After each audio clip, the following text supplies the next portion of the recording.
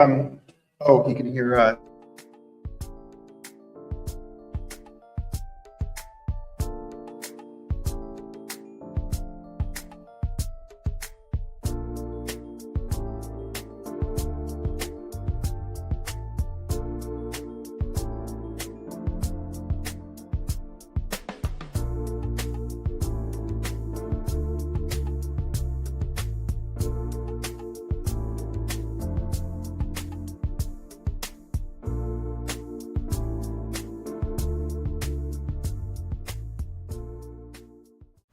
Are you ready to experience real healing, body, mind, and soul?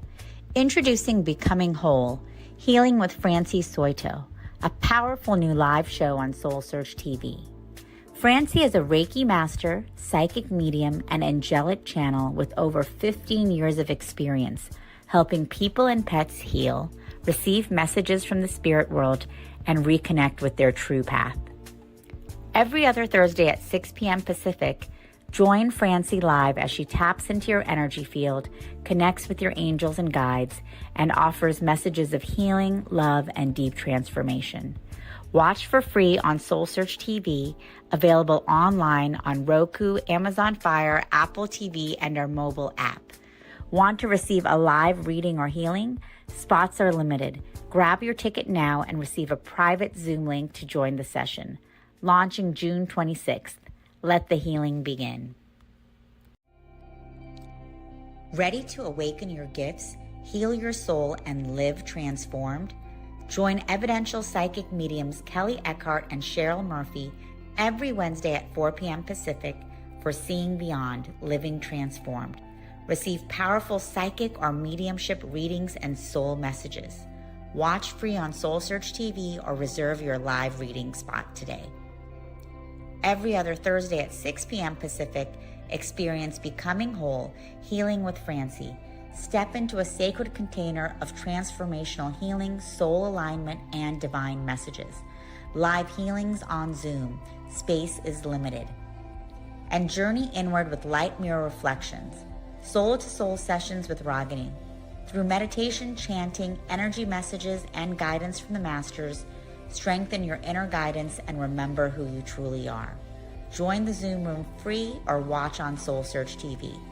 3 powerful shows, 1 sacred space. Stream online, Roku, Amazon Fire, Apple TV, or our mobile app.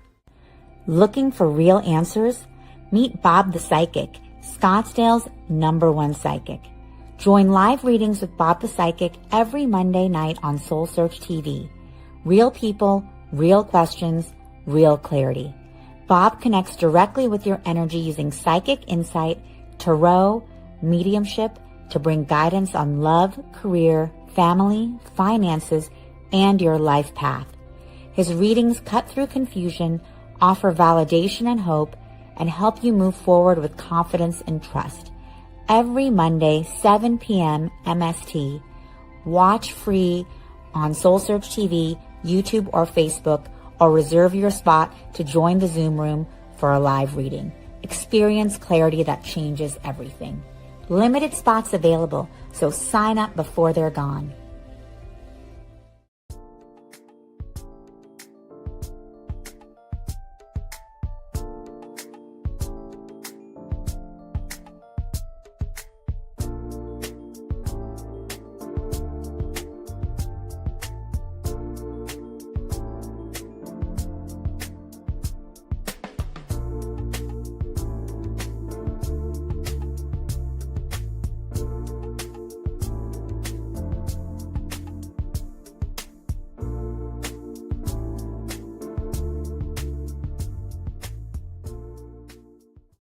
Are you ready to experience real healing, body, mind, and soul?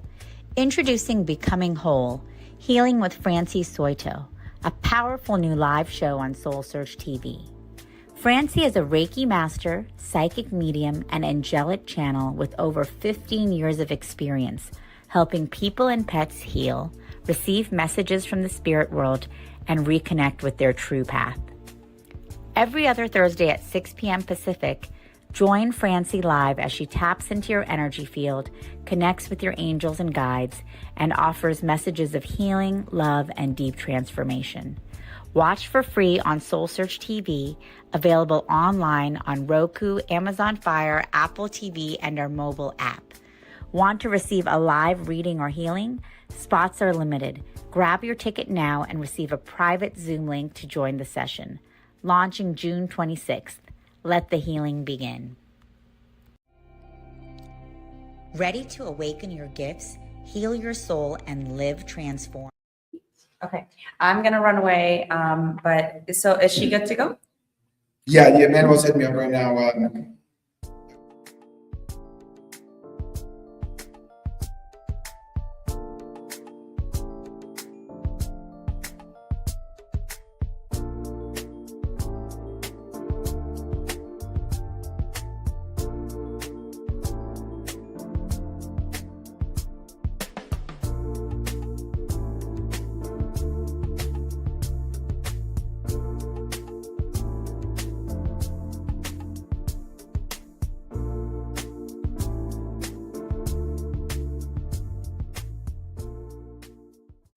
Are you ready to experience real healing, body, mind, and soul? Introducing Becoming Whole, Healing with Francie Soito, a powerful new live show on SoulSearch TV. Francie is a Reiki master, psychic medium, and angelic channel. As long as they get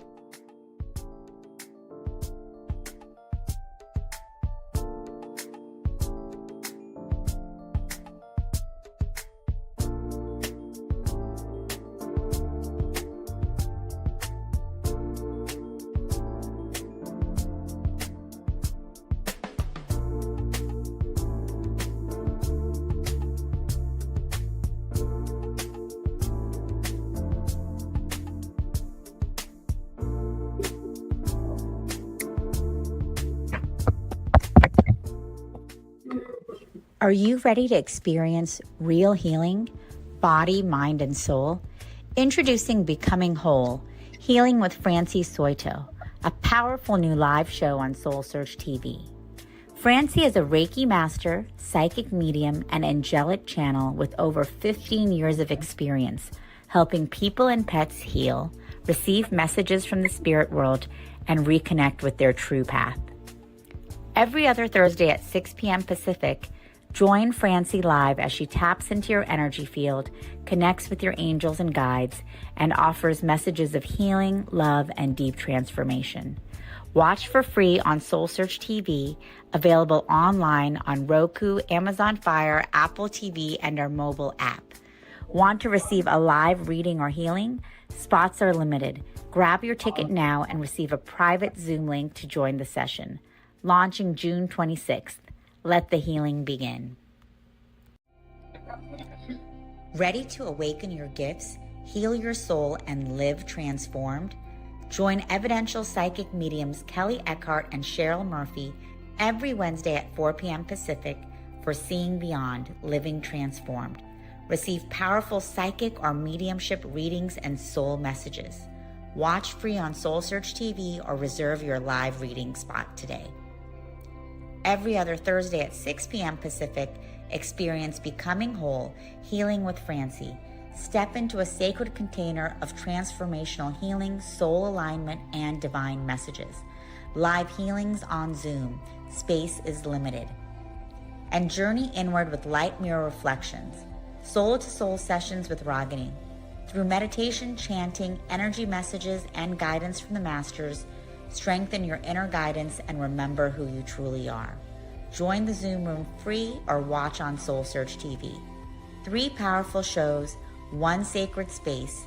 Stream online, Roku, Amazon Fire, Apple TV, or our mobile app. Looking for real answers? Meet Bob the Psychic, Scottsdale's #1 psychic. Join live readings with Bob the Psychic every Monday night on SoulSearch TV. Real people, real questions, real clarity. Bob connects directly with your energy using psychic insight, tarot, mediumship to bring guidance on love, career, family, finances, and your life path. His readings cut through confusion, offer validation and hope, and help you move forward with confidence and trust.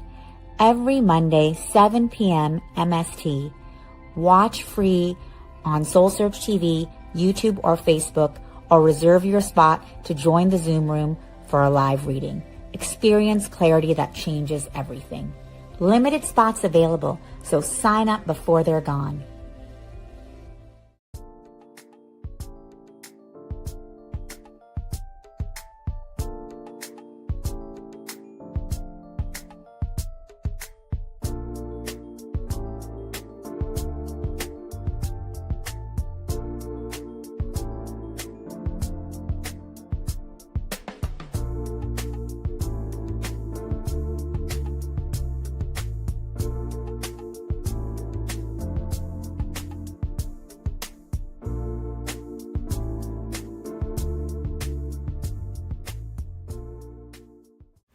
Are you ready to experience real healing, body, mind, and soul? Introducing Becoming Whole, Healing with Francie Soito, a powerful new live show on SoulSearch TV. Francie is a Reiki master, psychic medium, and angelic channel with over 15 years of experience helping people and pets heal, receive messages from the spirit world, and reconnect with their true path. Every other Thursday at 6 p.m. Pacific, join Francie live as she taps into your energy field, connects with your angels and guides, and offers messages of healing, love, and deep transformation. Watch for free on SoulSearch TV, available online on Roku, Amazon Fire, Apple TV, and our mobile app. Want to receive a live reading or healing? Spots are limited. Grab your ticket now and receive a private Zoom link to join the session. Launching June 26th. Let the healing begin. Ready to awaken your gifts, heal your soul, and live transformed? Join evidential psychic mediums Kelly Eckhart and Cheryl Murphy every Wednesday at 4 p.m. Pacific for Seeing Beyond, Living Transformed. Receive powerful psychic or mediumship readings and soul messages. Watch free on SoulSearch TV or reserve your live reading spot today. Every other Thursday at 6 p.m. Pacific, experience Becoming Whole, Healing with Francie. Step into a sacred container of transformational healing, soul alignment, and divine messages. Live healings on Zoom. Space is limited. And journey inward with light mirror reflections. Soul-to-soul sessions with Ragini. Through meditation, chanting, energy messages, and guidance from the masters, strengthen your inner guidance and remember who you truly are. Join the Zoom room free or watch on SoulSearch TV. 3 powerful shows, 1 sacred space. Stream online, Roku, Amazon Fire, Apple TV, or our mobile app. Looking for real answers? Meet Bob the Psychic, Scottsdale's #1 psychic. Join live readings with Bob the Psychic every Monday night on SoulSearch TV. Real people, real questions, real clarity. Bob connects directly with your energy using psychic insight, tarot, mediumship to bring guidance on love, career, family, finances, and your life path. His readings cut through confusion, offer validation and hope, and help you move forward with confidence and trust. Every Monday, 7 p.m. MST. Watch free on SoulSearch TV, YouTube, or Facebook, or reserve your spot to join the Zoom room for a live reading. Experience clarity that changes everything. Limited spots available, so sign up before they're gone.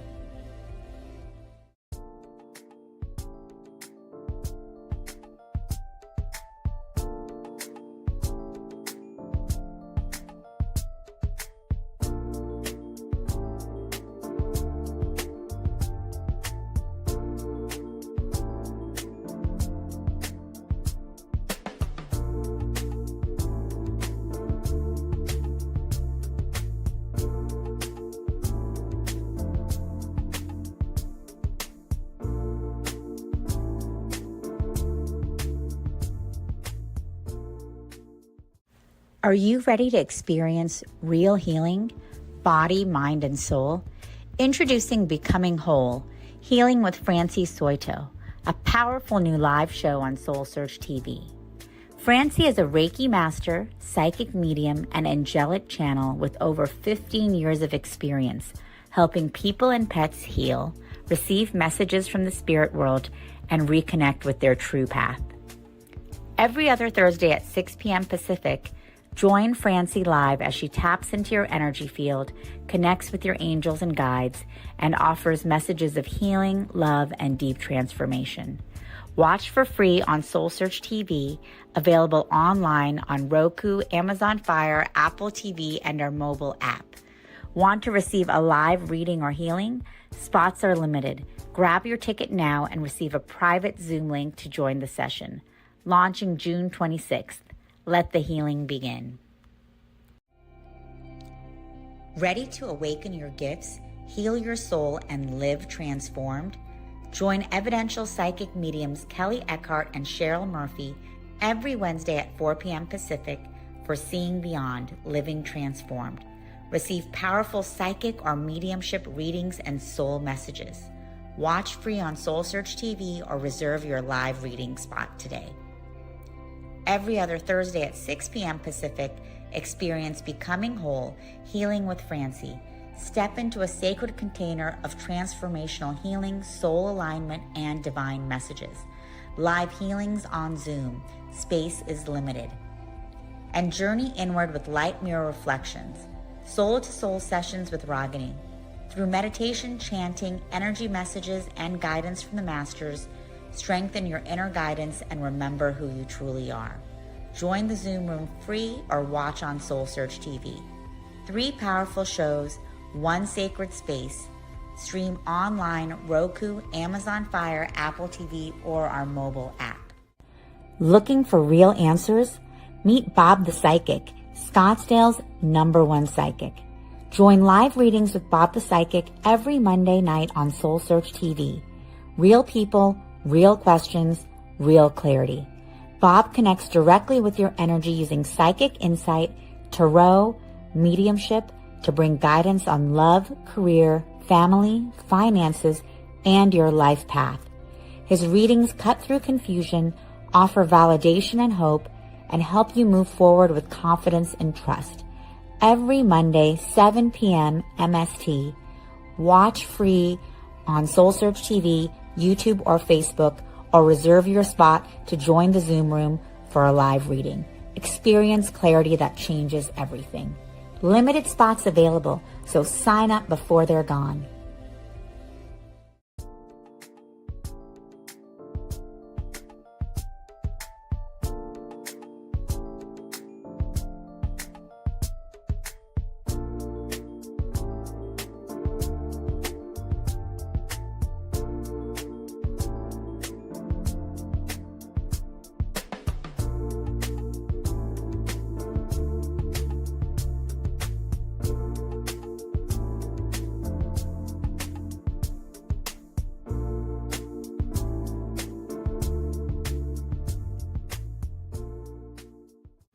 Are you ready to experience real healing, body, mind, and soul?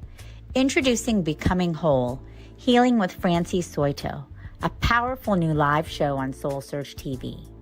Francie is a Reiki master, psychic medium, and angelic channel with over 15 years of experience helping people and pets heal, receive messages from the spirit world, and reconnect with their true path. Every other Thursday at 6 p.m. Pacific, join Francie live as she taps into your energy field, connects with your angels and guides, and offers messages of healing, love, and deep transformation.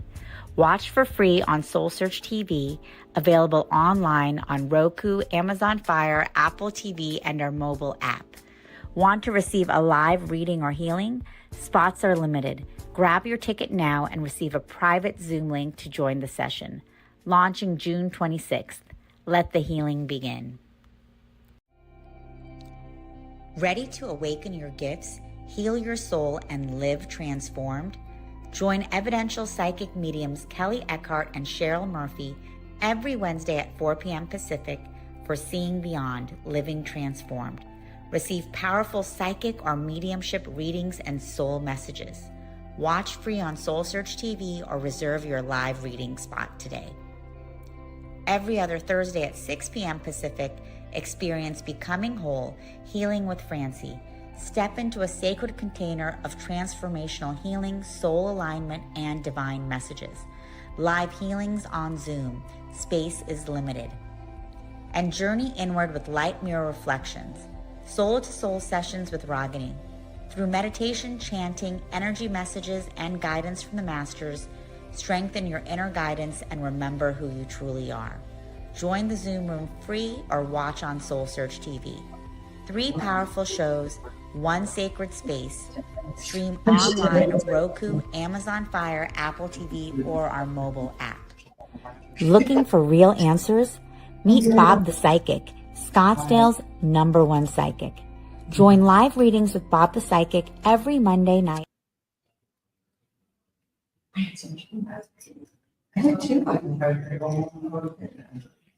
Good day, everyone, and welcome to SoulSearch Scottsdale today, and it's Sunday. Just want to let you know that we have a little bit of a change in our schedule, and our speaker, our magical speaker, has not magically appeared yet. So we're going to skip right to 11 o'clock, and you're going to enjoy something very wonderful now for the next sort of 45 minutes or so, and then be back with us for live streaming at 11 o'clock Mountain Time in America. So until then, enjoy, and we'll see you soon.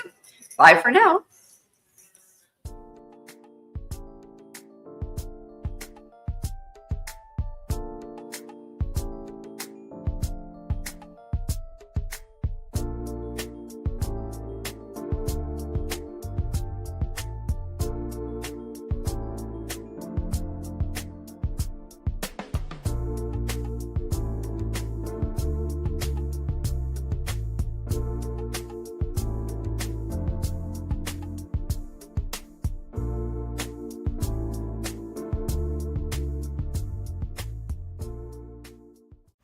Are you ready to experience real healing, body, mind, and soul?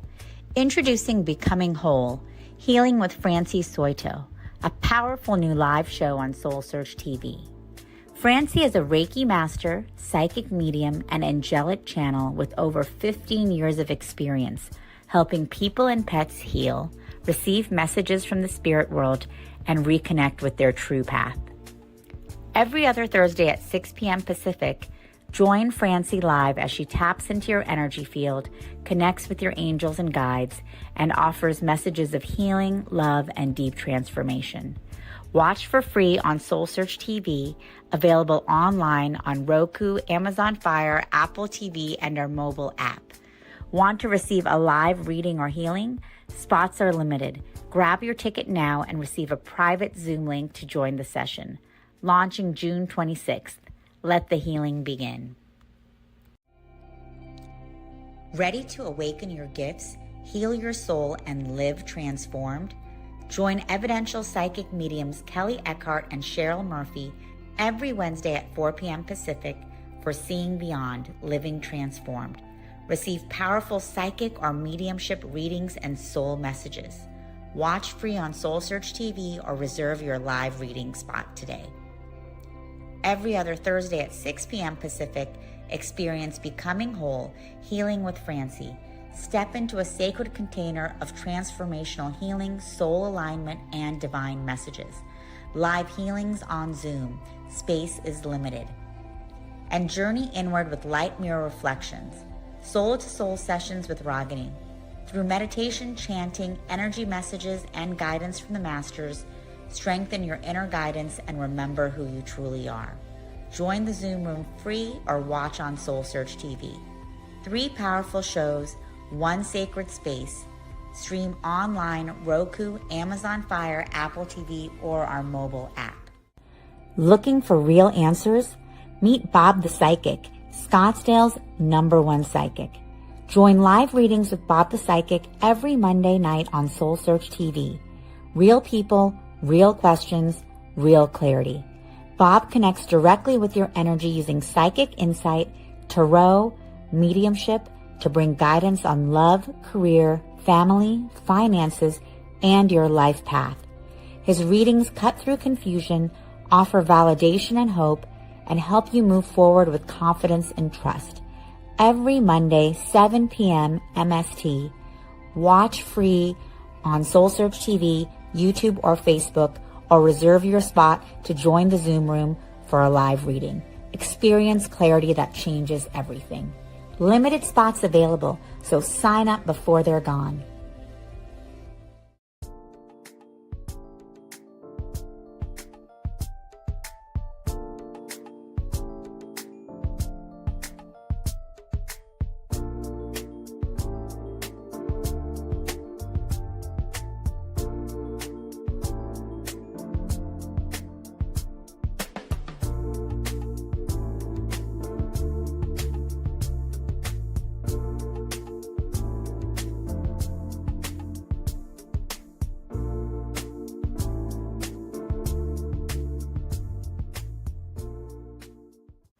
Are you ready to experience real healing, body, mind, and soul?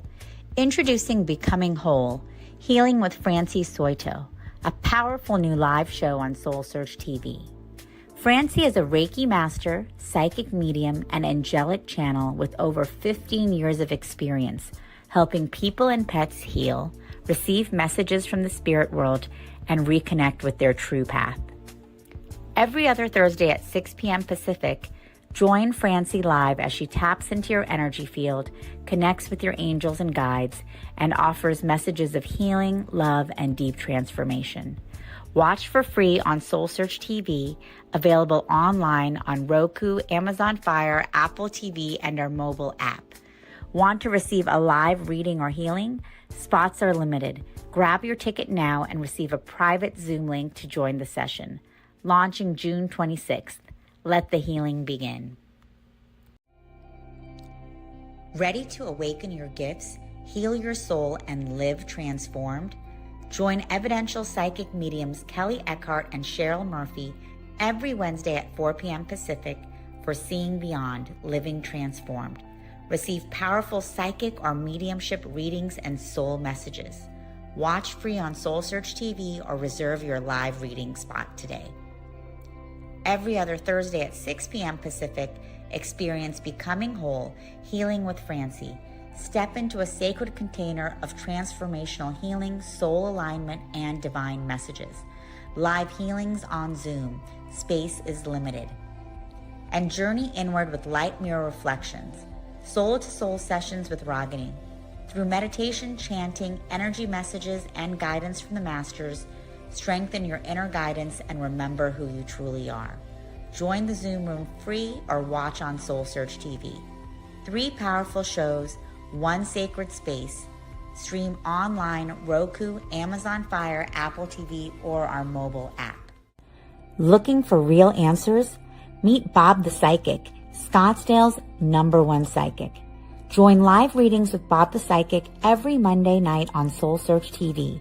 Real people, real questions, real clarity. Bob connects directly with your energy using psychic insight, tarot, mediumship to bring guidance on love, career, family, finances, and your life path. His readings cut through confusion, offer validation and hope, and help you move forward with confidence and trust. Every Monday, 7 p.m. MST. Watch free on SoulSearch TV, YouTube, or Facebook, or reserve your spot to join the Zoom room for a live reading. Experience clarity that changes everything. Limited spots available, so sign up before they're gone.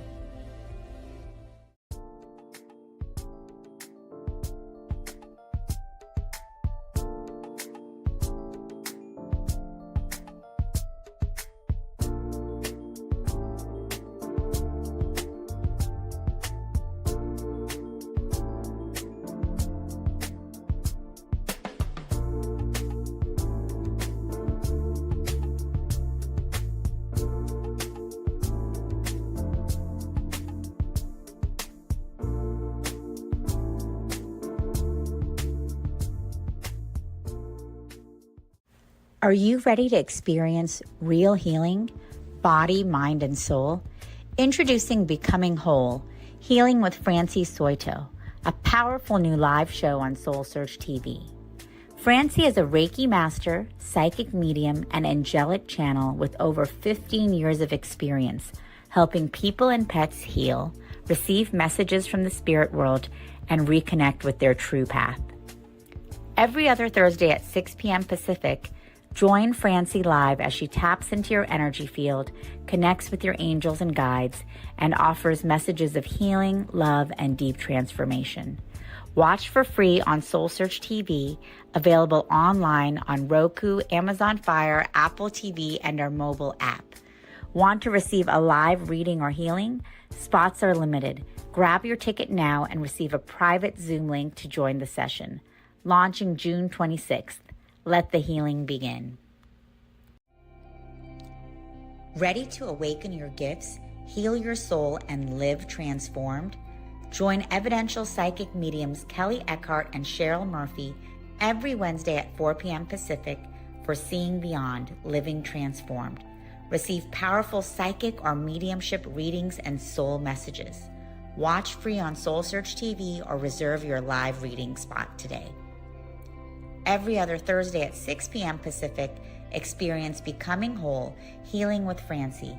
Step into a sacred container of transformational healing, soul alignment, and divine messages.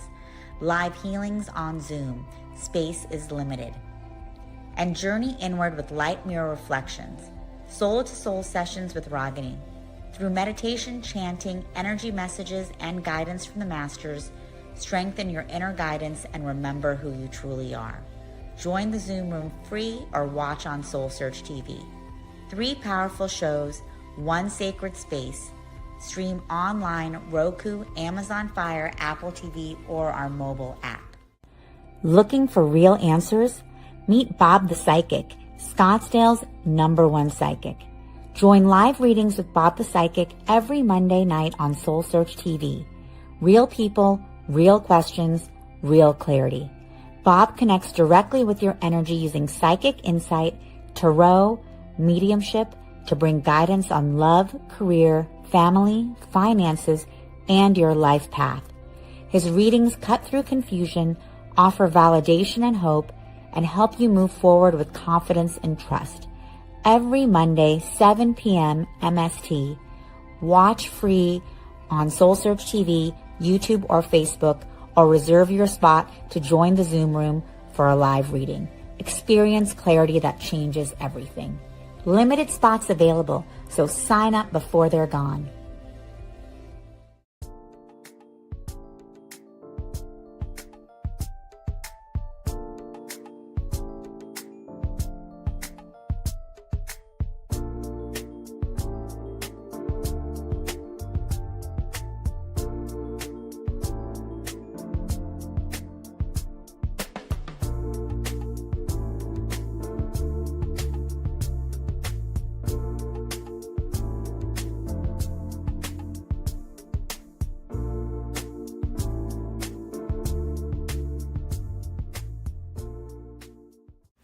Are you ready to experience real healing, body, mind, and soul?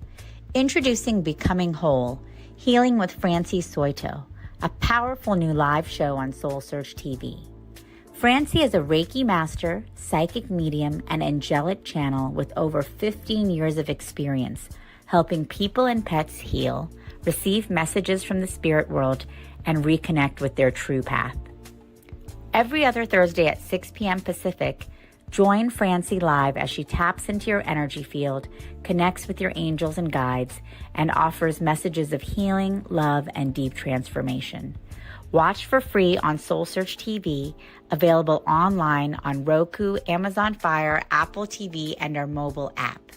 Want to receive a live reading or healing? Spots are limited. Grab your ticket now and receive a private Zoom link to join the session. Launching June 26th. Let the healing begin. Ready to awaken your gifts, heal your soul, and live transformed? Join evidential psychic mediums Kelly Eckhart and Cheryl Murphy every Wednesday at 4 p.m. Pacific for Seeing Beyond, Living Transformed. Receive powerful psychic or mediumship readings and soul messages. Watch free on SoulSearch TV or reserve your live reading spot today. Every other Thursday at 6 p.m. Pacific, experience Becoming Whole, Healing with Francie.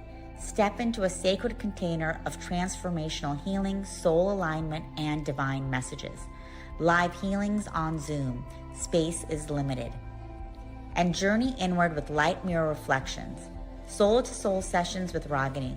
Through meditation, chanting, energy messages, and guidance from the masters, strengthen your inner guidance and remember who you truly are. Join the Zoom room free or watch on SoulSearch TV. 3 powerful shows, 1 sacred space. Stream online, Roku, Amazon Fire, Apple TV, or our mobile app. Looking for real answers?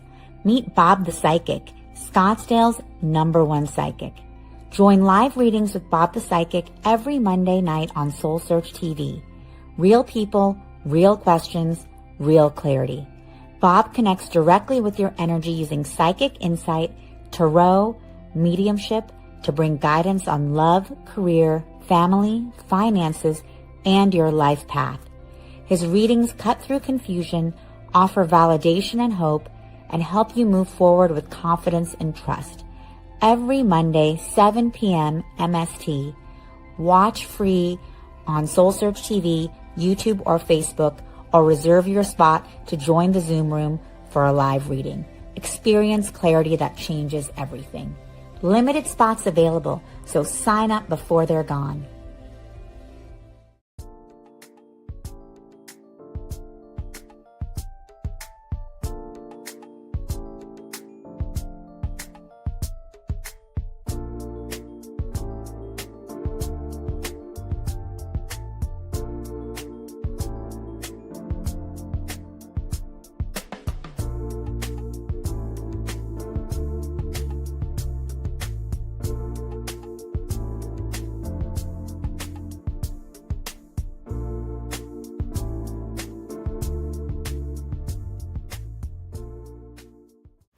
Are you ready to experience real healing, body, mind, and soul?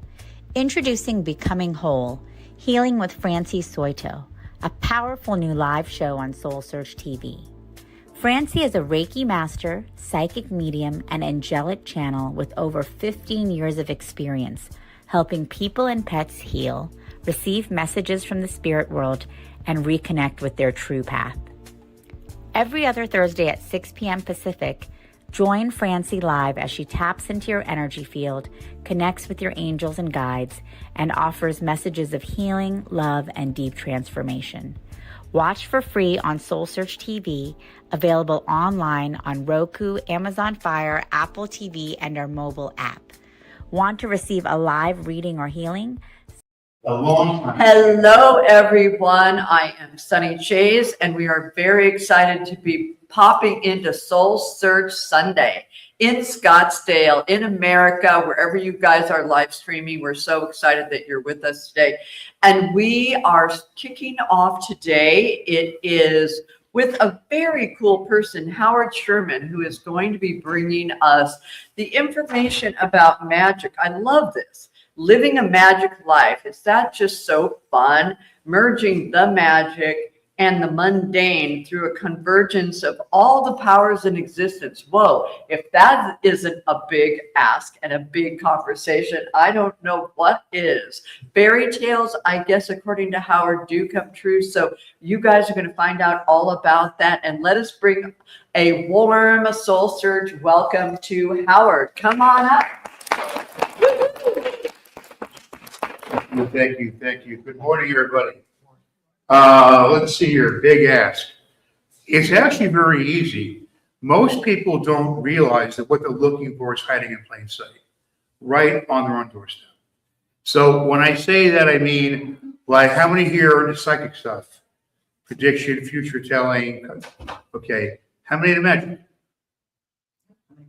Crickets. Well, here's why I say that. ESP and magic are actually one and the same. And if you can do one, you can do the other. When I started out back in the late 80s, actually, I was young start, 13. I forged my signature. Anyhow, it's all legal now. The statute weren't in, so they can't get me anymore. Oh, no, seriously. when it came down to my, trying to add in the, national tabloid, I think the International Enquirer, magic, power, money, fame, girls. I'm 13. I'm in. Put me down for some of that and that, and 2 column A, 1 column B, and give me also a fortune cookie. It turned out that I became very psychic accidentally and unintentionally by just getting more involved in the power that is inside of all of us. So if you're into psychic stuff, cool. Why not take that a little further and not just be receptive, but also impactful? Where you don't just get it, you can do something about it yourself. Rather than hiring a hired gun, maybe someone to show it without talent, or on the web, Reddit groups. I would do the Reddit thing if I were you. But become a whole person in terms of integrating all of you. Anybody here is a skeptic or a doctor or a psychologist? They're the most fun. Because what I'm going to show you right now, I'm going to show you the power inside of you that's not just for the receiving, as in like ESP, psychic phenomena, but also in the sending out. Who's with me? Okay, good. Oh, you're nodding your head. That counts. Okay, I'm seeing hands. Okay. Okay, here we go. If you're a righty, hold up your left hand. If you're not, do the reverse of that. Cool, we're all the same. Okay, now take this hand, if you're righty, and wave your hand up and down of your palm. Not too close. Who feels something? Okay, hands. Okay, that's your power. That's the power you can use to send and receive. We want to become a magical being. I'm going to give you 3 or 4 definitions in a row, and you can email me. I'll give you my card, and I'll send you a copy of that. The first definition is magic, and I'll put ESP in that category because in my worldview, they're all the same. And how old am I? Some 40 years of doing this, I have become convinced, don't change my mind because you can't. They are universal, interchangeable, it's the same thing. Like, if you have a TV on, you're receiving, you're watching the show. If you're in a live stream and you can raise your hand and speak up like on a Zoom meeting, you're interactive. You can have a part of a say in the dialogue, or in the world, in the case of the game of life, you get a say in life. You're not just a spectator or, oh my God, I know what'll happen next. Tina's going to run away with Josh and they're going to run it. No, you can say, hey, wait, hey, hold on, cowboy. You can do something about it.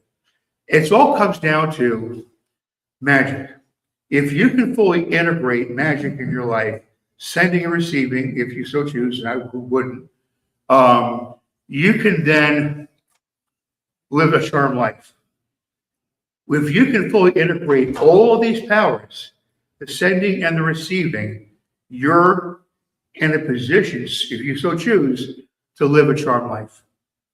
That's when you're a fully integrated person, balance, in and out, yin and yang, order and chaos, white and black, sweet and spicy.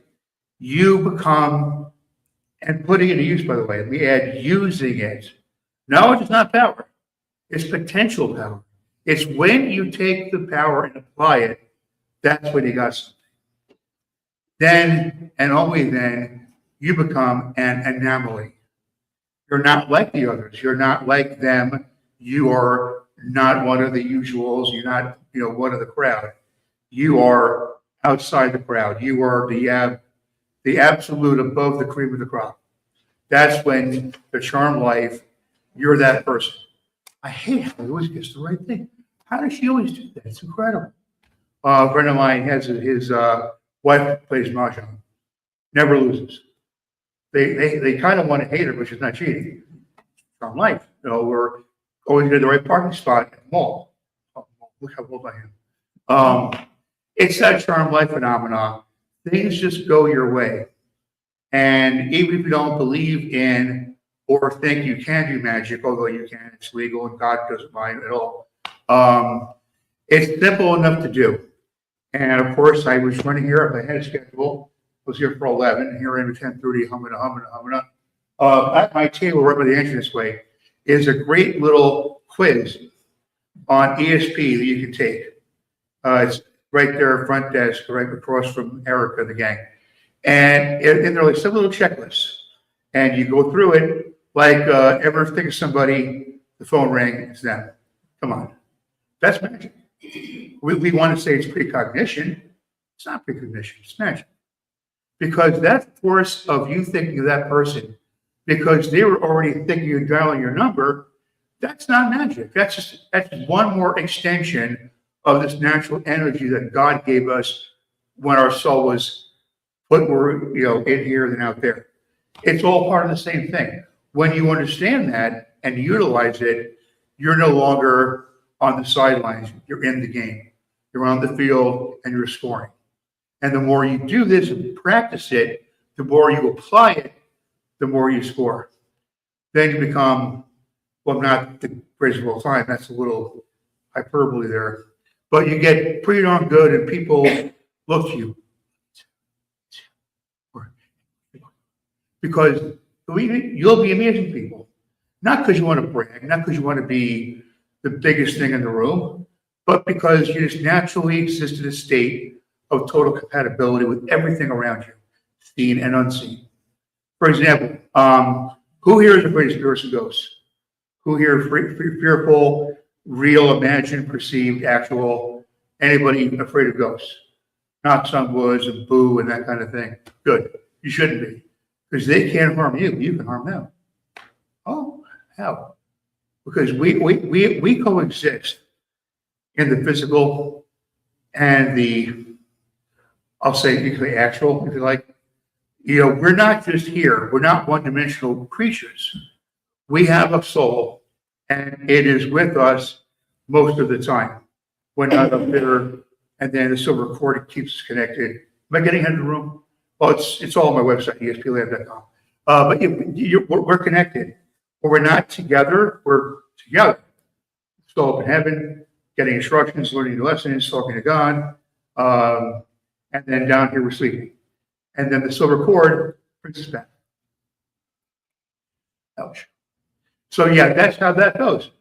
The unformed entity doesn't have the physical, so they can't hurt you. People that are watching will probably some people are like, wow, yeah, but you can hurt them. That's not for this class. That's, well, I don't teach that, but if it ever done to you, drop me a note. We'll get you squared away. It's all about learning how to develop these other powers, should you want to. And there are all kinds of them. Who here leads psychic on precognition? You just know stuff before it happens. Who here is bigger on olfactory? No? Yeah, okay, hey, that's rare. Usually that's like 1 out of 10. This is pretty cool. There's all these different senses, and some are like you hear things before you're supposed to, or you smell something that there's something in the oven baking. You didn't burn the brownies, but it's around you. That's your stronger one, but you can develop the others. And it's like a muscle workout. Once you get the muscle worked out, once you do a little walking, and then you can do some power walking, and then running, jogging, what have you, because you have to keep it moving. You don't use it, you lose it. Lefty is the right hand. It's doable. It's all a matter of working the weaker muscle and getting it stronger. And we have all kinds of courses on our website for that. I mean, Al Manning, the founder, wrote them years ago, and he was a master's master, learning from the best himself. And he jotted down all this stuff.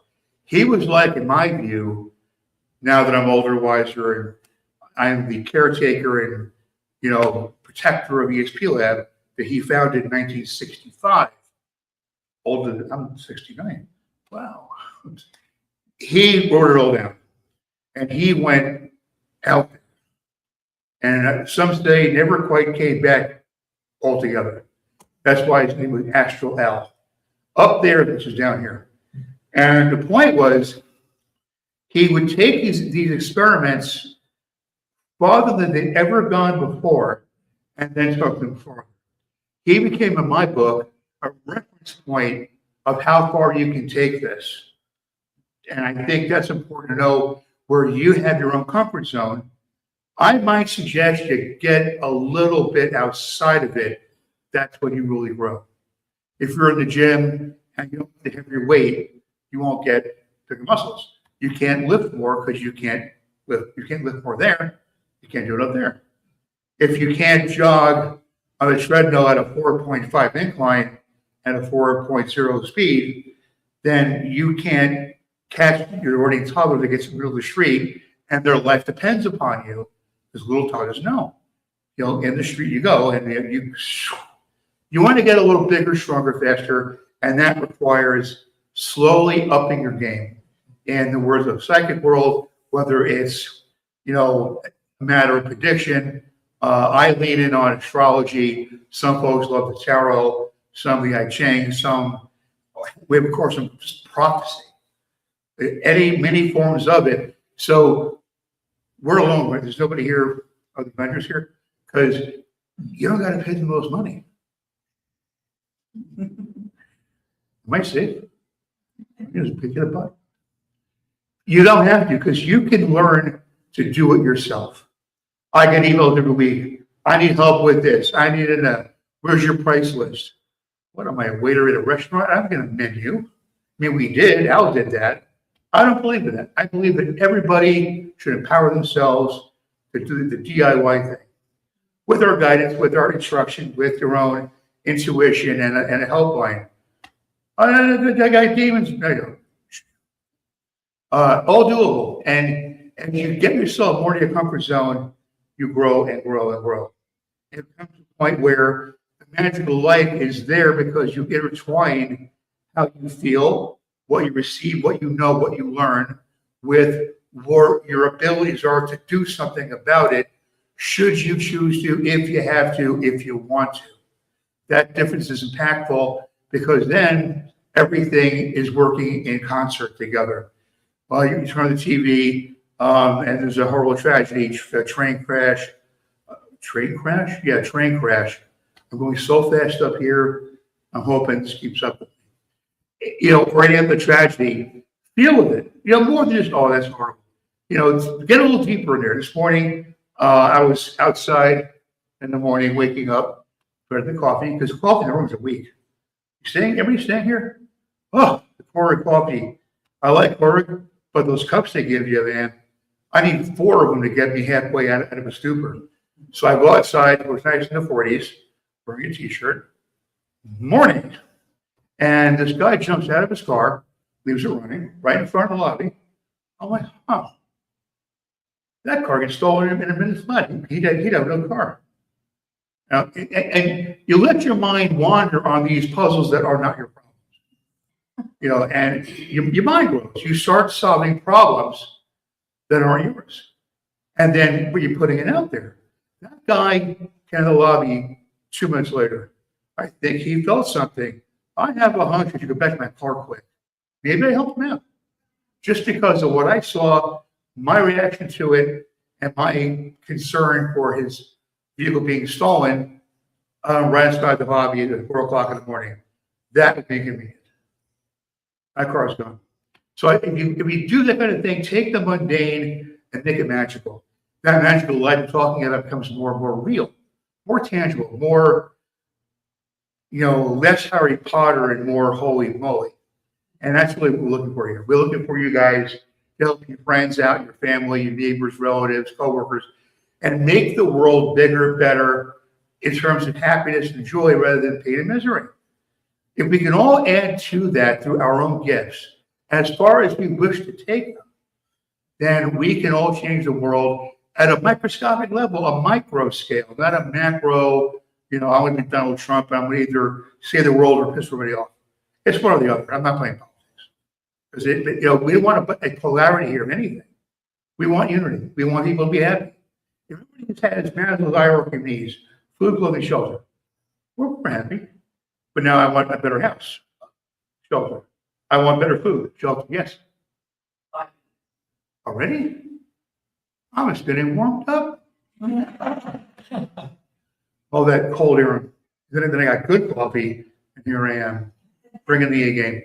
So you definitely want to get yourself positioned for that. Our website, ESPLab.com, is 60 years of accumulated wisdom, writings from the 60s, now as original works, updated, theorized, annotated, commented on, experimented with. I mean, it's amazing.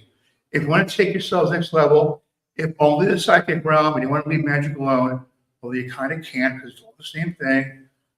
Please share the website. You already have the power. Oh, and by the way, here's the bonus round. If you do want to up your game, here's how you get more of this. You take, I'm a righty, and palm up. Lefty, palm down. Head back a little bit. Stand up, please. Better, way better standing. Way more effective. And just visualize bright white light power coming into your dominant hand. And then flowing out your other hand. And you are the pipeline. You are now a conduit of that power coming through you. And if you want to take under something, taking that's magical in nature, do some of this. Take all you want. There's an infinite amount out there. And then when you feel you're all warmed up, who feels this? Who's tingling here? Yeah. Who's tingling? Yeah. See, it's real. I prove magic is real. Where are the skeptics? Where are the skeptics finding you? It's real. It's in your hands right here. Now, what do we do with it? Here. Anybody have a problem? Anybody here hurting, ailing, aches, pains? Okay. I'm not going to heal on hands. Only the church after me, pastors be bringing my house down. Here, hold out. Are you lefty? Right. Give that in. Up. Howard, if you want to be in front of the camera, that. Follow me. Me and green. My power is going down to her. I'm now visually green, healthy, vibrant energy. Please feel better, whatever it is. Put it in. You want to take it in, not give it out. You're a pipeline. Now you're just receiving it. I hope you feel better, whatever it is. Anybody else who wants to do some healing? Oh, okay. All right, now you okay, yeah, come on. Some are camera shy, some are not. Okay, I'm a righty, right hand, I'm going down. You're a left, you're a righty? I'm right. You're righty? I want that hand. Oh, yeah, you're right. Dominant hand, right? I'm so confused. Green energy. I took in white, I'm gonna give you some green. Want you to feel better, be healthier, happier, more energetic, less achy, painy, icky, wicky. Feel that? Yeah? Ever met before? Okay, thank you. And that's it. I just did some healing energy. That's giving, not receiving. So please, guys, be more than psychic. ESP is awesome. We all have it. Develop it. Hit up the table at the front of the room, front of the conference center. Take out one of my ESP quizzes. They're easy, they're fun, and you can't fail. And hit the website, ESPLab.com. 18 courses, 22 books, live audio, whatever. You want to see auras? What's the auras? Who wants to see an aura? Oh, okay. Well, if you want to do, we got one for that too. Or eyesight, marriage, and it's all there. 60 years, not decades. That'd be a while now. They won't be standing here either, probably not. Thank you for your time very much. Any questions? Free form, anybody ask me anything. Why did you put it on her right hand when our left hand is receiving? You're right. I got confused. It'll work with that as well. You are right. She went. That's why left, right. Yes, it should have been her left hand. Oh wait, receiving. No. Yeah, right. No, right hand. Stop that.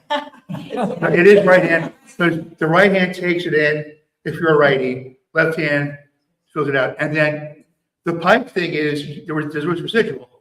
take a shower, there's trips. The water isn't gone instantly.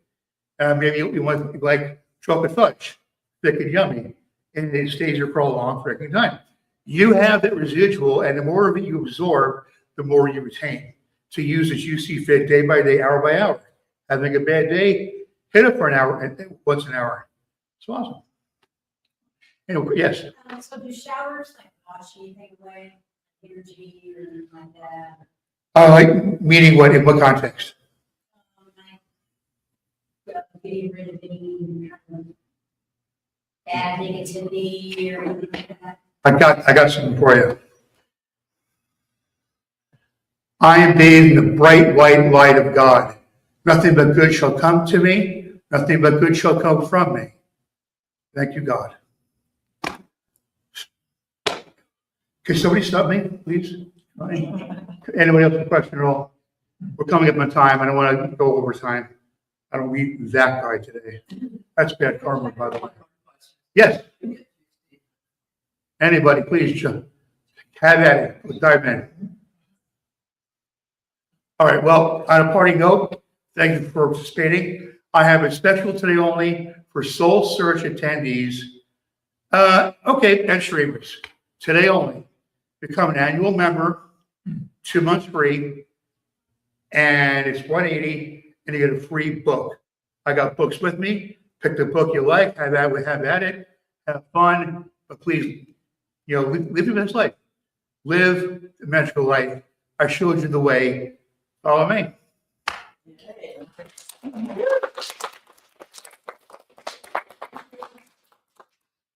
You got a card? Yeah.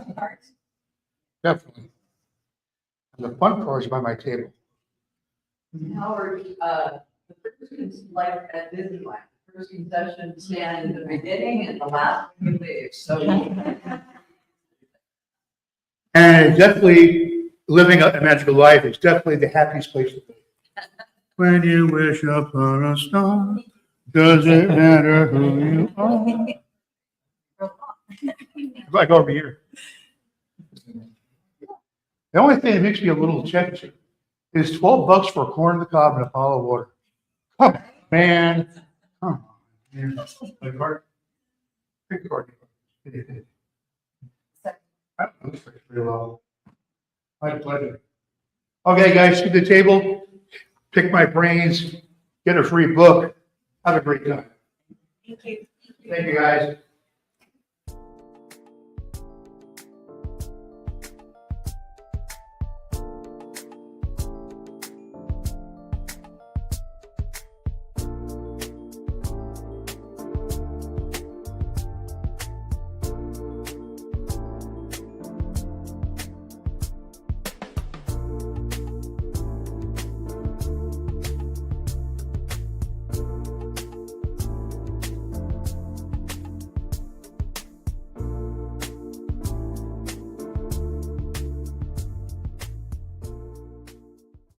Are you ready to experience real healing, body, mind, and soul? Introducing Becoming Whole, Healing with Francie Soito, a powerful new live show on SoulSearch TV. Francie is a Reiki master, psychic medium, and angelic channel with over 15 years of experience helping people and pets heal, receive messages from the spirit world, and reconnect with their true path. Every other Thursday at 6 p.m. Pacific, join Francie live as she taps into your energy field, connects with your angels and guides, and offers messages of healing, love, and deep transformation. Watch for free on SoulSearch TV, available online on Roku, Amazon Fire, Apple TV, and our mobile app. Want to receive a live reading or healing? Spots are limited. Grab your ticket now and receive a private Zoom link to join the session. Launching June 26th. Let the healing begin. Ready to awaken your gifts, heal your soul, and live transformed? Join evidential psychic mediums Kelly Eckhart and Cheryl Murphy every Wednesday at 4 p.m. Pacific for Seeing Beyond, Living Transformed. Receive powerful psychic or mediumship readings and soul messages. Watch free on SoulSearch TV or reserve your live reading spot today. Every other Thursday at 6 p.m. Pacific, experience Becoming Whole, Healing with Francie. Step into a sacred container of transformational healing, soul alignment, and divine messages. Live healings on Zoom. Space is limited. And journey inward with light mirror reflections. Soul-to-soul sessions with Ragini. Through meditation, chanting, energy messages, and guidance from the masters, strengthen your inner guidance and remember who you truly are. Join the Zoom room free or watch on SoulSearch TV. 3 powerful shows, 1 sacred space. Stream online, Roku, Amazon Fire, Apple TV, or our mobile app. Looking for real answers? Meet Bob the Psychic, Scottsdale's #1 psychic. Join live readings with Bob the Psychic every Monday night on SoulSearch TV. Real people, real questions, real clarity. Bob connects directly with your energy using psychic insight, tarot, mediumship to bring guidance on love, career, family, finances, and your life path. His readings cut through confusion, offer validation and hope, and help you move forward with confidence and trust. Every Monday, 7 p.m. MST. Watch free on SoulSearch TV, YouTube, or Facebook, or reserve your spot to join the Zoom room for a live reading. Experience clarity that changes everything. Limited spots available, so sign up before they're gone.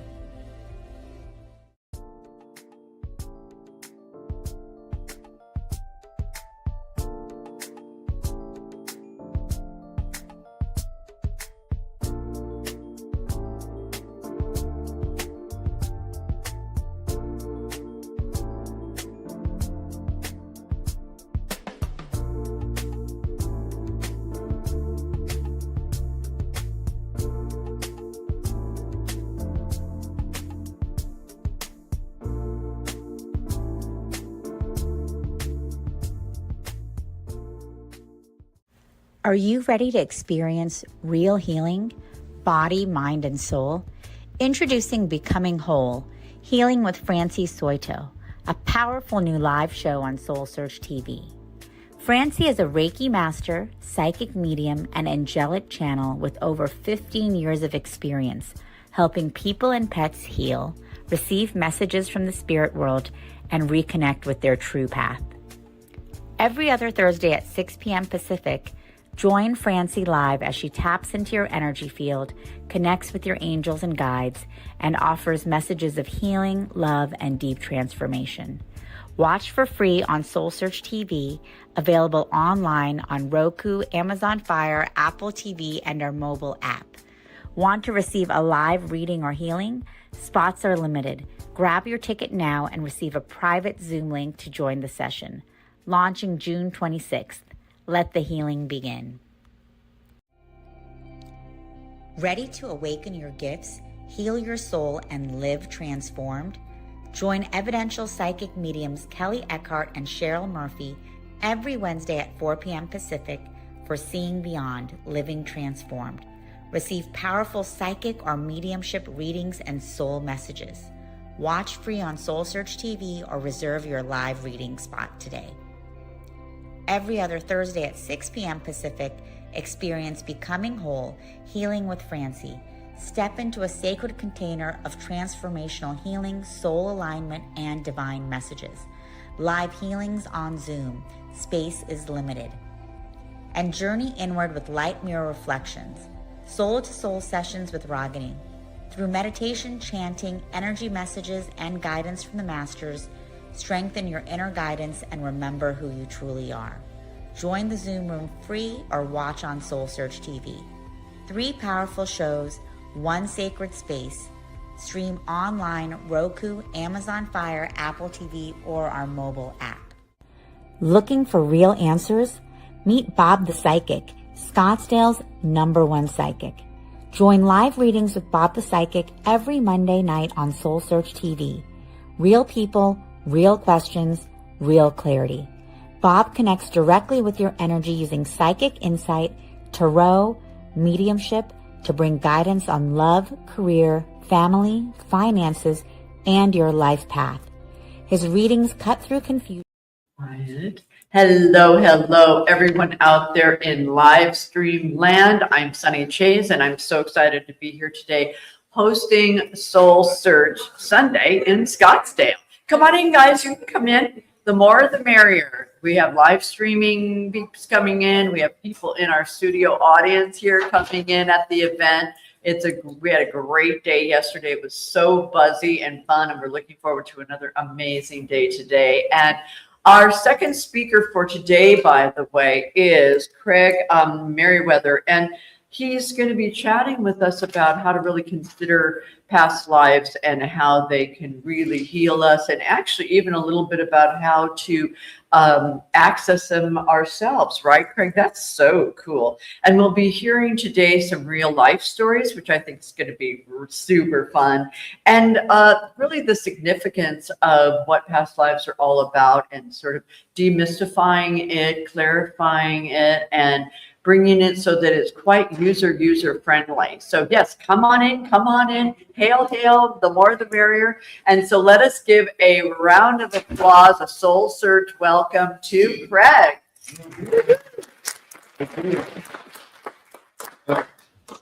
So thank you all for coming on this Sunday morning.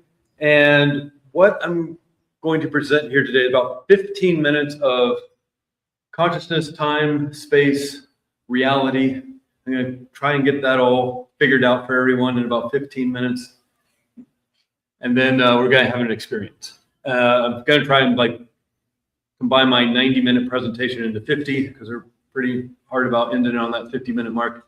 So we're going to do about 15 minutes of me explaining why this works in terms of, again, consciousness and reality, time and space, why we're all here. And then we'll do an experience. We all have the ability to do this. This isn't something that some people are, quote unquote, hypnotizable. Some people are not. Everybody has the ability to do this, and I'll show you in just a second just a little bit about who I am. Craig Merriweather. I'm actually up in Flagstaff, Arizona, but most of my work I do over Zoom, just like we're doing here with the live stream. And that's because when doing work like therapeutic hypnosis, or with current life issues, or even more spiritual work like past life regression, I'm not doing anything to you. You're going to fix yourself. I don't fix anybody. Hypnotherapy in and of itself doesn't fix anybody. You fix yourself. And in terms of this work of past life regression, all we're doing is accessing memories. This isn't time travel. This isn't back to the future. You're not going to go someplace. In fact, we'll do a quick little warm-up exercise just to show you how easy this is. And in terms of the work that I do of past life regression, a lot of the foundational work I do was I learned at Hypnotherapy Academy of America. That's a real school you go to. That's 500 hours. And just to not brag, or maybe brag a little bit, but to ride in an ambulance as an EMT, emergency technician, restart hearts and all that stuff, that's 150 hours. I have 500 hours just in hypnotherapy work, trauma reversal, pain control, medical hypnosis, and past life regression.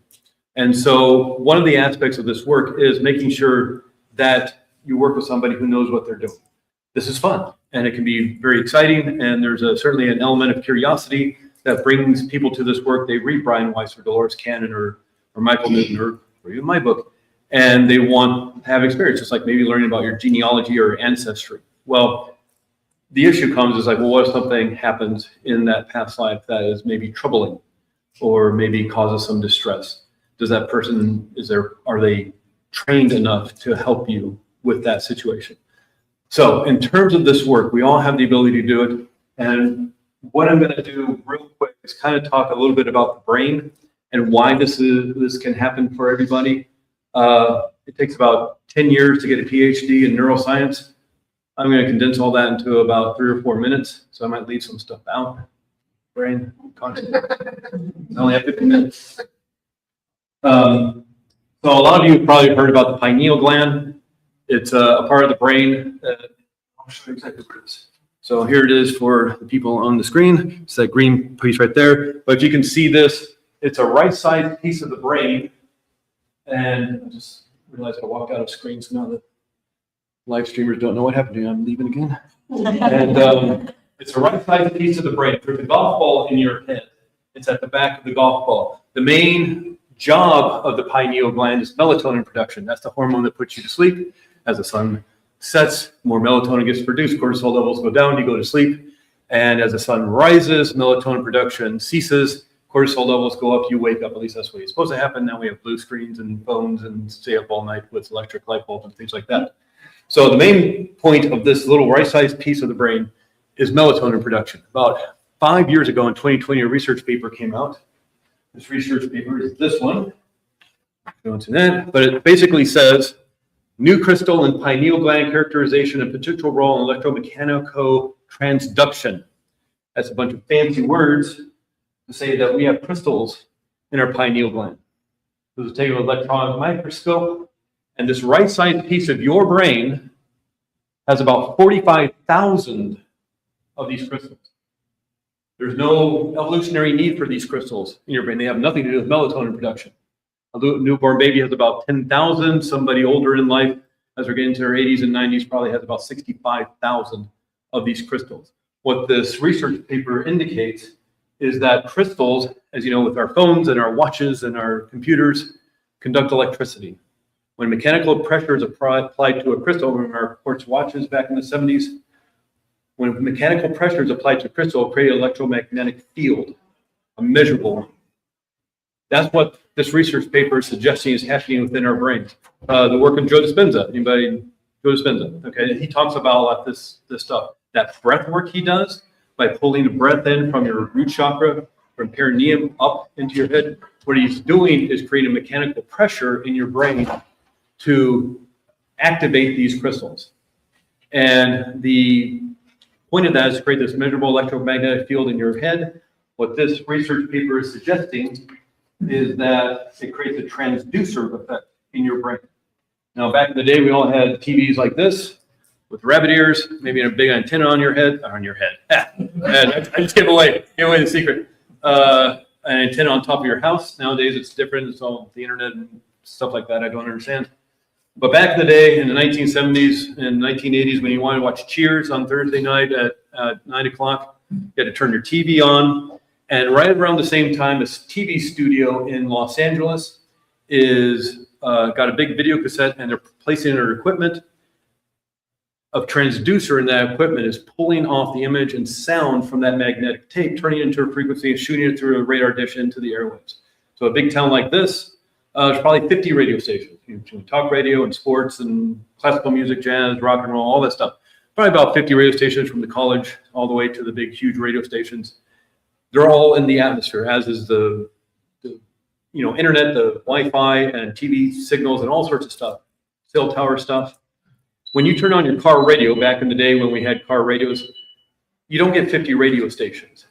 Your transducer in your little radio is pulling in one signal. Whatever you tune your dial to is pulling in that one signal out of the 50 that are up there. Well, on Thursday at 9 o'clock, back in 1980, when I want to watch Cheers, I turn my television on and I turn it to channel 10, and these little rabbit ears, or the antenna on top of my house, start vibrating microscopically to attract that one signal, that one frequency, pulls it in through these rabbit ears into my TV, which has a transducer, which turns that frequency back into image and sound so I can watch my TV show.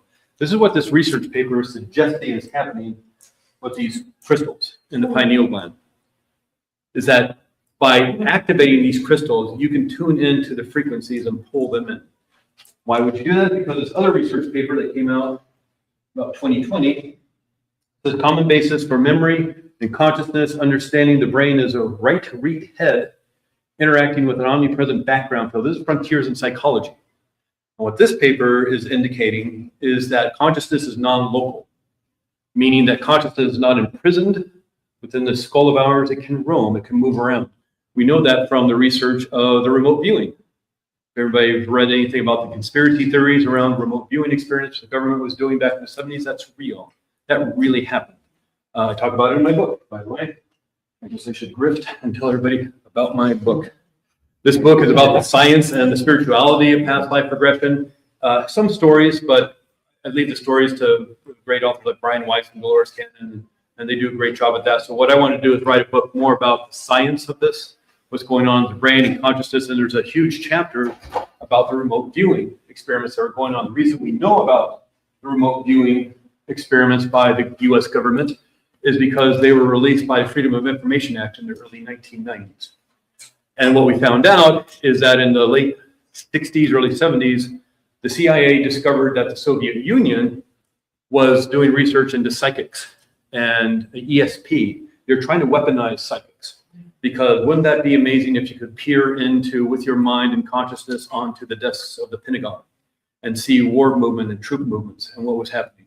This frightened the CIA, and they wanted to also do their research into psychic warfare. They couldn't find anybody who would take them seriously until one researcher at Stanford, whose hobby it was to disprove psychics. That was his hobby. That's what he liked to do. Met a psychic he couldn't disprove.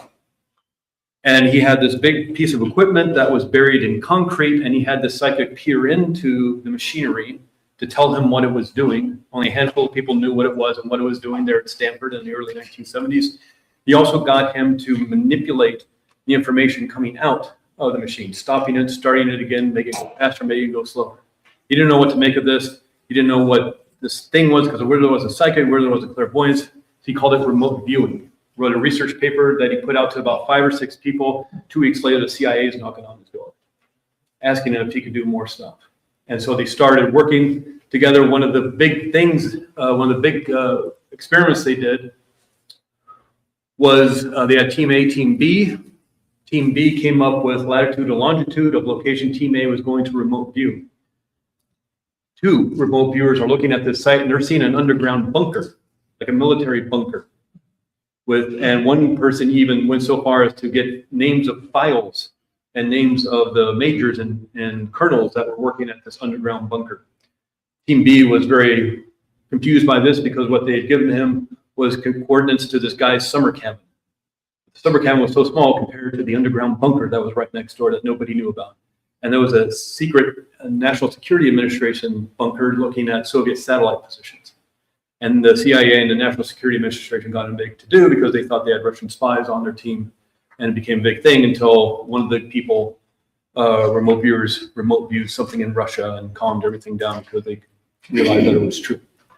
One of the other extraordinary things that happened during these remote viewing experiments the government was doing is that they could look forward and backwards in time.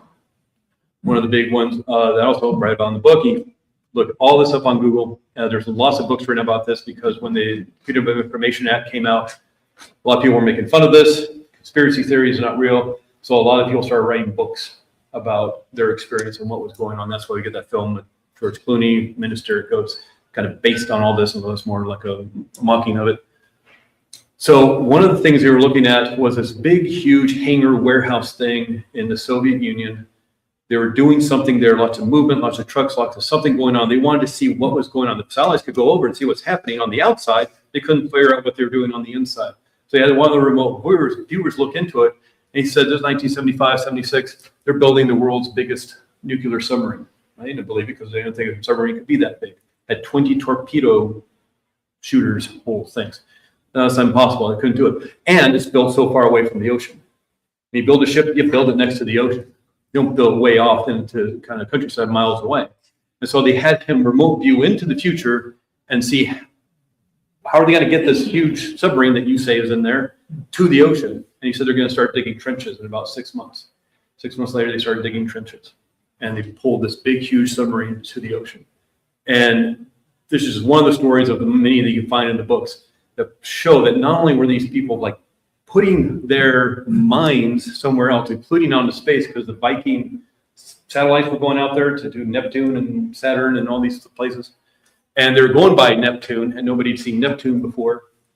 And so they had one of the remote viewers remote view Neptune. What's Neptune like? Because we're going to send a satellite by in 6 months, and we'll see if you're correct. And so he started talking about the rings around Neptune, or Jupiter, Jupiter, rings around Jupiter, and all this different stuff. And it's like, obviously he's talking about Saturn. He's really embarrassed because Jupiter obviously doesn't have rings. And he was embarrassed by, how big a failure he did, because he's remote viewing Saturn instead of Jupiter. And then the Viking satellites went by Jupiter and saw the rings around Jupiter. And so this isn't just about maybe looking across town or across the world. Apparently, consciousness can move into space, can move forward and backwards in time, as proven by the US government and probably other governments at this point. So, let me see what time it is. All right, that's it for the brain consciousness. We're going to do a little bit of a exercise on doing this yourself.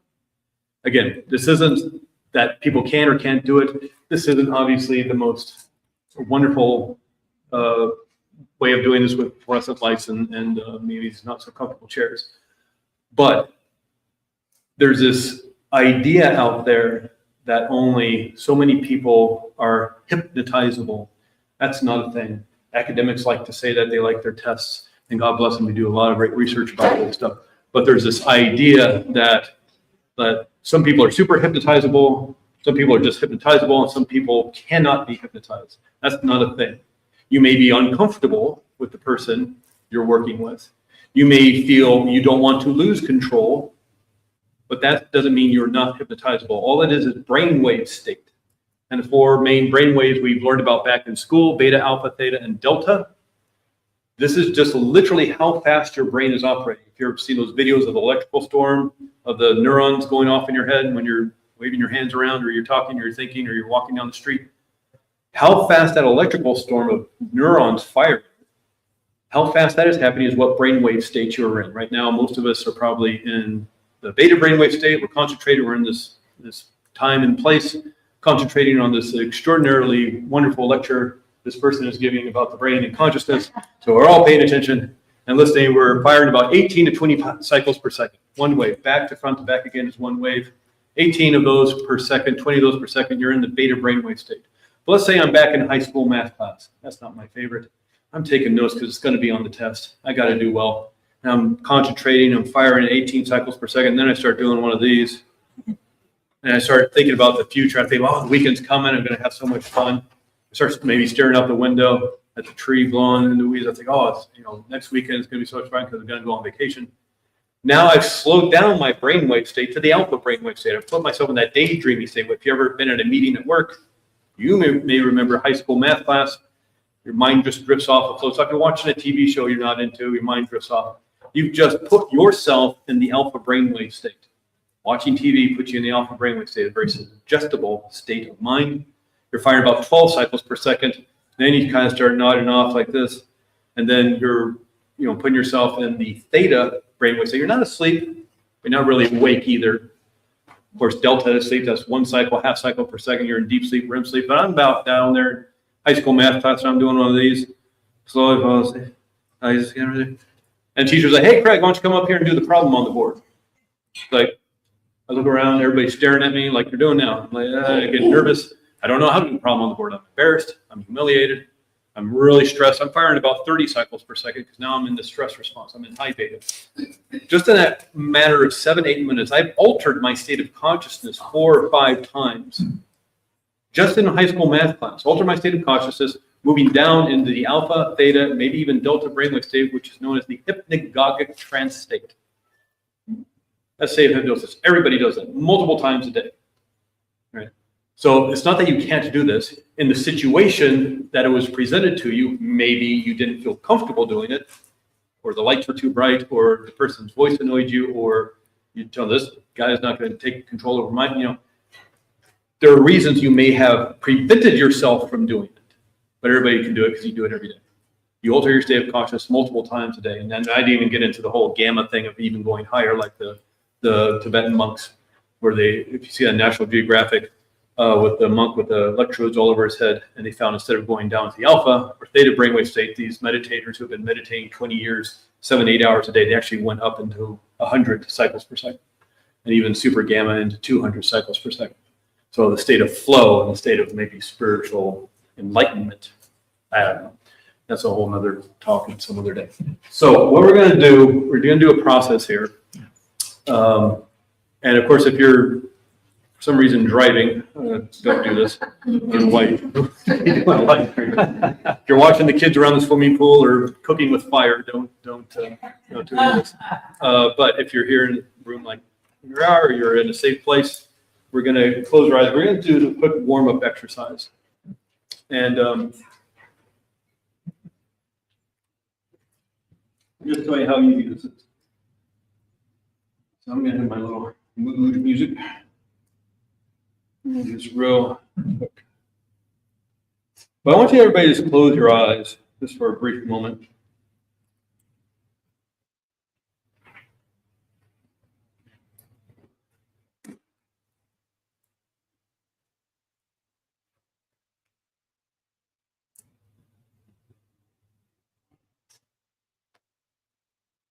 I want you to think about something. I want you to think about high school.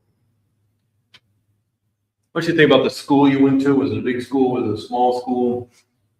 How many students in your graduating class? Did you go to prom? Who did you go to prom with? What did you wear? What kind of music was played? Was there a theme? And during high school, what did you do? Did you do sports? Did you play music? Were you in the theater? Did you smoke cigarettes out behind the gym? Did you ditch class a lot? Did you have a class you didn't like very much? Did you have a class you loved and couldn't wait to get there? And as you're thinking about high school, I want you to go back even a little bit further. Think about the maybe earliest childhood memory you have. Some people can, something around 10 years old or 8 years old, 5 years old. Some people go even further back than that.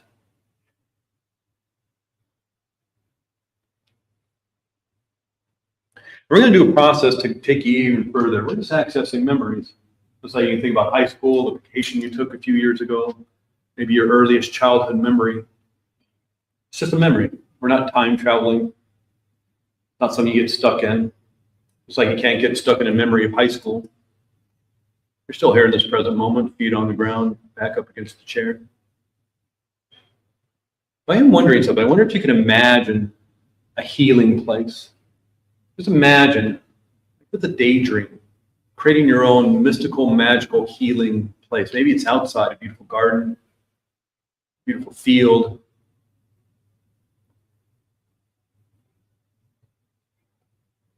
It's on a beautiful island with a beautiful beach. Or maybe it's inside a sacred room or building. It's a place where you can make perfect, positive, healing life changes. It's a place where you can feel so safe and so comfortable. A place where you feel so secure.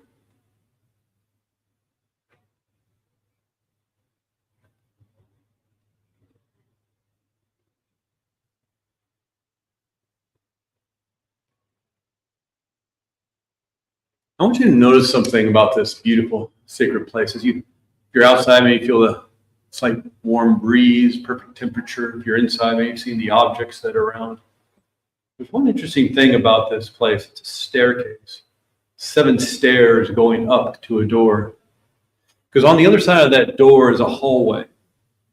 And in that hallway are multiple doors. Maybe there's 10 doors, maybe there's 100 doors, maybe it's infinite. You can't see the end of it. But each one of these doors is a door into one of your past lives. So just, if you're familiar with the Joe Dispenza breath, if you're not, just focus your attention on your root chakra. And squeeze those muscles down there and pull the breath up from your root chakra, up through your spinal cord, through your other chakras, right into your head, into that pineal gland. And start swirling the energy.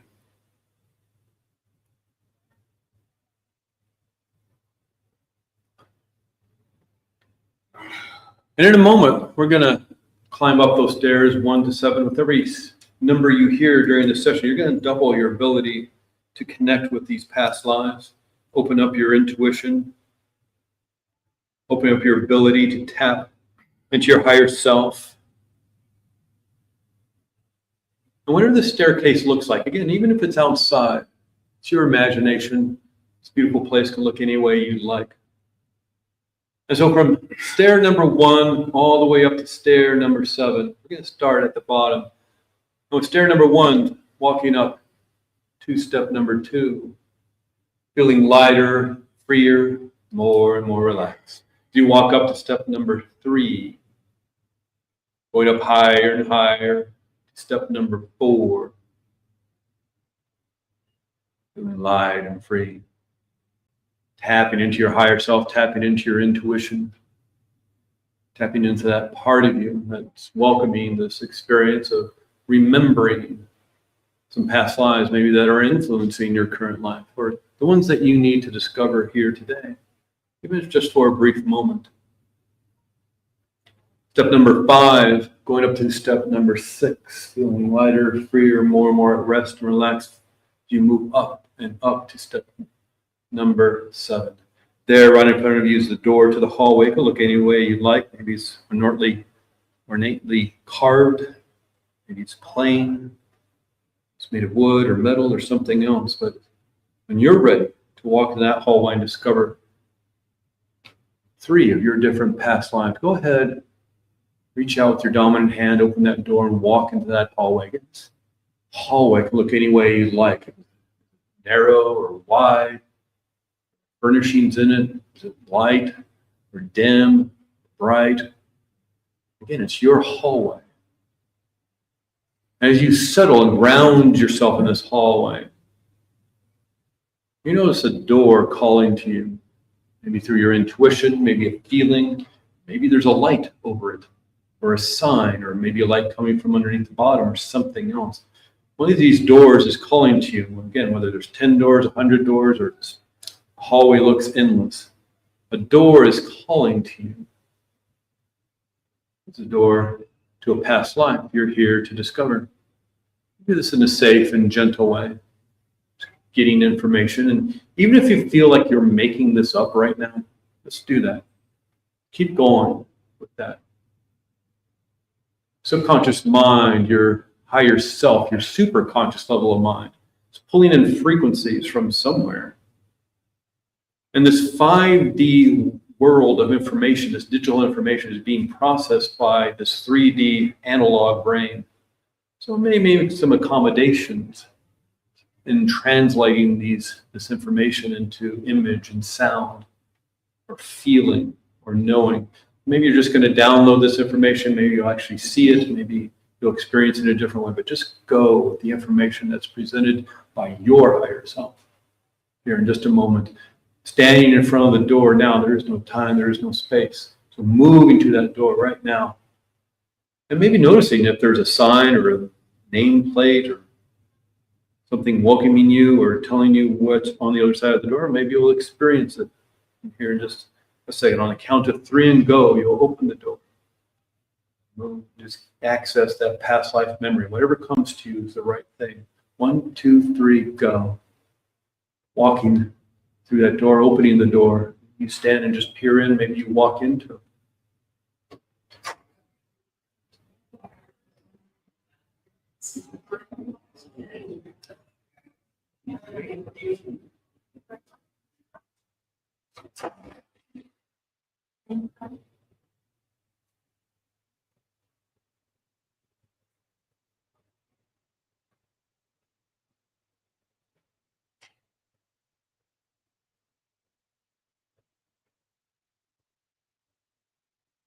As you're noticing this past life, maybe starting with, are you inside or outside?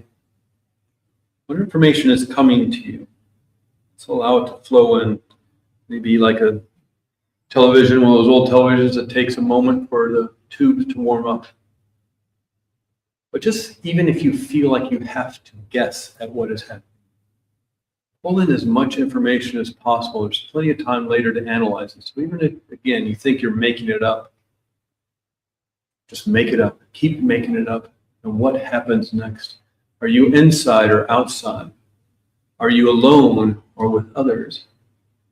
Is it day or night?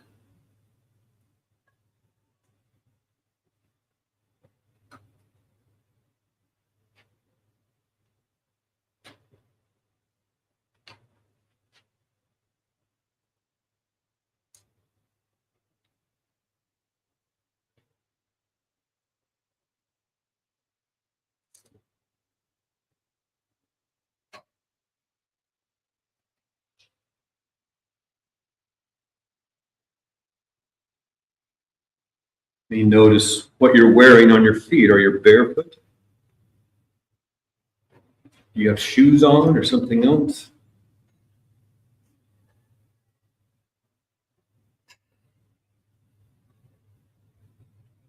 I want to see what clothes you have on. What do they feel like? Are they silky? Are they scratchy? Is it something else? And as you notice what clothes you have on, you notice the objects around you. If you're inside, if you're outside, are you out, way out in nature? Or are you in a village, a small town, a big city, or something else? First impression that comes to you, where are you? Just if it was a guess. What does it feel like? Where are you? You saw a map on the wall. What is lighting up? What part of the world is lighting up? Blinking, telling you where you are. What year is it? This number is forming in your head. What year is it? First guess. Intuition, your subconscious mind, super conscious level mind, your higher self will bring this information in the way you need. You guess what you think, what you feel is the right way.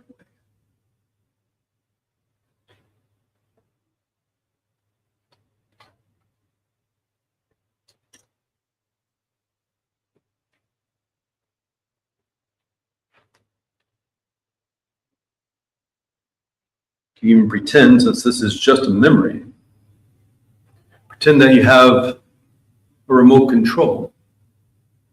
Fast forward a couple hours or a couple of days. Rewind a couple hours, a couple of days. What is happening? Where are you? If you're on your own, if you're alone, why? If other people are around you, who are they? Do you recognize anybody? Maybe as playing a role in this current life. Just a feeling. Do you recognize them, even if they look different? You recognize their spirit, their being as somebody in your life today.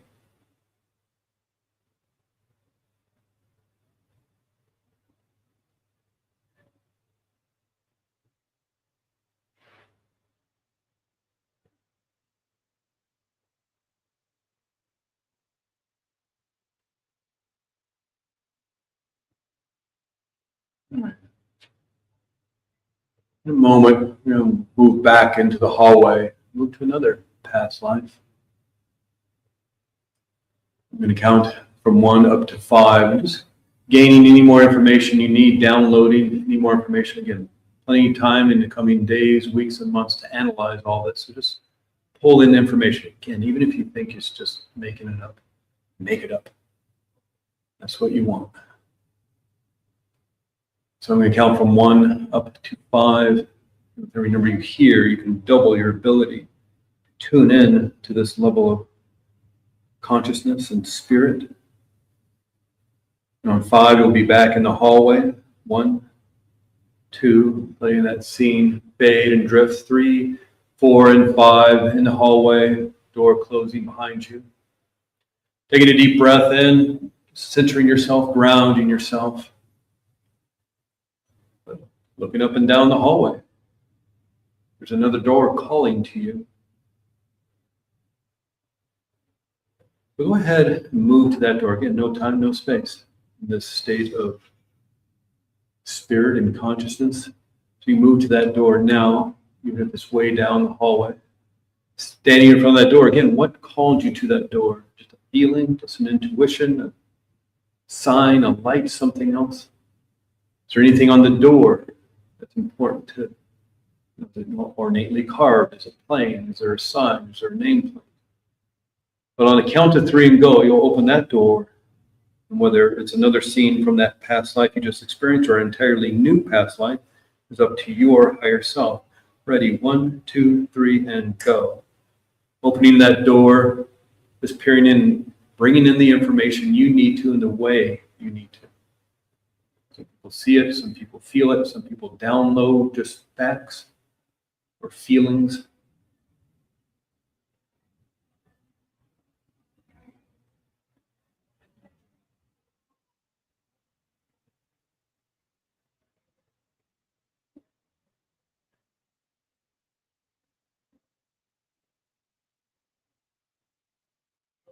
Again, are you inside or outside? And why? you're outside, way out in nature, are you on your own or with others? Are you in a town, small village, big city, something else? Maybe on a boat. Are you traveling? Are you inside? Big building, small room, something else? What are the objects around you? And you notice what you're wearing on your feet, what the ground is like underneath your feet. Are you sitting? Are you laying down? Again, do you noticing how you're dressed? Do you noticing objects around you if you're inside or you're in a town or city? Or even if you're out in the nature? Where are you? What time period is it? You just got to get a vague notion of a time period. Or maybe you get a specific year. Just guess. What's the first guess that comes to you when you see this? Where are you and when are you? More importantly, who are you? What's important to notice about what's going on and who you are? You male or female? You child, adolescent, an adult, elderly? Who are you? What's important to notice about what's going on?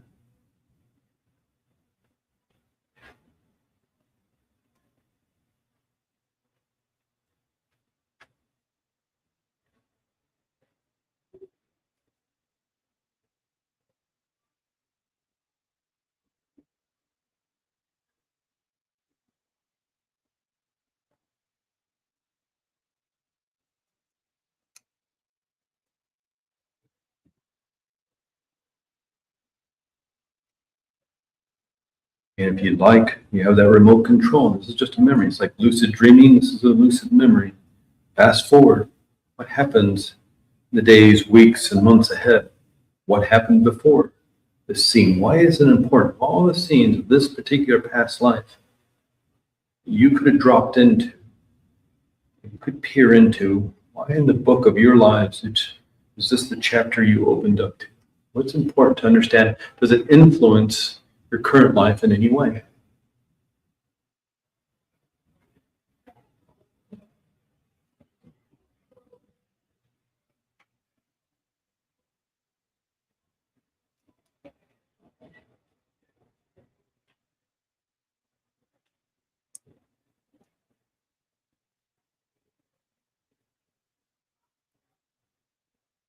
Right.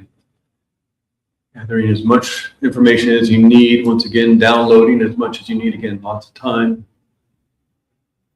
to analyze this information in the days, weeks, and months ahead. Just pulling in as much information. You just get hazy, vague images. Just pulling in the way you need to. We're going to count from 1 up to 5. Once again, on 5, you'll return to the hallway, allowing this light to just fade and drift, like you're turning down the sound, turning off the TV, letting it fade and drift away. 1, 2, 3, 4, and 5. Returning to the hallway. That door closes behind you. I'm going to do one more. So as you just take a deep breath in, grounding yourself in this hallway, looking up and down. One more door. And whether this past life is influencing your current life in any way, or it's just something your higher self wants you to discover, maybe just for fun and curiosity, or it's important for you to understand about your purpose in this life or some other reason. In a moment, you can count to 3 and go. So move to that door. It's calling to you. You know which one to go to. Just allow your intuition, your mind sight to take you there now. Stay in front of the door. See what it looks like, and on the count of 3 and go, walk through that door or just peer into it. 1, 2, 3, and go. Once again, just the scene opens up to you, just a feeling, just insights. I work with people who don't see anything because they're blind in that life. Meditating in a cave. Or it's just, this is the way it needs to happen for their safety and their protection in terms of the information they're downloading. So pulling in this information in the way that is safe and gentle for you. Just hazy, vague notions. Are you inside or outside? Yes. It's the feeling. Are you alone or with others? Why are you alone or with others? Who are you with? It's random people on the street, or are these people your family or friends? You recognize anybody being a part of your life today. It's like you're experiencing, who are you? Male or female, child, teenager, an adult. What's important to understand about this life, and does it connect in any way, shape, or form to your current life? What's important to understand about this right now?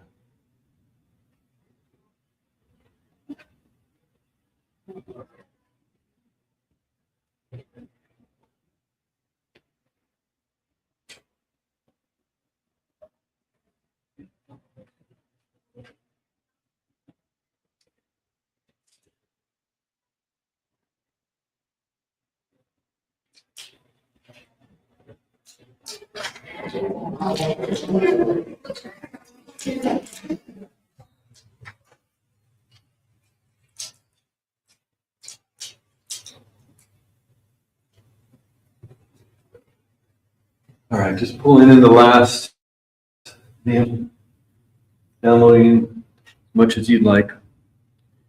In a moment, I'm going to count from 1 up to 5. Return the hallway. 1, 2, 3, 4, and 5, and then just allowing the hallway to drift and float away. Just feel yourself grounded in this chair, feet on the floor. I'm going to count from 10 down to 1. Every number you hear, you can double the rest and relaxation you're feeling right now. Every number you hear, you can triple the rejuvenation, restoration, and renewal of your body, mind, and spirit in all the ways you need and want, for all the right reasons, and in all the right ways. Now, 1, mind, body, and spirit will become 1 once again. This wonderful place of planet Earth, where mind, body, and spirit become 1, and we can learn and grow as the souls that we are. 10. Floating down gently. 9, 8, 7, 6, 5. Mind, body, and spirit turning to this place we like to call reality here on planet Earth. 5, 4, 3, 2, and 1. Back up against the chair, feet on the floor. All the information, all the discoveries, all the benefits you acquired during this process becomes a permanent, forever, continuous, useful, and effective healing part of your life, mind, and body. Complete the remainder of your long current life. I'm going to count from 1 up to 5.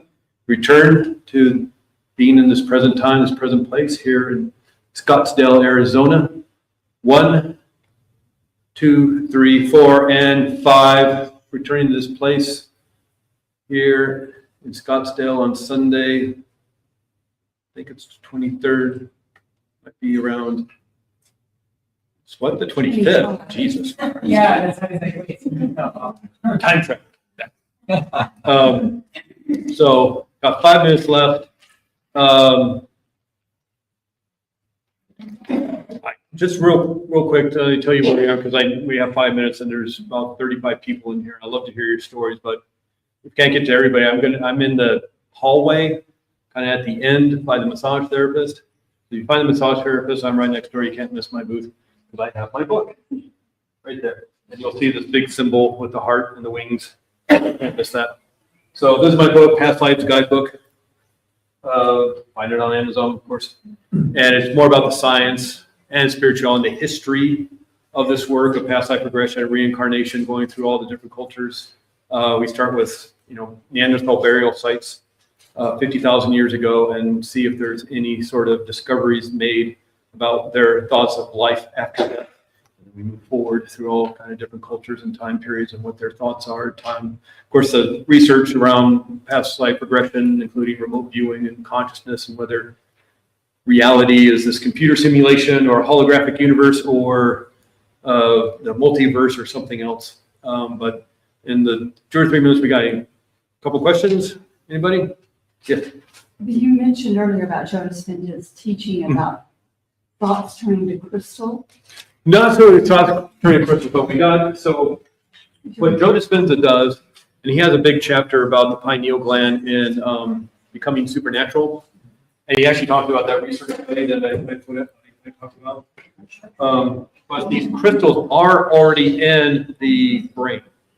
So they're there. What Joe Dispenza does with that breathing technique, we did a tiny little bit, but by compressing the perineum and pulling up kind of from your root chakra, up your spinal cord into your brain, he's applying pressure into the brain so it starts swirling the cerebral fluid, so it applies pressure to the pineal gland. You get that mechanical pressure that you get in your watches and computers, which creates electrical charge. I don't know if you ever heard about they can measure electromagnetic fields, and you ever heard the story of the guy going through the airport security and it was on the top of his head because he was practicing that because he was bored, and they kept winding his doing the wand over his head because he energized his pineal gland so much that they won't let him through security.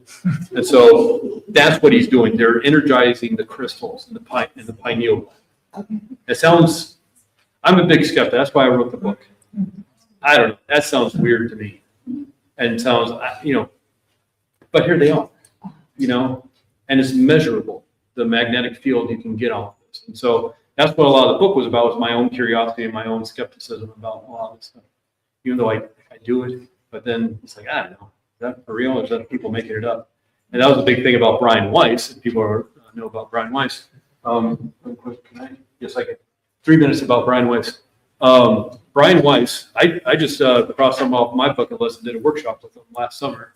82 years old, and he's still doing some of the work. He's mostly retired, but he is a left brain analytical academic. That's his words. He got a chemistry degree from Columbia. He has a medical degree from Yale. He's a psychiatrist, and he was head of psychiatry at Mount Sinai in Miami. And in 1980, he was working with a client, Catherine. Is that her name? Catherine, something like that. Many Lives, Many Masters. And for a year, he worked with her for a year as a Yale graduated psychiatrist with a medical degree. He couldn't figure a way in to help her with her pain and her hurt and her anxiety and her panic and her fear. Decided to do a regression back to the, ground zero event that may happen in childhood, doing some hypnotherapy. But she keeps going. She goes past childhood. She goes back being a newborn. She goes past being in utero. She goes to a past life memory, not a memory of childhood, but a past life memory of being back in Egypt. And the thing about this is 1980. There's no internet. Our internet was the Encyclopedia Britannica, A to Z. Right? That was all the information in the world to us. And she was getting PhD level information about Egypt. They did numerous sessions because she did such extraordinary healing work. He thought, as a medical degree Yale graduate, that she was doing symbolic metaphoric healing of the subconscious mind that Freud talked about, that Carl Jung talked about, Milton Erickson. So he thinks her subconscious mind is creating this as a made-up thing to help finally achieve the healing she's looking for. That's what he thinks as a psychiatrist. So let's go with that. She's healing. Eventually, he just gets to the point she's doing such extraordinary emotional healing that it has to be real. Only the kind of healing she's doing has to come from a real event. And it's coming from this past life regression. And she's getting PhD level information about the history of that spot, of that time and place of Egypt. Information, because he's a graduate of Yale, he could confirm with real archaeologists and real Egyptologists that this was real. Again, there's no internet. There's no cell phones. She's not just looking up the Encyclopedia Britannica under Egypt. She's getting hardcore information. She then started getting information about Brian Weiss's personal life, including information about a child that had died when the child was like 1 year old or something. Pretty tragic. But no obituary. No, again, what even happened in Miami? Even she was stalking him. There's no way she could have found out this information because there's no internet. There's nowhere to get this information other than the 2 doctors who were with it and a couple of family members. And so finally, he has to come to the conclusion. It's that Sherlock Holmes thing. When you eliminate the impossible, whatever's left over, however improbable, is the answer. And he has to go, well, everything adds up to this being a real experience for him. And then he wrote his book in 1988, Many Lives, Many Masters. And he kind of started the whole modern era past life regression. Michael Newton creates his book in 1992, Journey of Souls. Also accidentally regressed somebody back into soul world, soul state, and then did 20 years of research with thousands of people to see if he could do it again.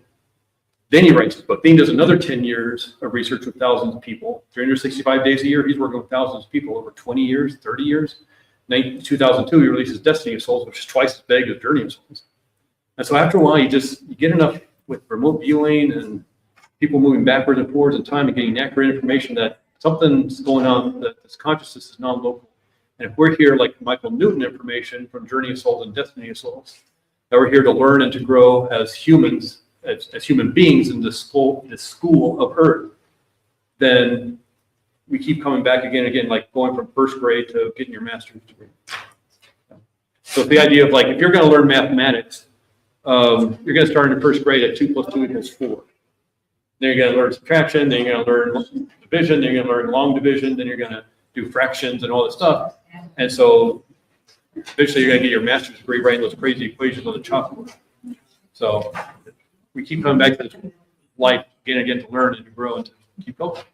Okay, so I'm in the table way in the back by the massage therapist in the hallway, not the main room, in the hallway. If you have any questions, I'm here until 6. Thank you. Thank you.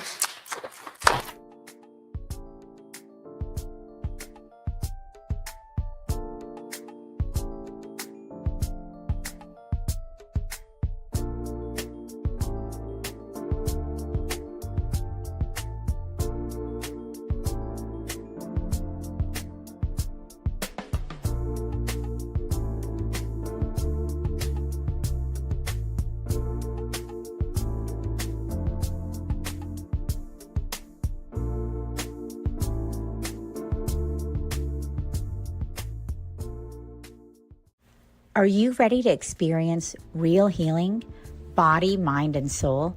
Introducing Becoming Whole, Healing with Francie Soito, a powerful new live show on SoulSearch TV. Francie is a Reiki master, psychic medium, and angelic channel with over 15 years of experience helping people and pets heal, receive messages from the spirit world, and reconnect with their true path. Every other Thursday at 6 p.m. Pacific, join Francie live as she taps into your energy field, connects with your angels and guides, and offers messages of healing, love, and deep transformation. Watch for free on SoulSearch TV, available online on Roku, Amazon Fire, Apple TV, and our mobile app. Want to receive a live reading or healing? Spots are limited. Grab your ticket now and receive a private Zoom link to join the session. Launching June 26th. Let the healing begin. Ready to awaken your gifts, heal your soul, and live transformed? Join evidential psychic mediums Kelly Eckhart and Cheryl Murphy every Wednesday at 4 p.m. Pacific for Seeing Beyond, Living Transformed. Receive powerful psychic or mediumship readings and soul messages. Watch free on SoulSearch TV or reserve your live reading spot today. Every other Thursday at 6 p.m. Pacific, experience Becoming Whole, Healing with Francie. Step into a sacred container of transformational healing, soul alignment, and divine messages. Live healings on Zoom. Space is limited. And journey inward with light mirror reflections. Soul-to-soul sessions with Ragini. Through meditation, chanting, energy messages, and guidance from the masters, strengthen your inner guidance and remember who you truly are. Join the Zoom room free or watch on SoulSearch TV. 3 powerful shows, 1 sacred space. Stream online, Roku, Amazon Fire, Apple TV, or our mobile app. Looking for real answers? Meet Bob the Psychic, Scottsdale's #1 psychic. Join live readings with Bob the Psychic every Monday night on SoulSearch TV. Real people, real questions, real clarity. Bob connects directly with your energy using psychic insight, tarot, mediumship to bring guidance on love, career, family, finances, and your life path. His readings cut through confusion, offer validation and hope, and help you move forward with confidence and trust. Every Monday, 7 p.m. MST. Watch free on SoulSearch TV, YouTube, or Facebook, or reserve your spot to join the Zoom room for a live reading. Experience clarity that changes everything. Limited spots available, so sign up before they're gone.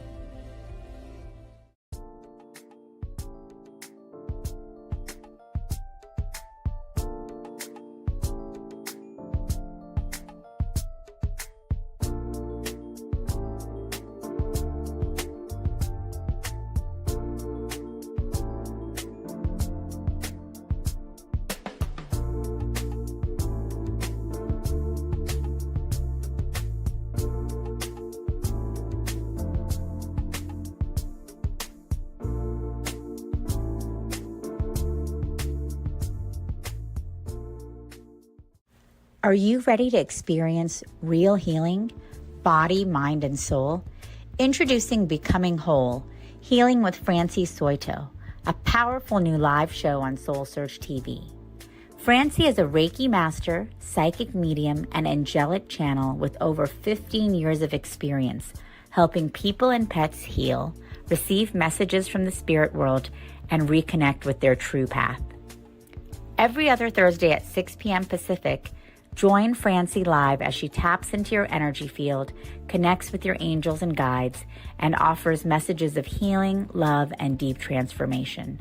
Watch for free on SoulSearch TV, available online on Roku, Amazon Fire, Apple TV, and our mobile app. Want to receive a live reading or healing? Spots are limited. Grab your ticket now and receive a private Zoom link to join the session. Launching June 26th. Let the healing begin. Ready to awaken your gifts, heal your soul, and live transformed? Join evidential psychic mediums Kelly Eckhart and Cheryl Murphy every Wednesday at 4 p.m. Pacific for Seeing Beyond, Living Transformed. Receive powerful psychic or mediumship readings and soul messages. Watch free on SoulSearch TV or reserve your live reading spot today. Every other Thursday at 6 p.m. Pacific, experience Becoming Whole, Healing with Francie. Step into a sacred container of transformational healing, soul alignment, and divine messages. Live healings on Zoom. Space is limited. And journey inward with light mirror reflections. Soul-to-soul sessions with Ragini. Through meditation, chanting, energy messages, and guidance from the masters, strengthen your inner guidance and remember who you truly are. Join the Zoom room free or watch on SoulSearch TV. 3 powerful shows, 1 sacred space. Stream online, Roku, Amazon Fire, Apple TV, or our mobile app. Looking for real answers? Meet Bob the Psychic, Scottsdale's #1 psychic.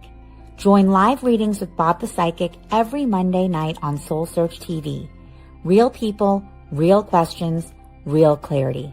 Bob connects directly with your energy using psychic insight, tarot, mediumship to bring guidance on love, career, family, finances, and your life path. His readings cut through confusion, offer validation and hope, and help you move forward with confidence and trust. Every Monday, 7 p.m. MST. Watch free on SoulSearch TV, YouTube, or Facebook, or reserve your spot to join the Zoom room for a live reading. Experience clarity that changes everything. Limited spots available, so sign up before they're gone.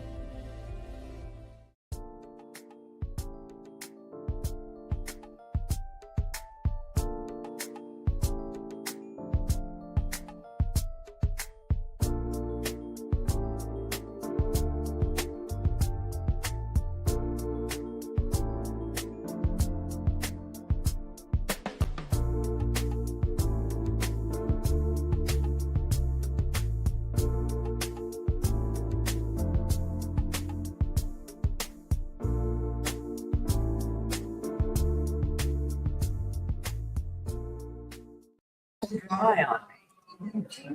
And so, but she put it on. Hello, everyone. Let us just bring our lovely, lovely next speaker right here. I'll just introduce myself really quickly. I'm Sunny Chase. It is Soul Search Sunday in Scottsdale, and we are so grateful to have you guys with us. And it's high noon here in Arizona, and so it's a perfect time to have Yuri with us. She has such a massive bio that I was going through it and trying to edit it, but there's so many wonderful things about her with fashion, with healing, with past life, with so many different modalities of healing. I'm just super impressed and super like, wow. So she wants to just get right to it. I feel the energy. It's like, without further ado, let us give Yuri Lee a warm welcome. Enjoy, guys. Thank you, everyone. Okay, so, all right. The doors, I'm sure she will, at some point, maybe we'll give like a 3 minutes and then we can close the door. So my name is Yuri, as she introduced me, and I go by Moon Priestess. However, I'm actually a clinical certified hypnotherapist by trade, and I've been practicing many different modalities for 20 years of my life. And I'm going to share with you today the reason why I'm sharing my story with you as an example.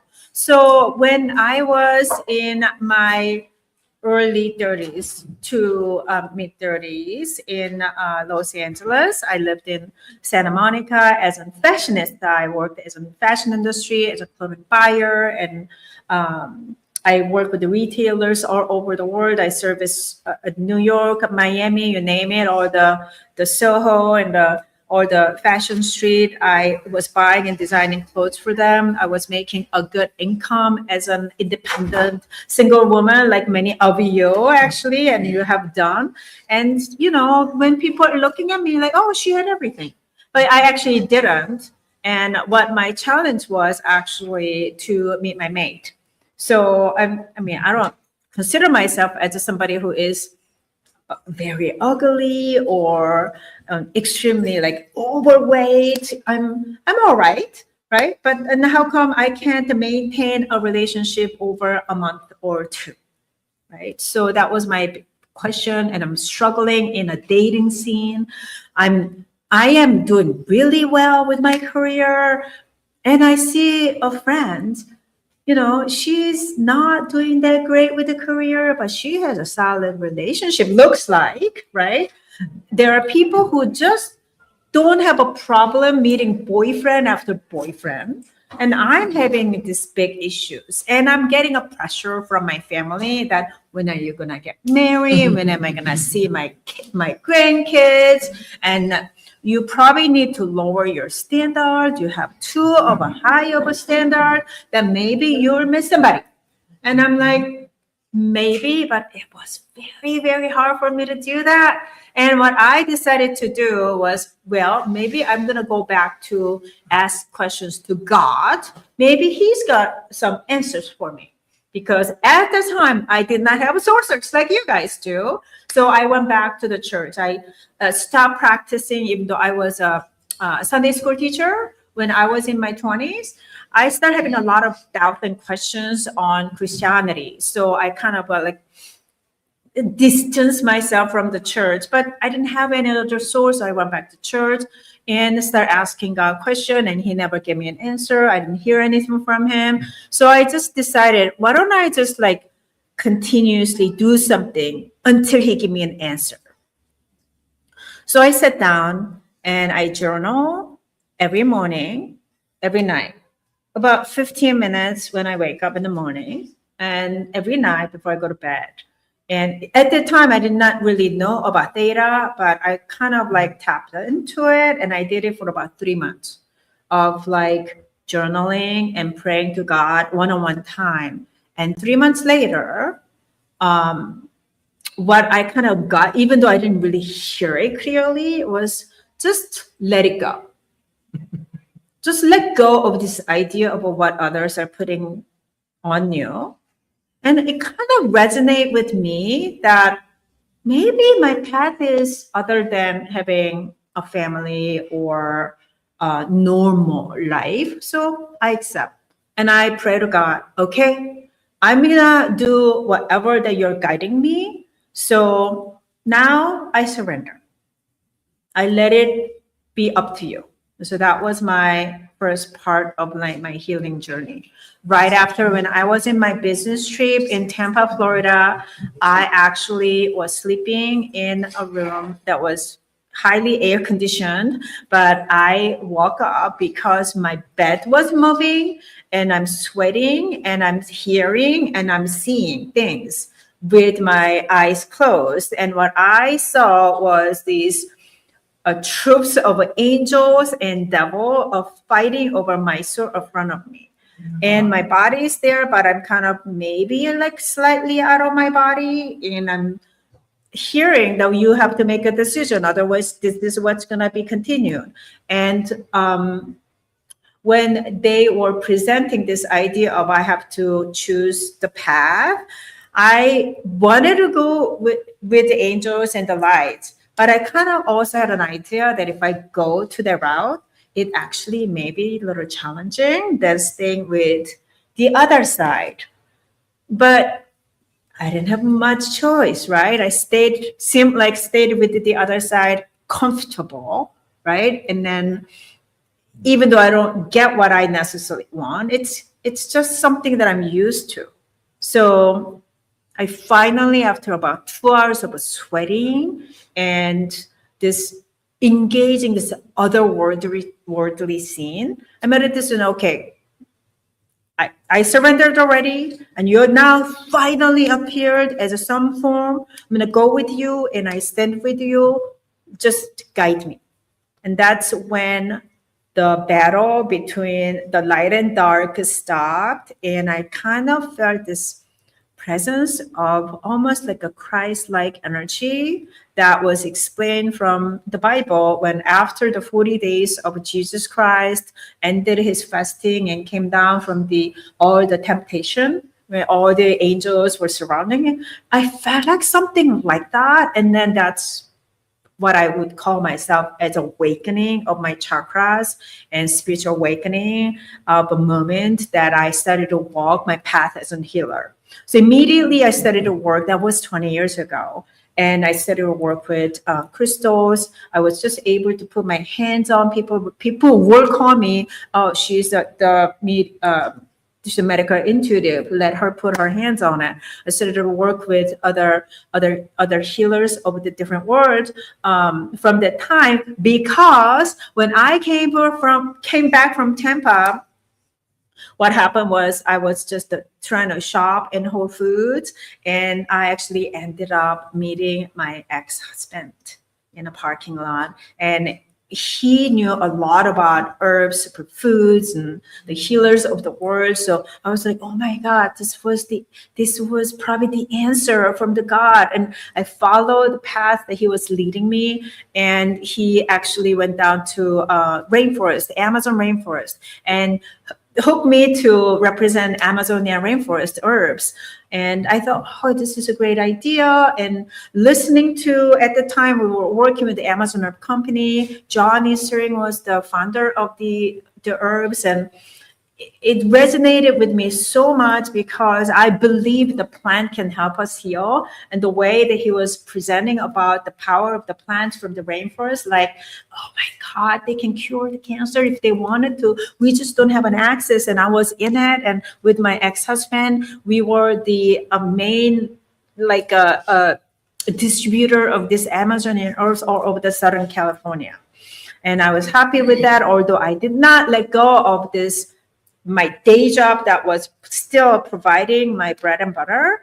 I still couldn't let it go completely. So I was working on the weekends and the nighttime, started doing the circle and starting to kind of like advising people, doing a healing session part-time. And what happened was at 10 years after of that life, I started to get sick. I started having this pain on my neck and shoulder on the right side, and it was spreading very fast. And even though I was seeing the acupuncture, chiropractor, and all the healers I have an access to, I still couldn't understand why I was having this pain. I blame it to the kids because we had 2 kids, and I start seeing some Western provider as well, and they were like, "There's nothing wrong with you. Go get some massage." But it was so painful from my top of my head to the right toe, my right toe. It felt like it was gonna be paralyzing, and that's when I was like, okay, there's something going on that if the doctors cannot tell me what's going on, and even the holistic practitioner can't really help me, like, what do I got to do? And that's when one of the healer at the time who I was seeing put me down and said, "You're seeing me for 6 months every week, and your symptoms are not getting better, but getting worse. What's going on with your personal life?" That's when I was hiding, suppressing what's happening with my marriage. And I poured down and I told him, not happy in my marriage. My husband is very much in his very angry person. He screams and yells all the time, but I don't believe in divorce. So I'm just kind of stuck in my marriage. I have 2 kids. There's no way I'm going to leave the marriage. But he asked me, "How important is your kids?" And I was like, "Very important. They're like my other selves, right? You love them unconditionally. If you want to be a good mother for your kids, you got to take care of yourself.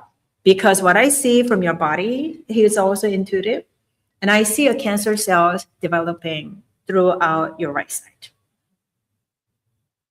And I had to make a decision. I had to be like, okay, I don't wanna be the sick mother or pass, because my kids were like 5 years old.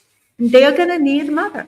So I made a tough decision to leave the marriage. And ironically, just the minute I left the marriage, I started to feel better.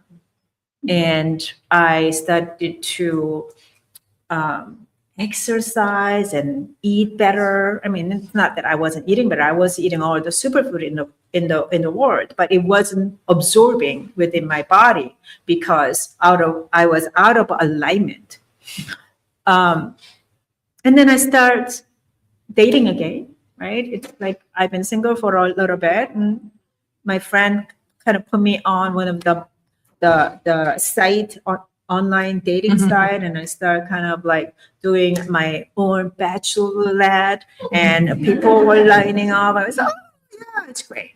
And then I'm doing literally the bachelorette, and same thing. I am attracting this emotionally or physically unavailable man in my life. So a year passed, and it was an opportunity that I was able to engage one of my friend couple. And when I met this couple, I'm feeling something different about this couple. I knew this couple because they were the parents of my daughter's friend from the kindergarten. And they were different. They were like very lovey-dovey with each other, like I have never seen. And I don't see that from the relationship with normal people. It was very intimate. And I'm like, I want that. And I asked them, like, what are you guys doing? Why are you guys so lovey-dovey? And, I'm divorcing and you're getting closer. And they told me to come check it out. There was this mushroom and ayahuasca ceremony. They started to go. And I'm like, okay, I'm going to sign up for it because I still have a question that hasn't gotten answered for 10 years. I thought he gave me an answer by providing me the husband, but the husband wasn't somebody who I could create this loving relationship. It was more of a fearful relationship that I was in. It was a relationship, even though I had somebody, because I wanted somebody there, but actually I felt alone more than I was in some single. So I go to this ceremony and then I sit down and then we're all creating an intention. We're trying intention setting. And then when the facilitator asked me, this is what I said. I need some answer from God. If you guys think that this will connect me to divine, I have a lot of questions. I want some answer. The answers that came to me from that experience was that stop what you're doing and go out and help heal others. And that was actually same sentence that came to me when I first engaged in my spiritual awakening. In the bedroom in Tampa, that was the exact sentence that I heard. And I ignored it. I did the 1 foot in and 1 foot out. 10 years later, after all the challenges that was accumulated with my family dynamic, I'm hearing same sentence because I wasn't doing it. And that got me to, okay, well, let me try to do something this time for sure. For some reason, even though my intention was the relationship, it kind of like came back as my career path. And I started to kind of like work with food and superfood again. My specialty was cleanse and detox, put people through to cleanse and detox your body out of all the chemicals and all the bad stuff that we've been consuming. So I was running the program and I became a holistic lifestyle coach. So, I have all the knowledge. I work with the superfood and herbs from the entire world. And what I noticed was I provide you with all that program and people were not following. People would follow maybe 2 weeks, 3 weeks, but then they give it up. They give it up and they are like, well, I want to do it, but for some reason I couldn't do it. That is how it got me to tap into more because I wanted more answer about that from God. Since I was kind of getting the answer from God from the ceremony, so I started to participate and facilitate in plant ceremony for last 10 years, every month. And for about 7 years, I was under the facilitation of an underground group who been doing this for a long time. And I thought that maybe that was my path. And I participated and I saw everything that was going on in the plant ceremony space. And something amazing, something not so. But through that, a year of doing the plant ceremony, what happened to me was like, I felt like I was being enlightened. Because you start forgiving everyone and then you start looking at things with different perspectives. And then what happens is like, oh my God, I can just love everyone. I will find something lovable about you. And then I will have a little bit of a different relationship that I used to have with other people. When I was a fashionista, I was a cold ice baby. Nobody talks to me and I am unapproachable. And a year after my plant ceremony, I became the lovey-dovey, like everyone wants to just hang out with me. Right. And then what happens? My ex-husband, he wants to hang out with me again because he sees that, oh my gosh, she's changed. And I'm thinking, oh my God, I'm changing. Oh, he must be changing too. I'm putting all this work on myself and he's going to do that. He's doing that. He's really nice to me. He's not yelling at me anymore. So we started hanging out and he needed a little help. And I kind of, oh yeah, I like to do that. He knew that I did not want to be in fashion business. And he threw another bait at me that you just help me with my back ends and you don't have to do fashion work anymore. I knew how much you hated that industry. And so you're mother of my children. So why don't you just help me out? And I took that bait. It's the same story that I know that we had a past life regression session before here, and I'm actually a seasoned past life regressioner as well. I basically repeated my past life over and over again. I remarried him because I wanted something that was sparkling, that is very attractive, and being naive person I am, I went ahead and grabbed it, thinking that something changed. And I got remarried, and I'm moving in and hoping that this time it's going to work out, right? We forget so well. That's the reason why people go back to their ex-boyfriends and girlfriend time and after. And that's what I did too. And when I stepped into the house, the first day I stepped into the house, time travel happened. I am there and I'm hearing myself telling me something. That was the same situation that happened when I first time cried over him getting angry at me 10 years ago on the hallway because there was a bag in front of his pathway. And he's yelling. I mean, there is nothing wrong with that. He could just pick it up and move it. But he had to yell because he had his own trauma that is related to that. And I experienced it and I'm like, what did I do? Nothing changed. And I was naive again. And we went into a deeper relationship coaching and try to make it work, working with the shamans and working with another level of a practitioner. And that's the reason why I hold so many different modalities, because I wanted to heal my ex-husband. So I became a healer. Right. And then we wanted to give another try. So with the pandemic, we moved to Sedona, and I had no idea Sedona was, I'm sure many of you have traveled to Sedona. I did not know the red light holds that kind of power, because my plan was to kind of, okay, I'm going to Sedona. I'm going to try to maintain this relationship. Something can work out, but if it doesn't work out, I'm going to get myself like together there so I can become a facilitator, the best therapist in Sedona. That was my goal. That was my goal. And then Red Rock had a different agenda. So the minute I arrived, within 1 month, amazing how the Red Rock talks to you.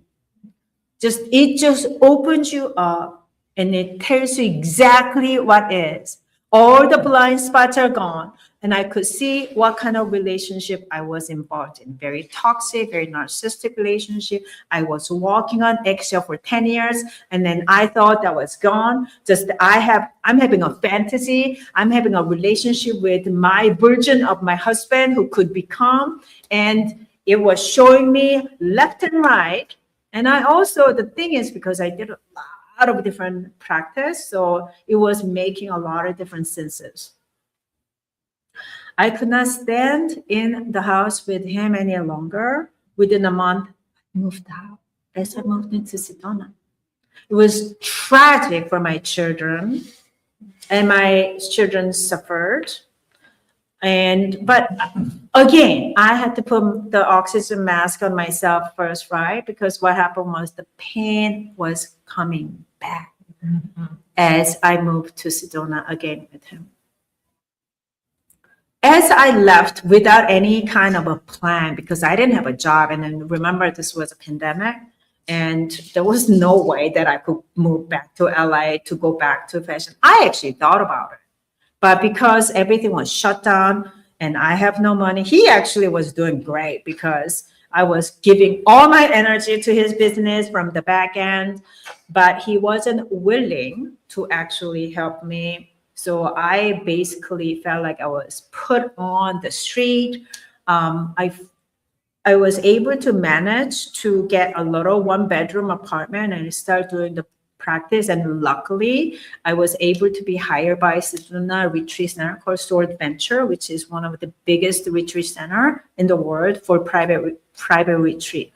So I started working with them as a regressor. So I did inner child healing work, past life regression, breath work, ceremony, intuitive reading. Those are the 4 things I practiced and facilitated for them.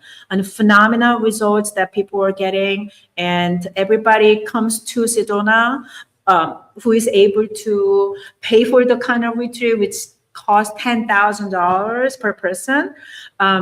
They had obviously no problem with the money, but all their problems were relationship or the career path. A lot of women, the wealthy women who got their stuff together, just like I was, in their 50s and 60s, almost ready to retire. But you know what? I do well and I make living. I have 5 years to go to retire, but I'm not in my purposeful path. I want to do something else, something maybe like what you're doing or something else. But I mean, I work in tech industry. I work in the insurance. I work in the advertising. I don't really necessarily like them, but I don't really see if I can make any kind of a living doing what I truly want to do. That is going to cover up what I'm currently doing. So that's number one from a single woman, the woman. The other thing is that either another from one, because more women actually come to those retreats. They're like, when am I gonna meet my soulmate? Just like my question when I was in my 30s. Well, I'm divorced. It was terrible. Question to you, you're a reader, so tell me when I'm gonna meet my next husband. And I'm like, I have no answer for you because that's not really up to the path. It's not designed that way. There's so many things that you do that is going to actually create a different result. However, what we used to do for all that was to regress people back to their past lives, your childhood, your past lives, or you're looking at how your parents were creating certain things that gives you the belief system that you are playing in your adult life. So with that, what I found out a lot about my relationship with my ex-husband, which I had no idea why I created this abusive relationship, was actually I had a certain wound called I am not pretty enough, like my mother. My mother was a very beautiful woman. Like she could be like a Miss Korea, right? And my dad actually snatched her. He was engaged, like a kind of like by the family. But when he met my mother, she was so pretty, he actually canceled that and married my mom, right? My mom has her own wounds. She was a Korean War baby. When she moved down from North Korea when she was 5 years old, she lost her mom. So she didn't have a mom for her entire life. So she has a wounds that I'm alone. And she has a wounds that I may not be lovable enough because my mom didn't make it. It's like a really strange wounds that we created as a child, that anything happened, dramatic, then we blame it to ourselves as a kid. So that wound, I inherited. So I have the same wounds. So, and also looking at my mom is that my mom gets all the attention throughout as she goes out to the world. Everybody's like, you are so pretty. You are so fashionable. You are this and that. And then that's how she coped her trauma because she didn't have SoulSearch either, right? Mm-hmm. So what did she do? She also depended on church. She also depended on her look. And as I was looking at her, how I programmed my mind was that if I'm not beautiful enough, people are not going to give me love, so I'm not worthy of love. And that's exactly what I am playing in my relationship. I ended up marrying my mother because my husband, it's the same thing. Very beautiful man. He was an actor and a model, so he's got Greek god face. But there's empty inside because he didn't have the love from his mother. And all his past lives, he's a warrior. He's always battling in the battlefield and everybody's dying. He has to scream and yelling. That's why he's playing that again in this lifetime. So basically, we're meeting so that we can heal our wounds. But we don't know all of that, so we just blame each other. I blame him, he blames me, and then we divorce, and then most people fell away. And yes, some people remarry, but most people settle in the second and third marriage because they don't feel like they're gonna be able to meet somebody else.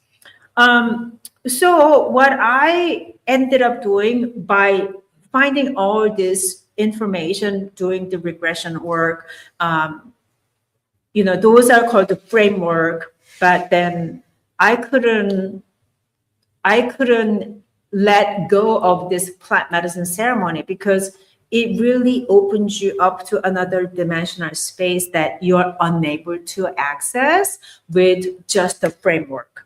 And obviously the retreat center, they are like a regular business. They cannot perform plant medicine ceremony, but because I was able to work under an underground facilitation, I was able to combine both two.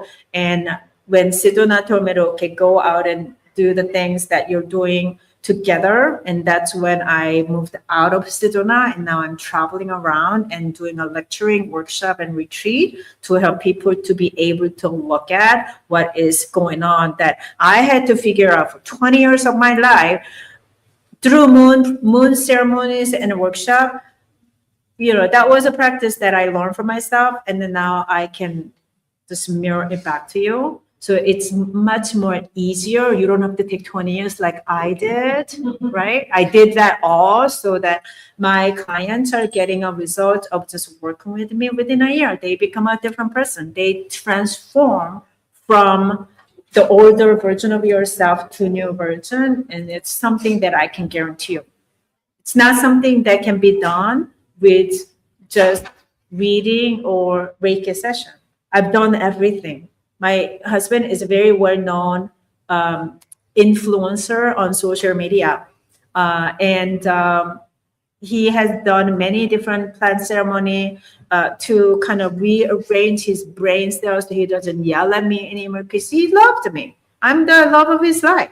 But he can't, it's very difficult because he doesn't want to let me go, but he can't adjust his behavior because it's embedded in all his emotional body as a DNA. Knowing all of that, I understood how important it is to mirror back what you are dealing with without navigating by yourself. So I worked on a lot of these different modalities, and I have created this thing called 7 stages of healing, 7 gates of healing. So you heard me doing what I did. So I'm not saying I'm on the 7th stage, but this is what happens. First stage isn't about you learning that you have certain symptoms. First stage is when I went to my plant medicine journey because nothing worked from what we know. We are programmed. So if you have symptoms, go get treated from the Western doctors or even here. What is good for me for this? For my sore throat, my pain. Like you want something to be given and we'll take care of it. Some does definitely take care of it because it's basically our inflammation. But in my case, I went to Western, Eastern, and homeopath, and they weren't able to help me because it's embedded in emotional field. So that's the first stage, knowing that I need to look deeper into what's going on within myself. And most people don't want to go there because it's painful to deal with the fact that you have certain wounds and belief systems you don't want to align with yourself, but it's there. They don't want to admit it, so they don't even go to stage 1. They want some other medication or plans to take care of you. When you understand you are vulnerable, you surrender, and you are making a decision to go deeper into your wounds, and that's the second stage 2, that you are working with a practitioner or retreat or protocol of the product or a practice that you can incorporate into yourself, and that has to be something that will open your subconscious, not conscious, because you know everything in our mind, but we don't do it. So you want a program that will help you subconsciously to shift that pattern of yours, right? And then you want to follow it through. And the stage of 3 is when you are actually going to practice. You practice, and again, our human beings have a natural tendency to sabotage themselves. Everybody deals with this. Yeah. So you give it up. And you know what? Your New Year's resolution next year, it's going to be the same thing that you created this year. happening over and over again every year. For 10 years, you want to lose 20 pounds. You're not losing. You want to detox, you're not detoxing, right? And it's keep coming back. I did the same thing. I go back to my husband. And with my past life, I could have gone back to him again because the journey that I took, yeah, it was hard. It was very challenging. And I was like, why did I took this path for freedom? But it's so hard because no one's really helping me, right? No one's just giving me money to go out and start your business. I had one at the point, I had $8 in my bank account. And then I created so much credit card debt because there was no income coming in. It's devastating, but I had no choice. But I took the path, but I had a freedom though. There was no one just on me, so my shoulder pain was going away. So it's challenging. Our life on earth isn't supposed to be just flowy and rosy, right? We were programmed, that's the life we're supposed to have. We want challenges of human being actually. And whenever we overcome the challenge, it fulfills our soul. So we have a certain challenge. We come to the earthly life, and we want certain challenge. We don't want too much like craziness, but some people actually signed up for that. I signed up for that. My life was definitely, very dramatic. It's all in my book. So if you guys are curious a little bit more about it, I have a book that I'm sharing with you on it. So, but still, people do go through the third stage. Right? Some people, okay, I'm going to take it, and then you get some results. If you follow some of the physical protocol of detoxing your body, you're going to gain something, right? But the deeper level of reshaping and creating new pattern, it needs an extra support because you need to be mirrored. How do you mirror yourself? Is that you need a community to support. You need you want to understand who am I attracted, who is in my field. And that's how you know that you are actually progressing. So that's a step 4. If you don't have anybody, you're not healing. You're suppressing the pain. You're just like, okay, I don't want to deal with anybody because it gives me pain. You're not healing. You're pausing. So you want to understand after you're going through the healing journey, that who is my friend? Why are you still friends with someone who is disregarding you? Why are you, just because your family members, why are you still engaging unnecessarily just because they're your family? Why are you still in the job that you hate, even though you say the love is the answer, I'm for all love? Why are you staying in the job that you hate, right? That's all the frequency. It's all fear frequency or love frequency. Yeah. And then what do? We're not choosing love if you are engaging in any of these other activities.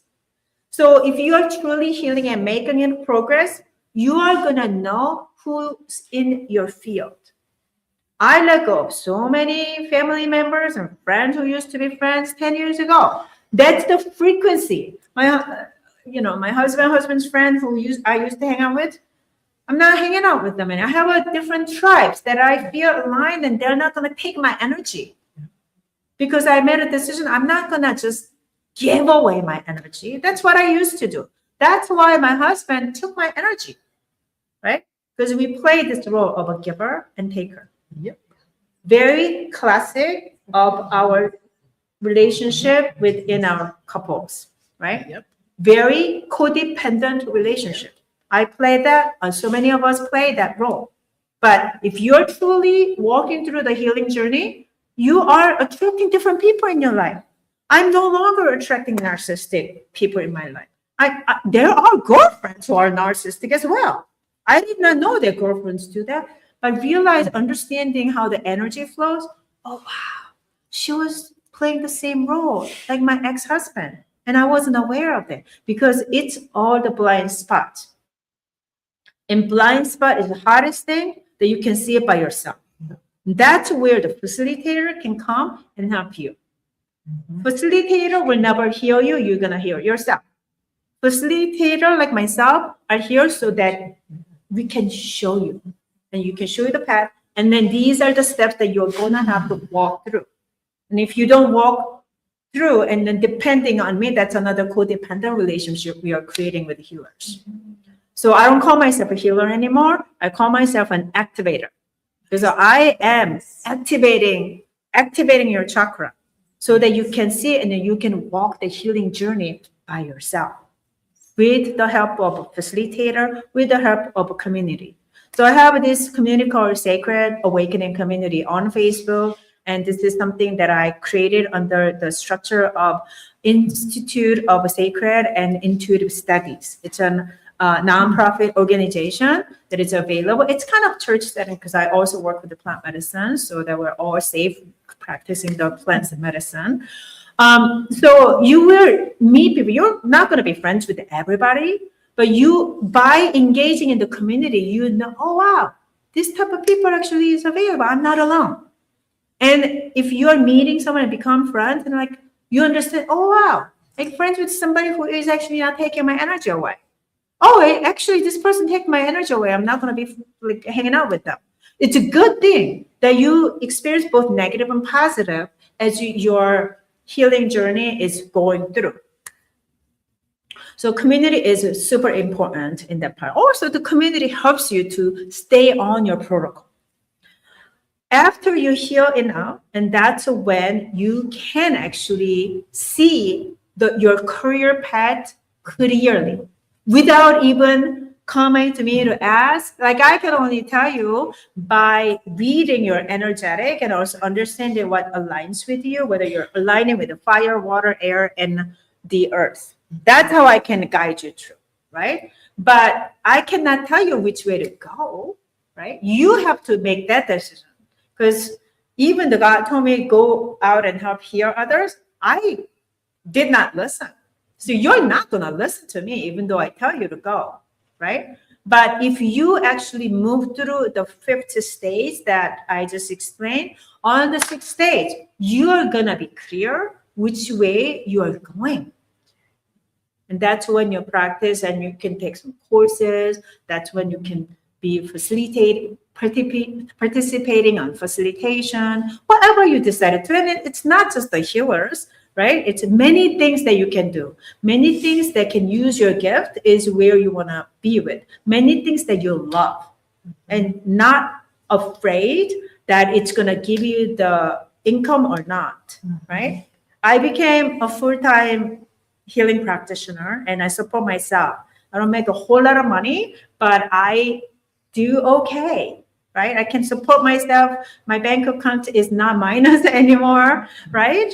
And it's possible for you to become 100% of whatever you want to do, whether it's a musician and anything that utilize your gifts. It's super important to understand your gift. So if you do enough of that, then on the 7th stage of your healing journey is that you stand and you can share your gift with others by making the world a little better place than yesterday, right?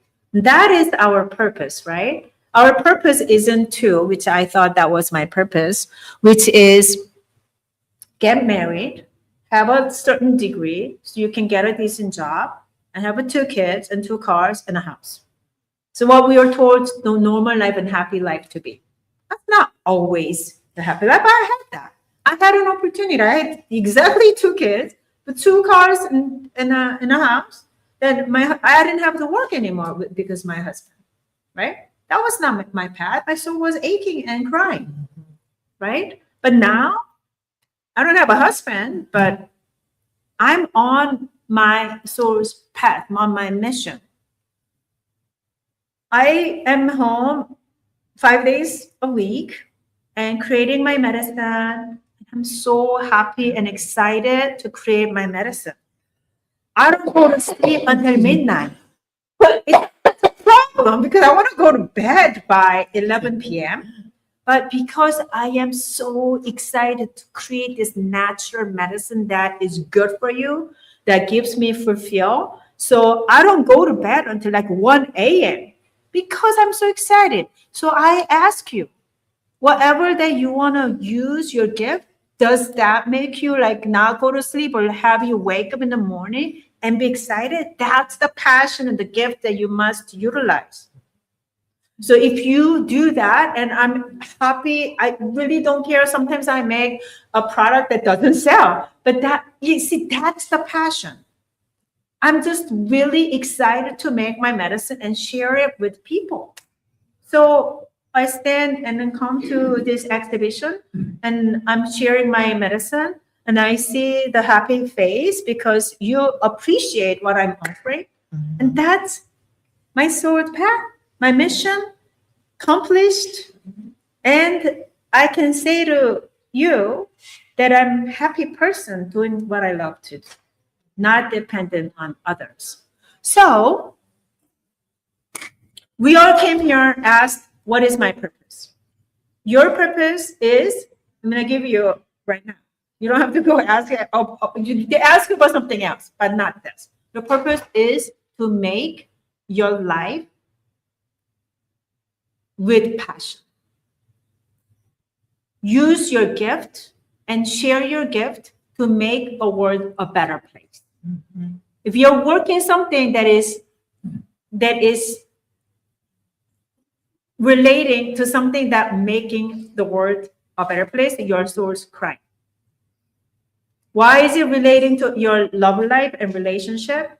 Is because if you are not aligned with your purpose, your relationship will manifest based on that frequency. So you don't want to do that. The other thing is that I know that my time is up, that a lot of our modern day women are facing with the relationship is we became so masculine because we had to live our life solo, right? So and that's what I did too. As someone who is very feminine, I lived as a masculine. That's why I did it better in my career, but I sucked at a relationship. So it's all intertwined. That's the reason why you want to be on your purpose.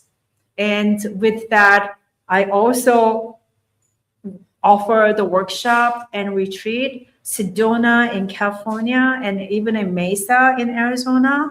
I invite you to come and share your gift and let me help you to open up any kind of resistance, stagnation, and blockage that you may feel so that you can be on your purpose. So that is my presentation. Thank you so much for listening.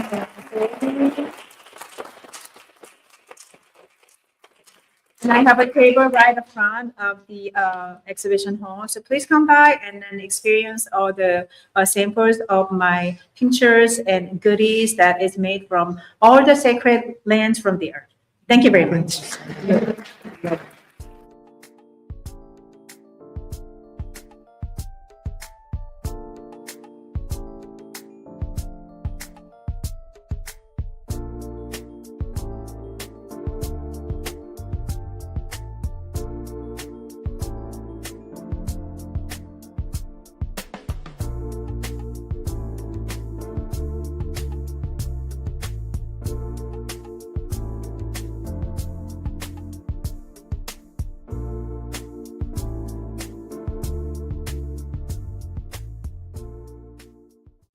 Are you ready to experience real healing, body, mind, and soul?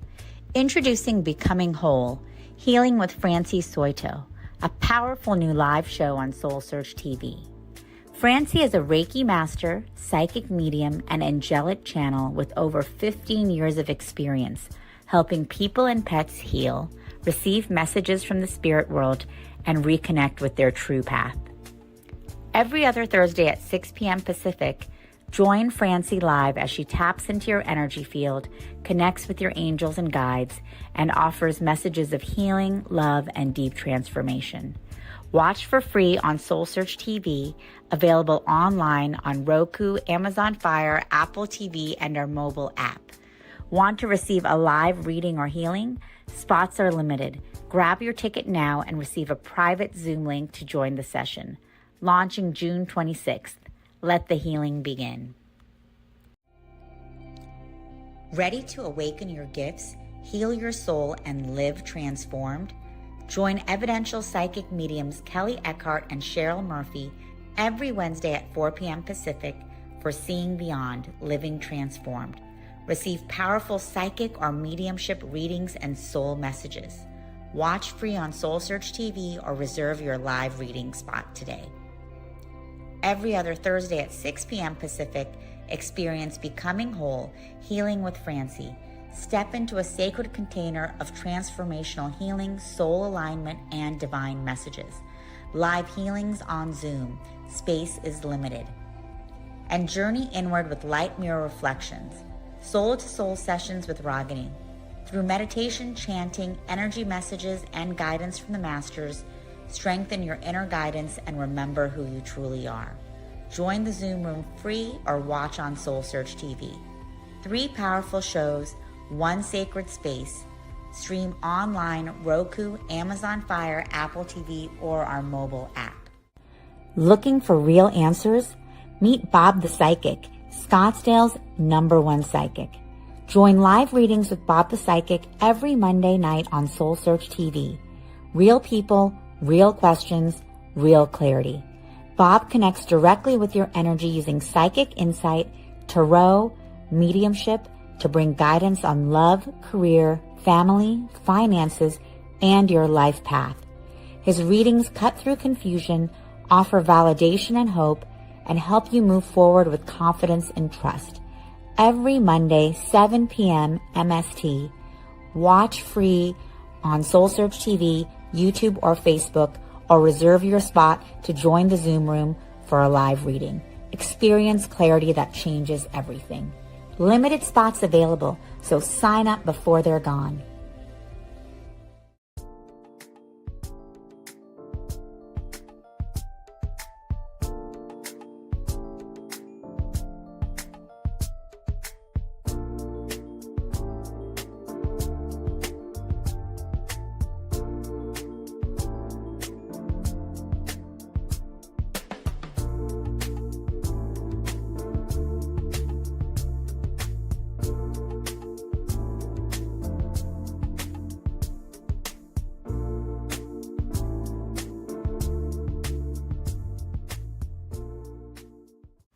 Are you ready to experience real healing, body, mind, and soul? Introducing Becoming Whole, Healing with Francie Soito, a powerful new live show on SoulSearch TV. Francie is a Reiki master, psychic medium, and angelic channel with over 15 years of experience helping people and pets heal, receive messages from the spirit world, and reconnect with their true path. Every other Thursday at 6 p.m. Pacific, join Francie live as she taps into your energy field, connects with your angels and guides, and offers messages of healing, love, and deep transformation. Watch for free on SoulSearch TV, available online on Roku, Amazon Fire, Apple TV, and our mobile app. Want to receive a live reading or healing? Spots are limited. Grab your ticket now and receive a private Zoom link to join the session. Launching June 26th. Let the healing begin. Ready to awaken your gifts, heal your soul, and live transformed? Join evidential psychic mediums Kelly Eckhart and Cheryl Murphy every Wednesday at 4 p.m. Pacific for Seeing Beyond, Living Transformed. Receive powerful psychic or mediumship readings and soul messages. Watch free on SoulSearch TV or reserve your live reading spot today. Every other Thursday at 6 p.m. Pacific, experience Becoming Whole, Healing with Francie. Step into a sacred container of transformational healing, soul alignment, and divine messages. Live healings on Zoom. Space is limited. And journey inward with light mirror reflections. Soul to soul sessions with Ragini. Through meditation, chanting, energy messages, and guidance from the masters, strengthen your inner guidance and remember who you truly are. Join the Zoom room free or watch on SoulSearch TV. 3 powerful shows, 1 sacred space. Stream online, Roku, Amazon Fire, Apple TV, or our mobile app. Looking for real answers? Meet Bob the Psychic, Scottsdale's #1 psychic. Join live readings with Bob the Psychic every Monday night on SoulSearch TV. Real people, real questions, real clarity. Bob connects directly with your energy using psychic insight, tarot, mediumship to bring guidance on love, career, family, finances, and your life path. His readings cut through confusion, offer validation and hope, and help you move forward with confidence and trust. Every Monday, 7 p.m. MST.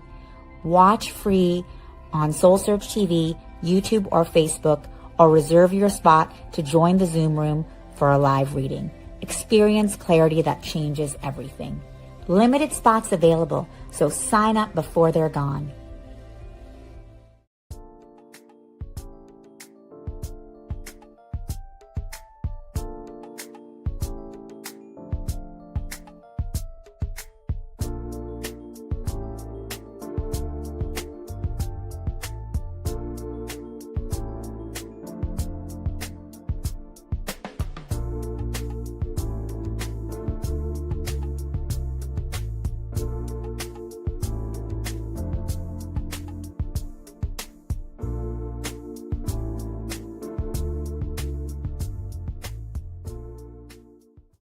Are you ready to experience real healing, body, mind, and soul?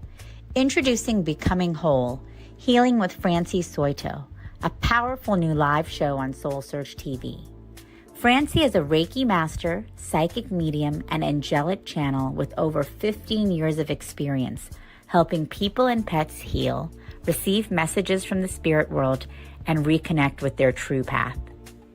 Every other Thursday at 6 p.m. Pacific, join Francie live as she taps into your energy field, connects with your angels and guides, and offers messages of healing, love, and deep transformation.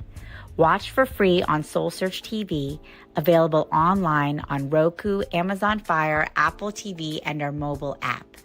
Want to receive a live reading or healing? Spots are limited. Grab your ticket now and receive a private Zoom link to join the session. Launching June 26th. Let the healing begin. Ready to awaken your gifts, heal your soul, and live transformed? Join evidential psychic mediums Kelly Eckhart and Cheryl Murphy every Wednesday at 4 p.m. Pacific for Seeing Beyond, Living Transformed.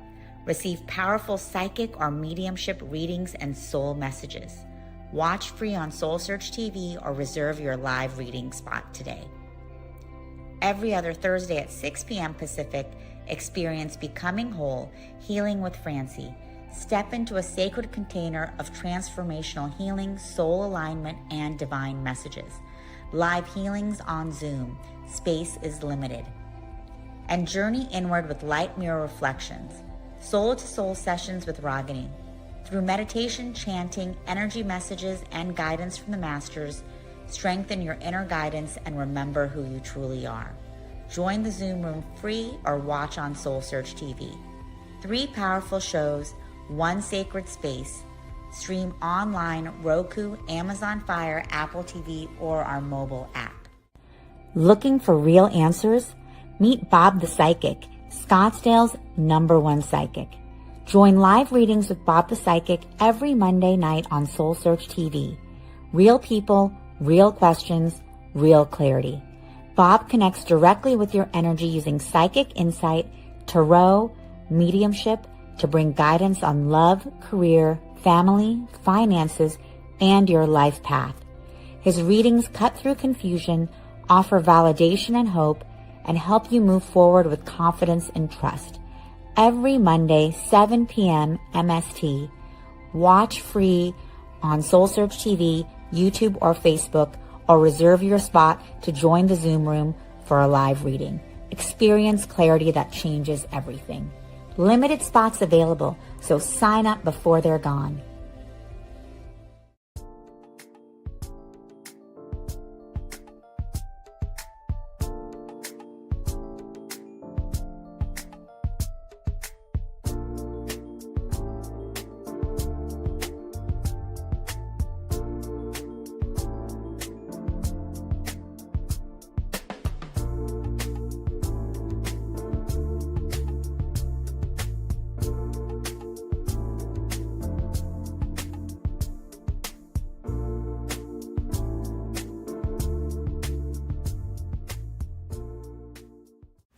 Are you ready to experience real healing, body, mind, and soul?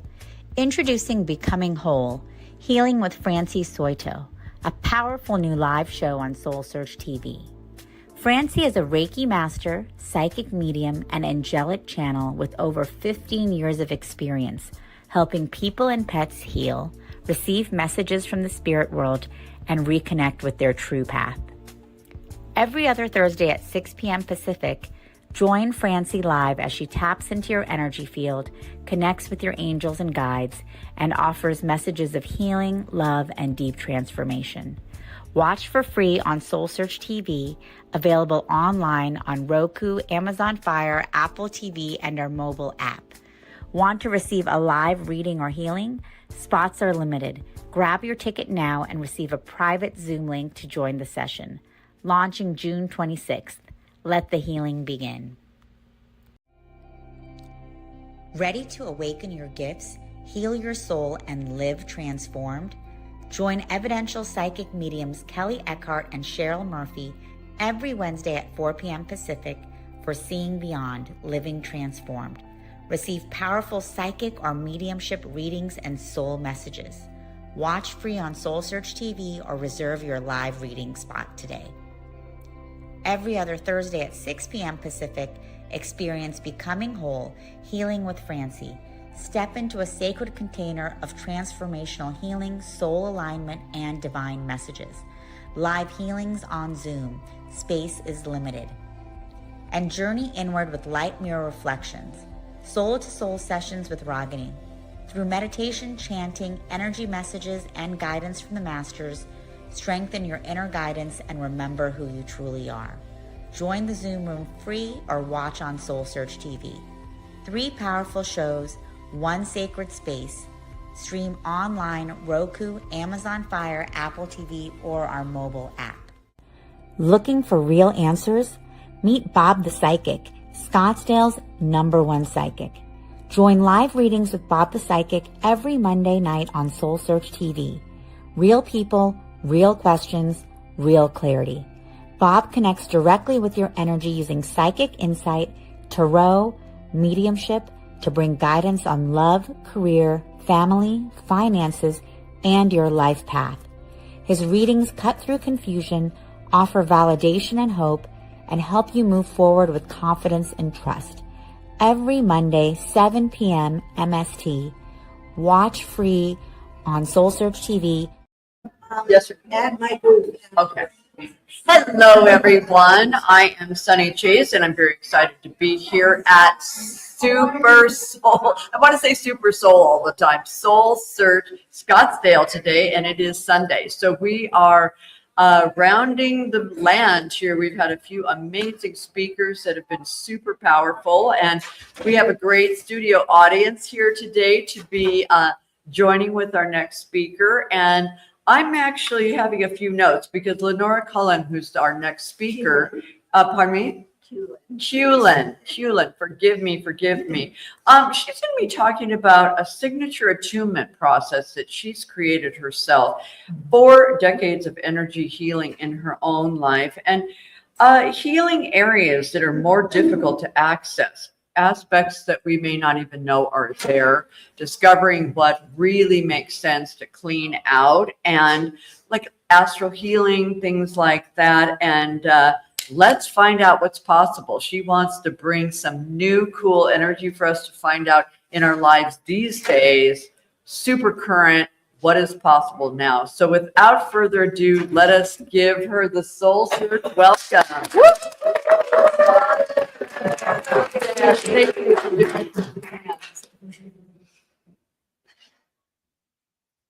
It's so wonderful to be here with fellow soul searchers.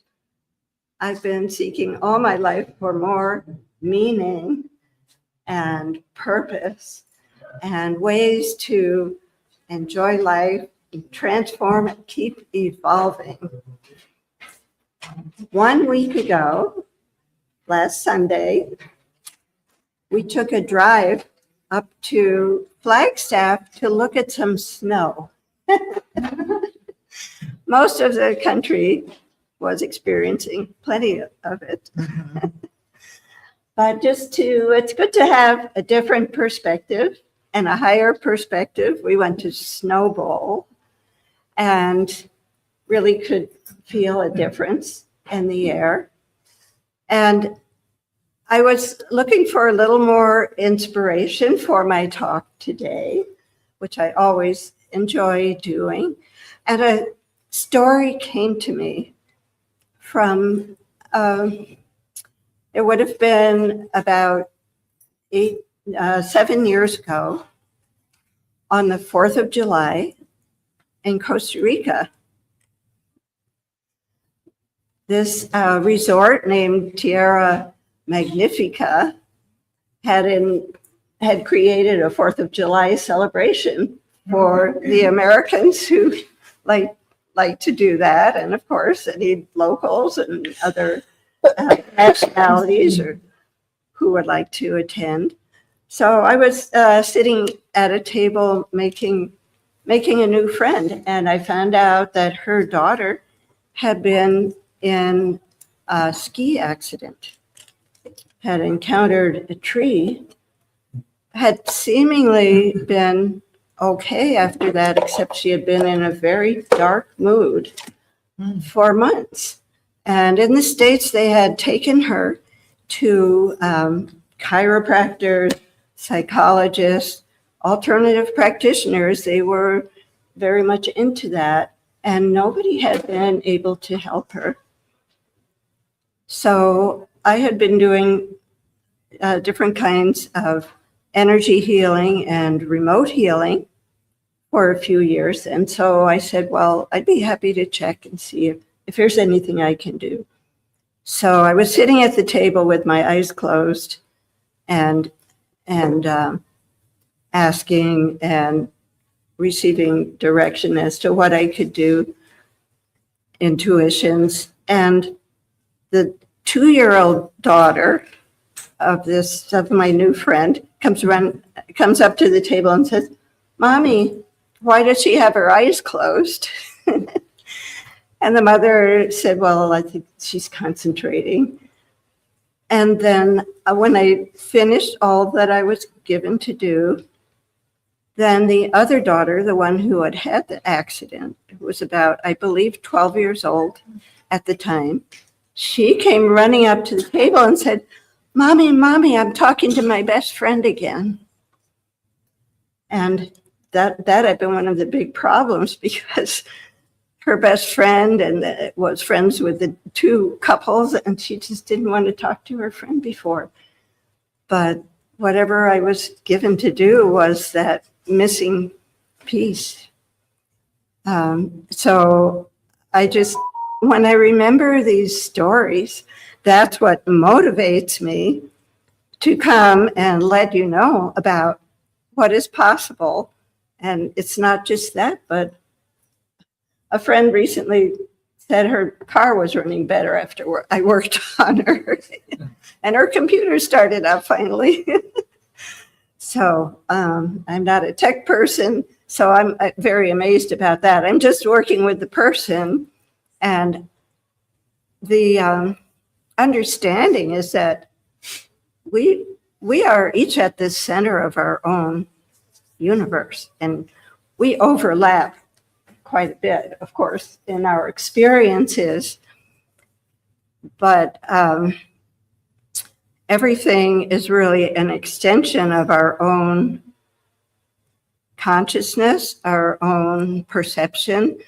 This is what I've come to understand over my own decades of meditation, Course in Miracles, which was key for about 10 years. The main focus, teaching as well as studying it. And then I developed my own process, which I called attunement. And that was based on my desire to feel and more deeply understand and connect with the principles of A Course in Miracles. Now, one of the main concepts is that forgiveness is a key to happiness. So I felt if we could really find that total forgiveness, not only of others, also of ourselves, which as seekers and healers, often we forget that part or aren't as forgiving of ourselves as we might be of others. So that was one of the goals of this attunement process I developed. I created a meditation for myself, going through the colors of the spectrum, which originally that was like a memory aid, although I also understood correlations with the chakras and the energy fields.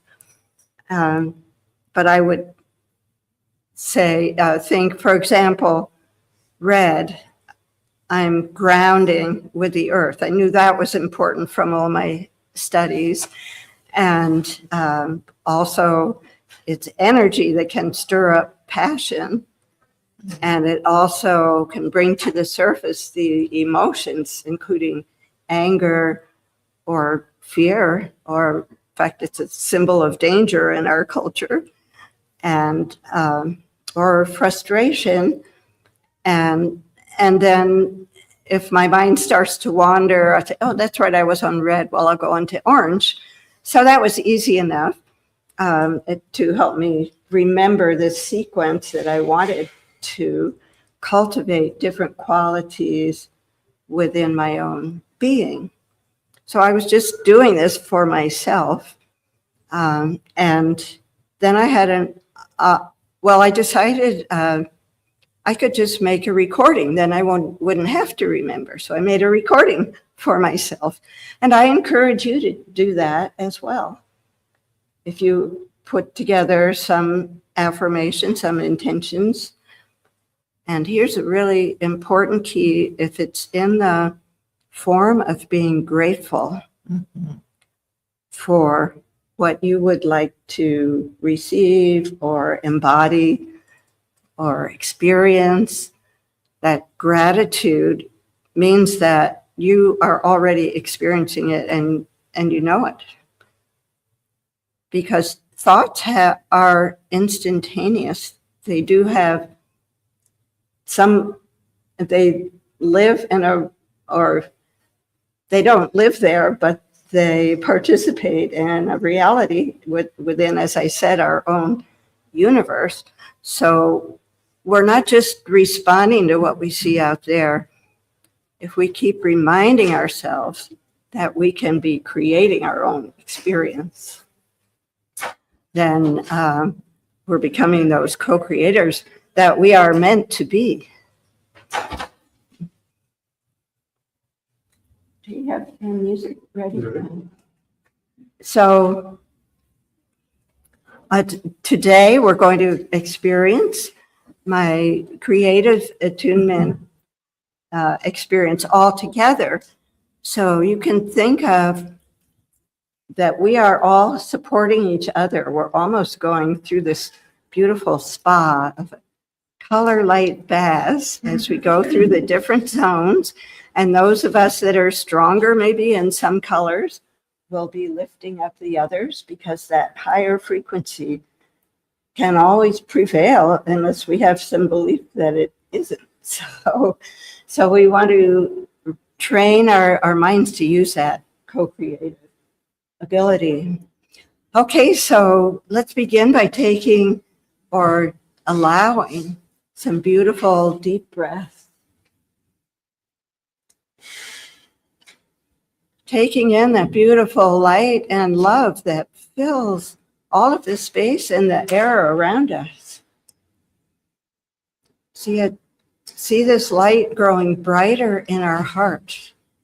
Every time we breathe in, we're fanning that flame in our heart. And as we breathe out, we see that light shining brighter all around us, up into our heads and down through the body, filling the space around us with a beautiful, dazzling white light. We feel and allow the physical body to relax and the emotional body to become more fluid like water, and even maybe like a peaceful pond, and the mind to become open and crystal clear so that body, emotions, and mind are all aligned and open to receiving the inspiration from spirit, from the divine. We now offer our intention to benefit from this experience in whatever ways are most helpful at this time. We'll begin by exploring each color of the visible spectrum to help us attune to the qualities offered by each vibratory energy while clearing or releasing patterns of resistance that may arise at each level.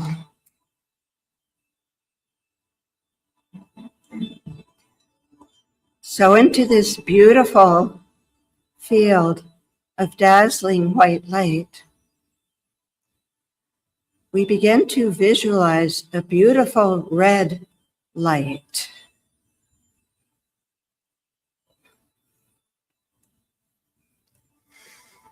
And we allow this color red to help us ground to the earth.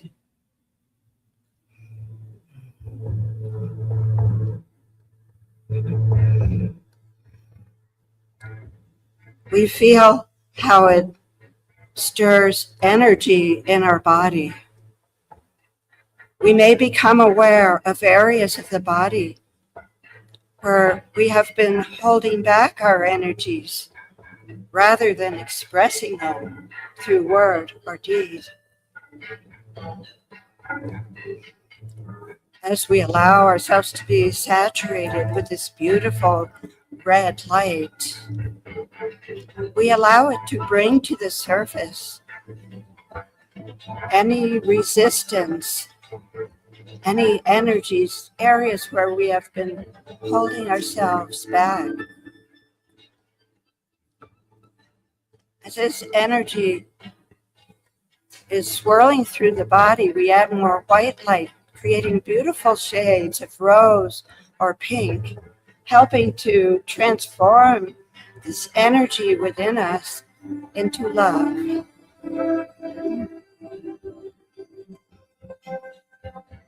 And we allow the heartbeat to help us to feel and express love more easily, more fully, more freely, while in the physical body.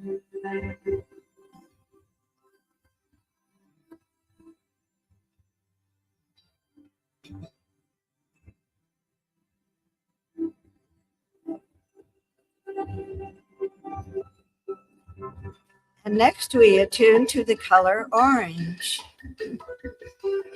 We allow the energizing effects of orange, especially in the abdominal area or pelvic region.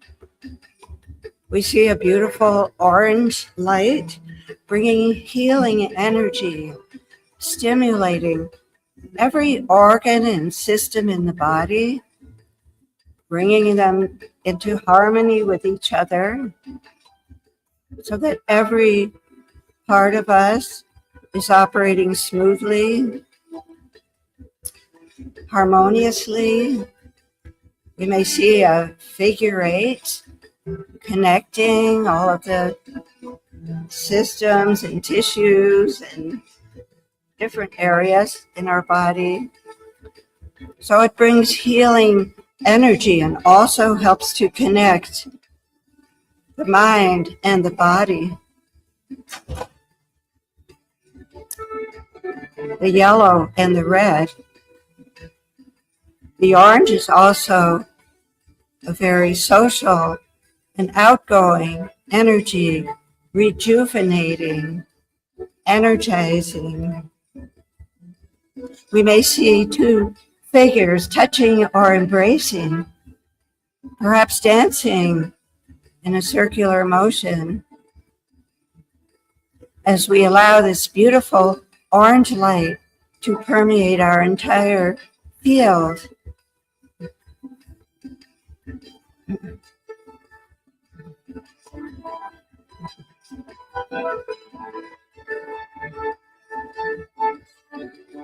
We feel that joy.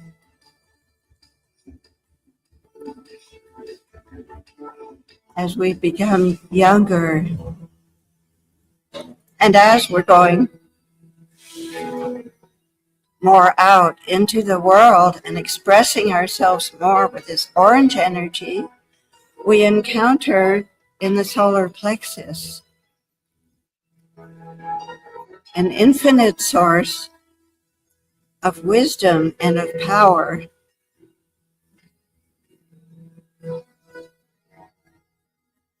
Symbolized by the sun.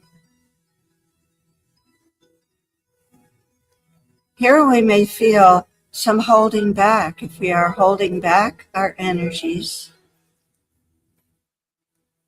and to become more empowered. We see the sun rising in our heart, below our heart in the solar plexus area, shining out, and we ask to release our limiting beliefs, our thoughts of conflict or separation, as we use the color yellow to harmonize thoughts and to bring the mind into alignment with a higher self, that higher mind that knows what is best for ourselves and best for the whole. We picture now a beautiful sun shining in that solar plexus, clearing the mind and the emotions as it resonates throughout our being and beyond.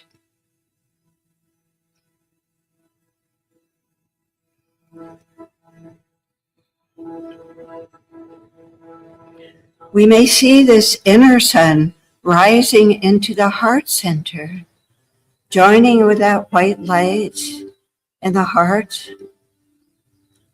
And here we attune to the color green, the beautiful shades of green, abundant in nature. This beautiful green light helps us to feel that peace that comes from the nurturing effects of nature and from Mother Earth. We feel the energies rising up from the earth and coming down from the spiritual plane, meeting at the heart, revolving together, joining and blending in the heart, and then flowing outward, bringing healing to ourselves and others. And into this inner harmony and peace, we plant the seeds of our heart's desires, bringing forth beauty and abundance and even more love. As we learn to receive, it becomes easier to give. So we feel ourselves to be in a flow of receiving and giving and sharing out in larger and ever larger circles, like ripples going out into the world.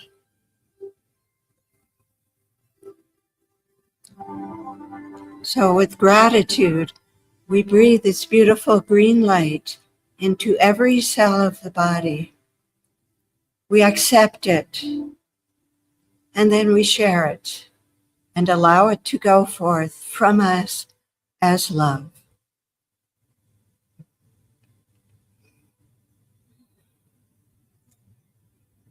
As we feel more open and balanced in the heart center, we direct our attention to the throat area. And here we attune to the color blue.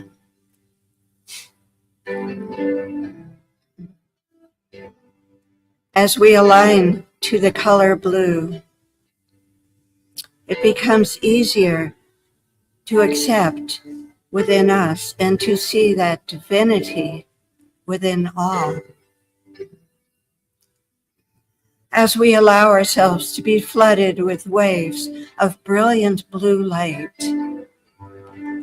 we may become aware of some holding back in the throat area.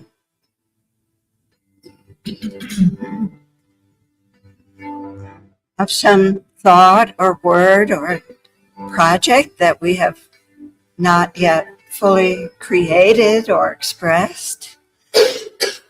And so we allow that beautiful blue light to help to clear the throat and strengthen our confidence in our authentic selves, our true self.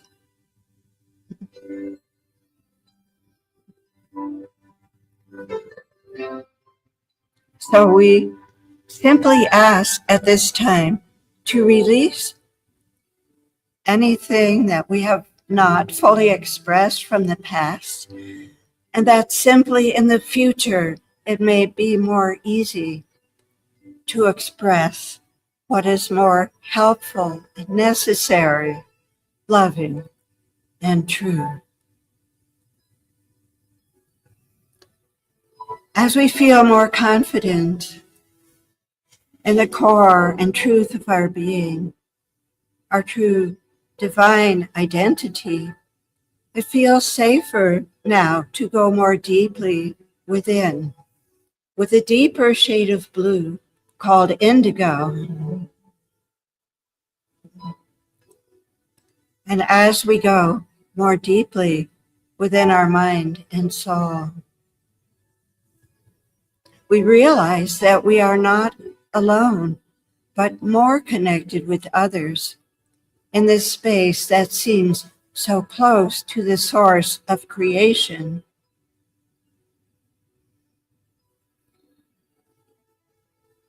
We may have memories of the past or glimpses of the future.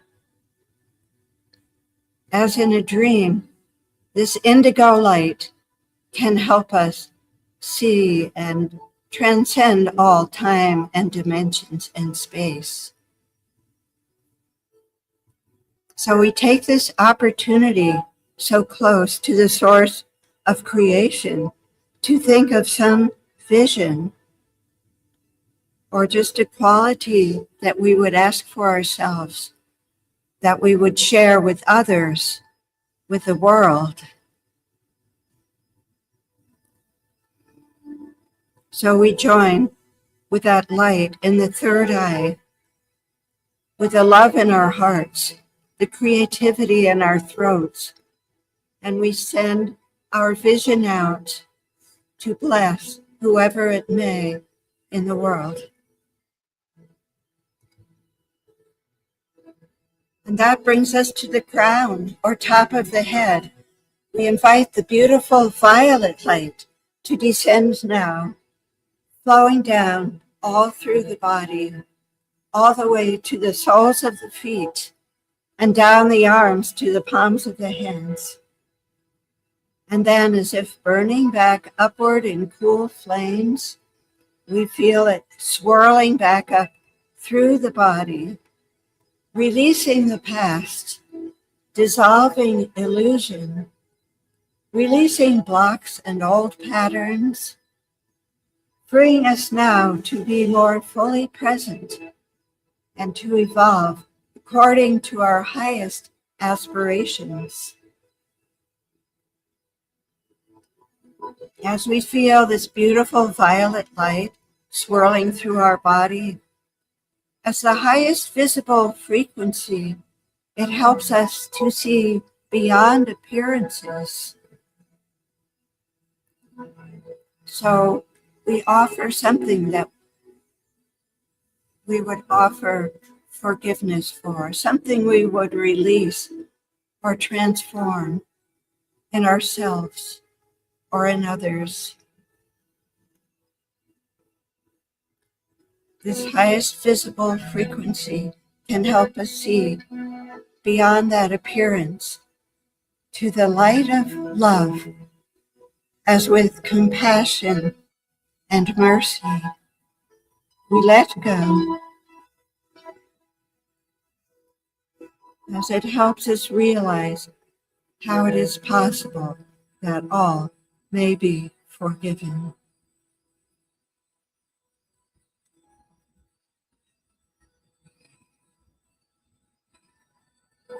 And now we allow a fine shower of golden light to come down through the crown of the head, mingling with all of the colors within and around the body, swirling with that amethyst light in the crown,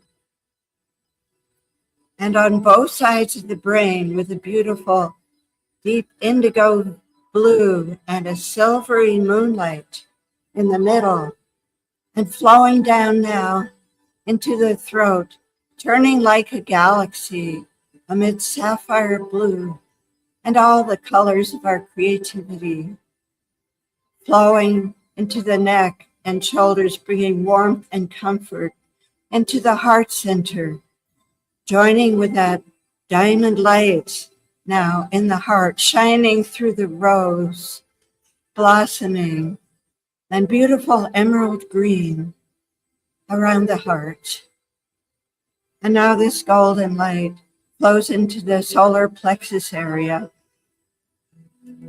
raising the vibration of yellow with an iridescent sheen of wisdom and joy. And then flowing down into the abdominal area and pelvic region with a beautiful orange light, now a coppery color, or beautiful rose gold, bringing harmony into all of our relationships. Touching in now at the base of the spine with a beautiful ruby red, flowing down now through and around the legs, the golden light flowing down the arms and out the palms of the hands, out the soles of the feet, with sparkles of all the colors flowing, washing through us from the spiritual plane. And we offer these refined energies now to the earth.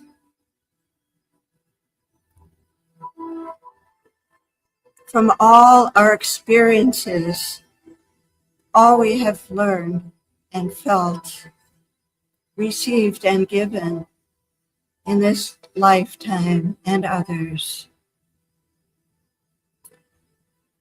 We are grateful for all that has brought us to this moment.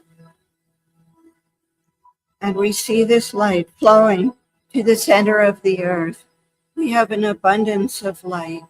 It is infinite, flowing through us from above, qualified with our best intentions, our best offerings for the earth. We see it flowing toward the heart of Gaia. We see there is a beautiful amber glow already shining there, joining the light from all those who have offered the earth thoughts and prayers of peace and light. We see the earth shining this love and this light back to the surface, offered now to the heart of every being on the planet. using our power of visualization, we see that light within each one growing brighter, reaching out, feeling freer, more harmonious, and even more beautiful, blossoming with the unique forms, movement, essence, colors, like a beautiful symphony, a garden, a demonstration of what is possible on this beautiful earth with our love, our joining together, making it even more powerful.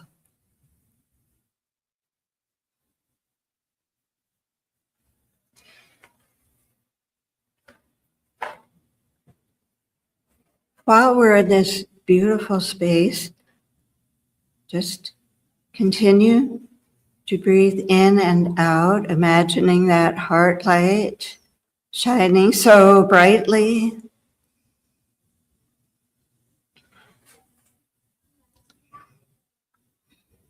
Whatever comes to mind, think of lifting it up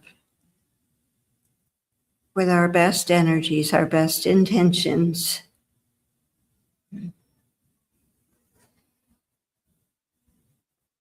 Any person, place, or thing, any part of ourselves that we would offer these energies of transformation and transmutation and love.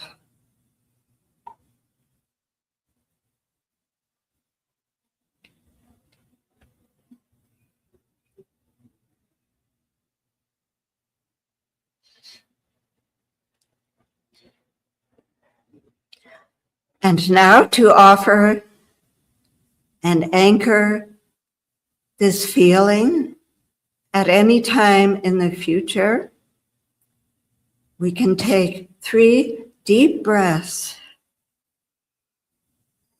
Do that now. Breathing in that beautiful light and love all around you. We usually think of air being empty, but it's really full of life and energy, free for us to receive at any time.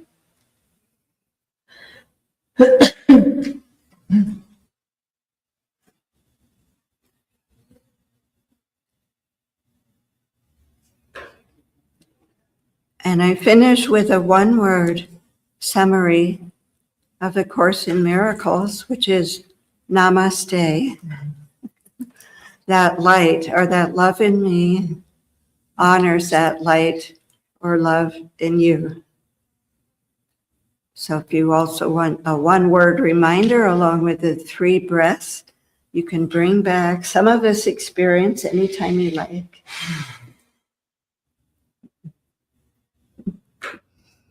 Thank you so much for joining in and supporting each other, humanity, and the earth. Namaste, that was beautiful. Oh, thank you. So if you have questions, you can join me at my booth. It's in the corner, that direction. And I'm offering some specials today. There are a couple more slots if you want a mini energy healing session in the aura to support any priority that you would like supported. And I have several more amazing stories from recent people who have experienced. It's usually remote healing, but now I add the personal to it. So it's extra potent in just 10 minutes. And I also have a special on my remote healing just until the end of this month, 55% off. So when you go to my website, you will see that until the end of the month. And also, if you like that golden part at the end, that 5 minutes, you can see the video right on my webpage anytime you like. Attunement.life, life is the website. Fishbowl. If you'd like to enter a drawing for a remote healing, put your email address in here, your name and email address and phone. You can ask in the remote healing, you can ask for support for up to 3 different priorities. So thank you, everyone.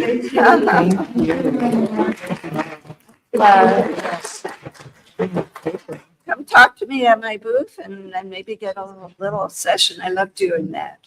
No, that's other people's stuff.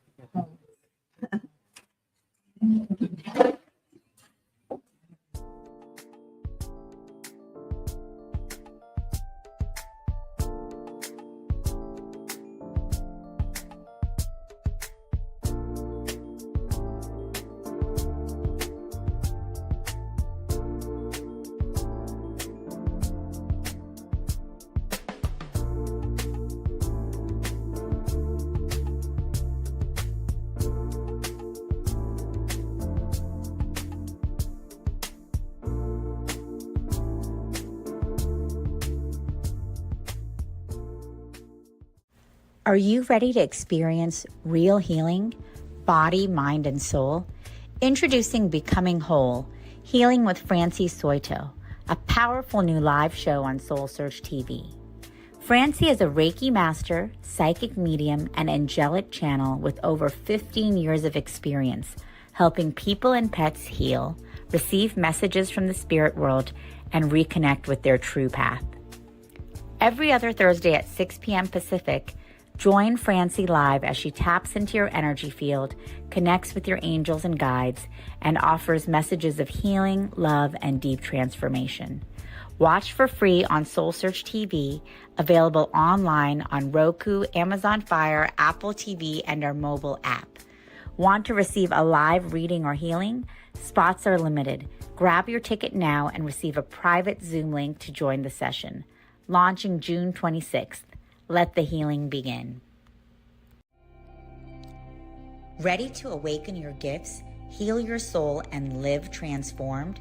Join evidential psychic mediums Kelly Eckhart and Cheryl Murphy every Wednesday at 4 p.m. Pacific for Seeing Beyond, Living Transformed. Receive powerful psychic or mediumship readings and soul messages.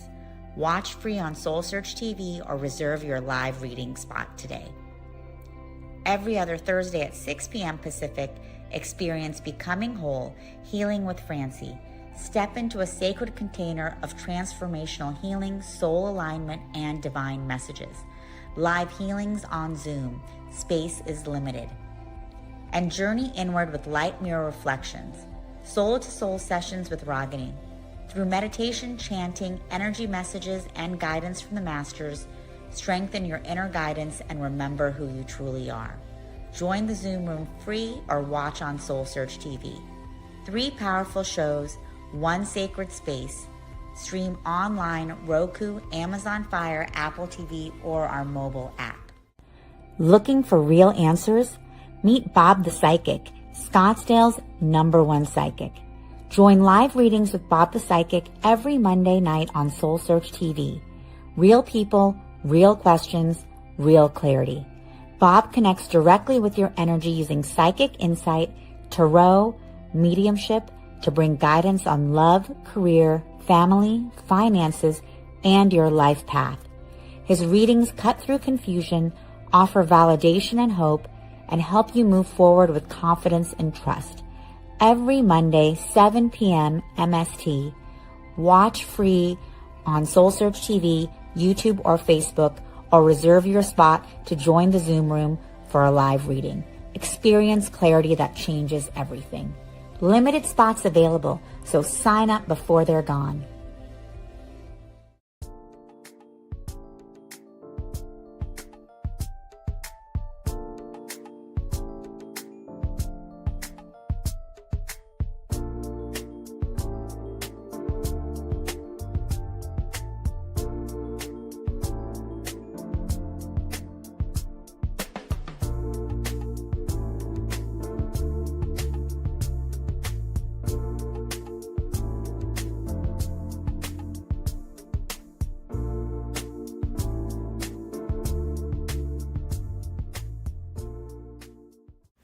Are you ready to experience real healing, body, mind, and soul? Introducing Becoming Whole, Healing with Francie Soito, a powerful new live show on SoulSearch TV. Francie is a Reiki master, psychic medium, and angelic channel with over 15 years of experience helping people and pets heal, receive messages from the spirit world, and reconnect with their true path. Every other Thursday at 6 p.m. Pacific, join Francie live as she taps into your energy field, connects with your angels and guides, and offers messages of healing, love, and deep transformation. Watch for free on SoulSearch TV, available online on Roku, Amazon Fire, Apple TV, and our mobile app. Want to receive a live reading or healing? Spots are limited. Grab your ticket now and receive a private Zoom link to join the session. Launching June 26th. Let the healing begin. Ready to awaken your gifts, heal your soul, and live transformed? Join evidential psychic mediums Kelly Eckhart and Cheryl Murphy every Wednesday at 4 p.m. Pacific for Seeing Beyond, Living Transformed. Receive powerful psychic or mediumship readings and soul messages. Watch free on SoulSearch TV or reserve your live reading spot today. Every other Thursday at 6 p.m. Pacific, experience Becoming Whole, Healing with Francie. Step into a sacred container of transformational healing, soul alignment, and divine messages. Live healings on Zoom. Space is limited. And journey inward with light mirror reflections. Soul-to-soul sessions with Ragini. Through meditation, chanting, energy messages, and guidance from the masters, strengthen your inner guidance and remember who you truly are. Join the Zoom room free or watch on SoulSearch TV. 3 powerful shows, 1 sacred space. Stream online, Roku, Amazon Fire, Apple TV, or our mobile app. Looking for real answers? Meet Bob the Psychic, Scottsdale's #1 psychic. Join live readings with Bob the Psychic every Monday night on SoulSearch TV. Real people, real questions, real clarity. Bob connects directly with your energy using psychic insight, tarot, mediumship to bring guidance on love, career, family, finances, and your life path. His readings cut through confusion, offer validation and hope, and help you move forward with confidence and trust. Every Monday, 7 p.m. MST. Watch free on SoulSearch TV, YouTube, or Facebook, or reserve your spot to join the Zoom room for a live reading. Experience clarity that changes everything. Limited spots available, so sign up before they're gone.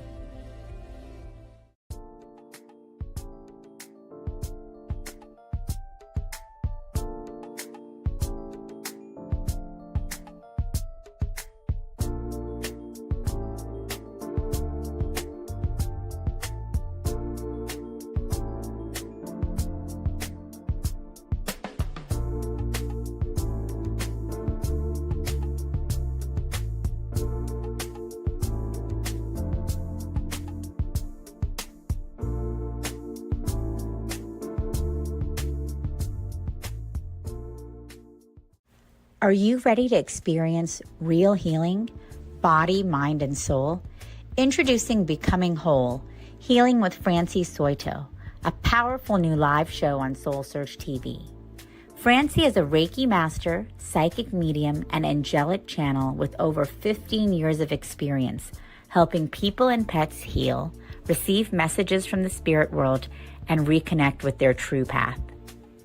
Every other Thursday at 6 p.m. Pacific, join Francie live as she taps into your energy field, connects with your angels and guides, and offers messages of healing, love, and deep transformation. Watch for free on SoulSearch TV, available online on Roku, Amazon Fire, Apple TV, and our mobile app. Want to receive a live reading or healing? Spots are limited. Grab your ticket now and receive a private Zoom link to join the session. Launching June 26th. Let the healing begin. Ready to awaken your gifts, heal your soul, and live transformed? Join evidential psychic mediums Kelly Eckhart and Cheryl Murphy every Wednesday at 4 p.m. Pacific for seeing beyond, living transformed. Receive powerful psychic or mediumship readings and soul messages. Watch free on SoulSearch TV or reserve your live reading spot today. Every other Thursday at 6 p.m. Pacific, experience Becoming Whole, Healing with Francie. Step into a sacred container of transformational healing, soul alignment, and divine messages. Live healings on Zoom. Space is limited. And journey inward with light mirror reflections. Soul-to-soul sessions with Ragini. Through meditation, chanting, energy messages, and guidance from the masters, strengthen your inner guidance and remember who you truly are. Join the Zoom room free or watch on SoulSearch TV. 3 powerful shows, 1 sacred space. Stream online, Roku, Amazon Fire, Apple TV, or our mobile app. Looking for real answers? Meet Bob the Psychic, Scottsdale's #1 psychic. Join live readings with Bob the Psychic every Monday night on SoulSearch TV. Real people, real questions, real clarity. Bob connects directly with your energy using psychic insight, tarot, mediumship to bring guidance on love, career, family, finances, and your life path. His readings cut through confusion, offer validation and hope, and help you move forward with confidence and trust. Every Monday, 7 p.m. MST. Watch free on SoulSearch TV, YouTube, or Facebook, or reserve your spot to join the Zoom room for a live reading. Experience clarity that changes everything. Limited spots available, so sign up before they're gone.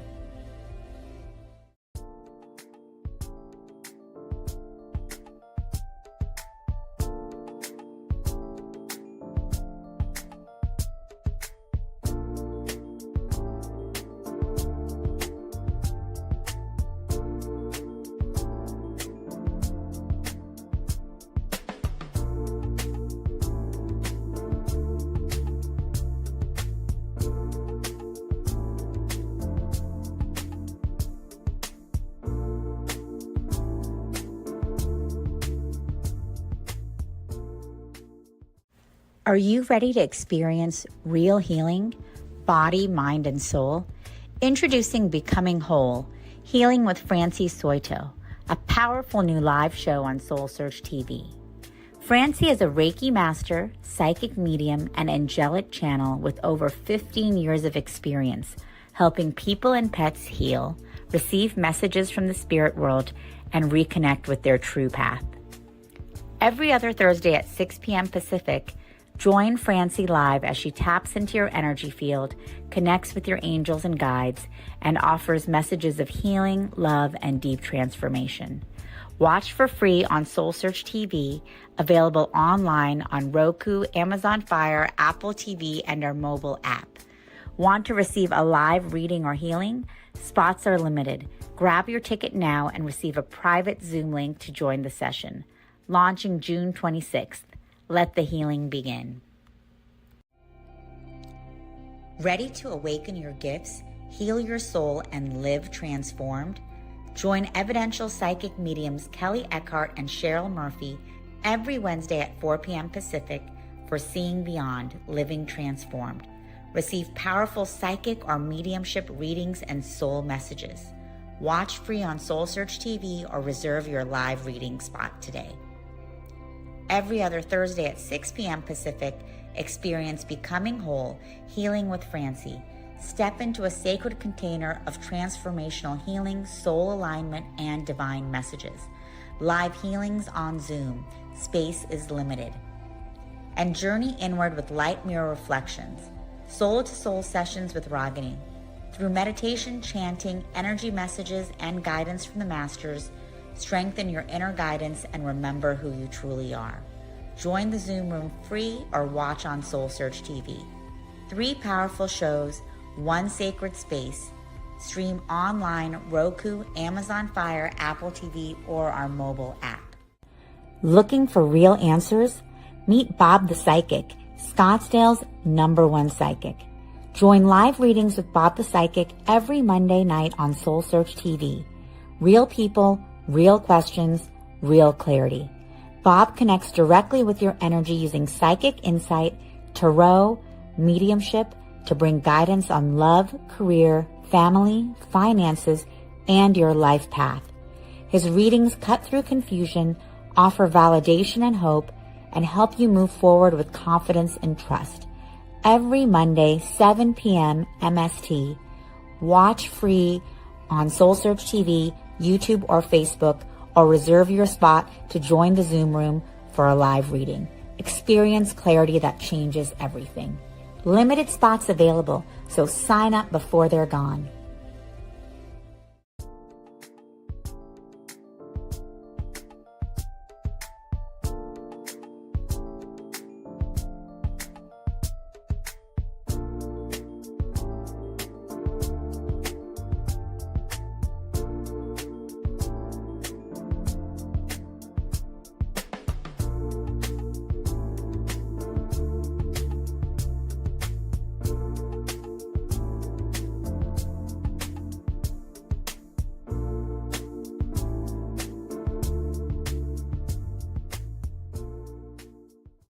Are you ready to experience real healing, body, mind, and soul? Introducing Becoming Whole, Healing with Francie Soito, a powerful new live show on SoulSearch TV. Francie is a Reiki master, psychic medium, and angelic channel with over 15 years of experience helping people and pets heal, receive messages from the spirit world, and reconnect with their true path. Every other Thursday at 6 p.m. Pacific, join Francie live as she taps into your energy field, connects with your angels and guides, and offers messages of healing, love, and deep transformation. Watch for free on SoulSearch TV, available online on Roku, Amazon Fire, Apple TV, and our mobile app. Want to receive a live reading or healing? Spots are limited. Grab your ticket now and receive a private Zoom link to join the session. Launching June 26th. Let the healing begin. Ready to awaken your gifts, heal your soul, and live transformed? Join evidential psychic mediums Kelly Eckhart and Cheryl Murphy every Wednesday at 4 p.m. Pacific for Seeing Beyond, Living Transformed. Receive powerful psychic or mediumship readings and soul messages. Watch free on SoulSearch TV or reserve your live reading spot today. Every other Thursday at 6 p.m. Pacific, experience Becoming Whole, Healing with Francie. Step into a sacred container of transformational healing, soul alignment, and divine messages. Live healings on Zoom. Space is limited. And journey inward with light mirror reflections. Soul-to-soul sessions with Ragini. Through meditation, chanting, energy messages, and guidance from the masters, strengthen your inner guidance and remember who you truly are. Join the Zoom room free or watch on SoulSearch TV. 3 powerful shows, 1 sacred space. Stream online, Roku, Amazon Fire, Apple TV, or our mobile app. Looking for real answers? Meet Bob the Psychic, Scottsdale's #1 psychic. Join live readings with Bob the Psychic every Monday night on SoulSearch TV. Real people, real questions, real clarity. Bob connects directly with your energy using psychic insight, tarot, mediumship to bring guidance on love, career, family, finances, and your life path. His readings cut through confusion, offer validation and hope, and help you move forward with confidence and trust. Every Monday, 7 p.m. MST. Watch free on SoulSearch TV, YouTube, or Facebook, or reserve your spot to join the Zoom room for a live reading. Experience clarity that changes everything. Limited spots available, so sign up before they're gone.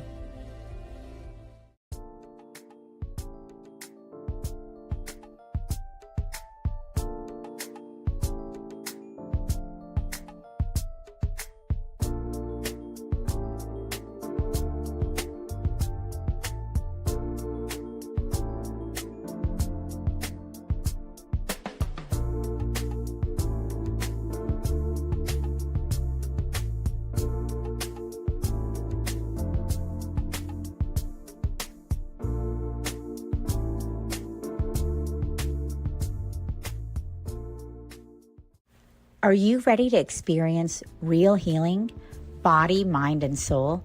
Introducing Becoming Whole, Healing with Francie Soito, a powerful new live show on SoulSearch TV. Francie is a Reiki master, psychic medium, and angelic channel with over 15 years of experience helping people and pets heal, receive messages from the spirit world, and reconnect with their true path. Every other Thursday at 6 p.m. Pacific, join Francie live as she taps into your energy field, connects with your angels and guides, and offers messages of healing, love, and deep transformation. Watch for free on SoulSearch TV, available online on Roku, Amazon Fire, Apple TV, and our mobile app. Want to receive a live reading or healing? Spots are limited. Grab your ticket now and receive a private Zoom link to join the session. Launching June 26th. Let the healing begin. Ready to awaken your gifts, heal your soul, and live transformed? Join evidential psychic mediums Kelly Eckhart and Cheryl Murphy every Wednesday at 4 p.m. Pacific for Seeing Beyond, Living Transformed. Receive powerful psychic or mediumship readings and soul messages. Watch free on SoulSearch TV or reserve your live reading spot today. Every other Thursday at 6 p.m. Pacific, experience Becoming Whole, Healing with Francie. Step into a sacred container of transformational healing, soul alignment, and divine messages. Live healings on Zoom. Space is limited. And journey inward with light mirror reflections. Soul to soul sessions with Ragini. Through meditation, chanting, energy messages, and guidance from the masters, strengthen your inner guidance and remember who you truly are. Join the Zoom room free or watch on SoulSearch TV. 3 powerful shows, 1 sacred space. Stream online, Roku, Amazon Fire, Apple TV, or our mobile app. Looking for real answers? Meet Bob the Psychic, Scottsdale's #1 psychic. Join live readings with Bob the Psychic every Monday night on SoulSearch TV. Real people, real questions, real clarity. Bob connects directly with your energy using psychic insight, tarot, mediumship to bring guidance on love, career, family, finances, and your life path. His readings cut through confusion, offer validation and hope, and help you move forward with confidence and trust. Every Monday, 7 p.m. MST. Watch free on SoulSearch TV, YouTube, or Facebook, or reserve your spot to join the Zoom room for a live reading. Experience clarity that changes everything. Limited spots available, so sign up before they're gone. Erica out there and Taj are there to answer any questions. We have other cool speakers, and we are on. Hello, live streamers out there in live stream land. It is SoulSearch Scottsdale Sunday. Whoa, we had an amazing day yesterday, and it's so lovely today too. It's been just a very nice flow. And so thank you. We have people coming in. That's what you hear in the background is people coming. We like that for nice Gina. She likes a crowd. I get the vibe. She likes the big crowd. Come people. Join us. We have seats for you. So we'd like you to know that we have so many things going on. And for live streamers, next time come and be with us in person. It's so awesome to be here in real life. And I want to talk about Gina Cavalier. And you know what? Why don't we close the door because it is really loud. If you don't mind, like closing the door because it's just too noisy. People can't hear me, I'm sure. I want to let you guys know that Gina's a co-author of Surviving Suicidal Ideation, which I'm so interested in knowing what that's all about. I'm sure she's going to share a bit of that with us. She's also the Wellness Program Director of Sedona Mago Retreat Center, which I'd love to know what that is too. And she has many things in her bio, but I just feel the joy and fun from her and liveliness and stuff. And she has this quote, which I've been thinking about because I read it this morning. You are the joy that nothing else is. You are the joy that nothing else is. Whoa. I love that. I don't even totally understand it, and I love it. So let us bring a big, big welcome to chat. Take it away, girl. Hi, guys. I'm super happy to be here and have all of your beautiful faces here. And I just want to connect with you all and understand that, yes, we're on a solo journey right now, but when we do it collectively, it's 10 times better. Plus, we can raise the frequency a lot more. We can share and collaborate. And it's been really a journey because I know I have to do my work on my own. It is a solo sport. And people hate that. They're like, no, it isn't. Yes, you're the only one that's with you 24/7. The only one. So you have to build other networks and other support systems to get where you need to go.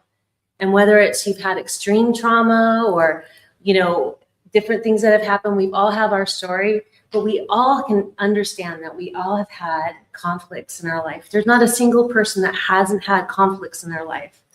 So we have to build the roadway. We have to find the tools that work for us.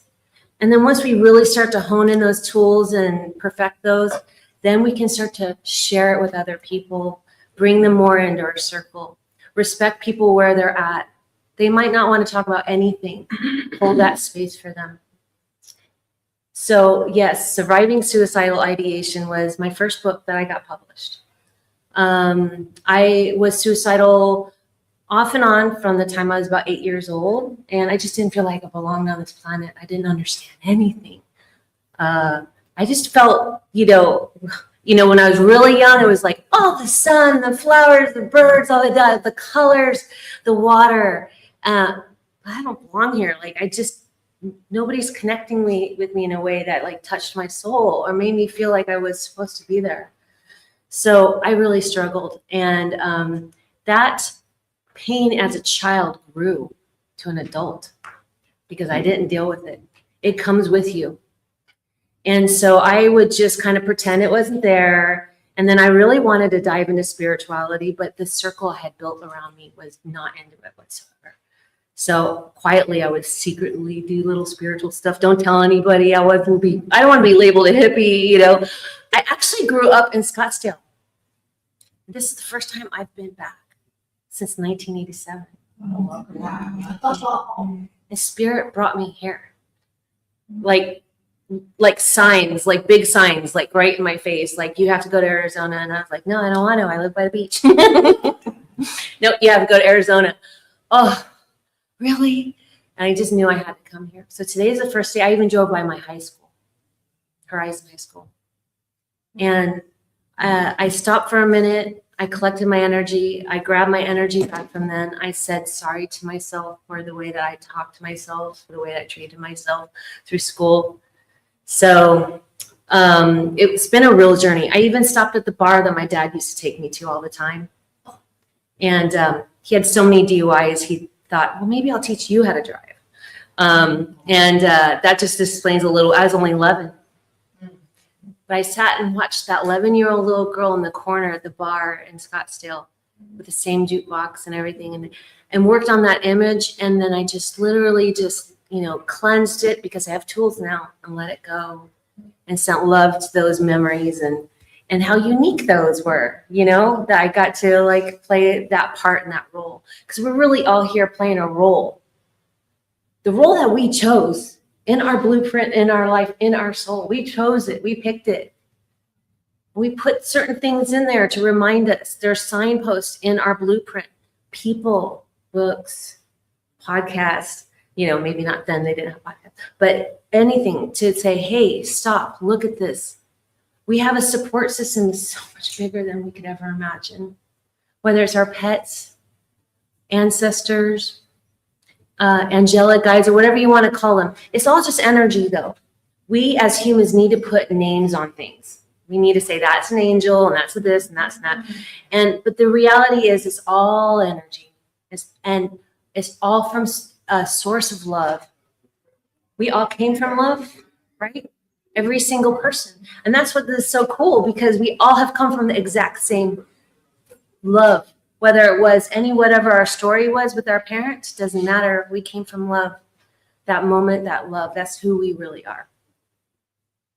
So with the surviving suicidal ideation, I just finally decided. I had a big career. I worked at Warner Brothers and Disney and Netflix and all that stuff. Big boardroom. I had $1 billion revenue that I could spend on movies. You know, I was really in the hot seat and around all these very important people, directors, and all kinds of stuff. And I was so lost and I was so sad.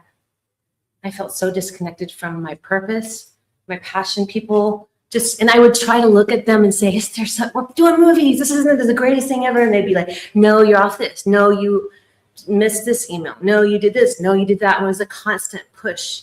And that push just really told me that I was really nothing. Like, I don't really have a lot to add. And they didn't know they were secretly pushing every single button in my soul, telling me that I was worthless more and more and more. And I would, and I had a really bad divorce. And my husband is basically kind of like a rock star. He's in a band called Flogging Molly. And I was with him in the beginning of times and stuff like that. And one day he just came home and he said, I'm leaving you. And I fell to the floor and it broke my heart. And it took me about a year. That year was and I would just sit and think, I want to leave this planet, and I want the same tree that he proposed to me under. It's the same tree I want to go out under, you know. But I have 2 rescue dogs, and my mom has already lost one of her children. So I held on to that. Say I can't. Where are they going to go? I knew it was my safety mechanism, though, to keep me there. And that's what a lot of people who struggle with suicidal ideation, they find their safety mechanism. And it's in the back of their mind, and it's a part of their soul saying, no, you got to hold on to this. No, you got to do this.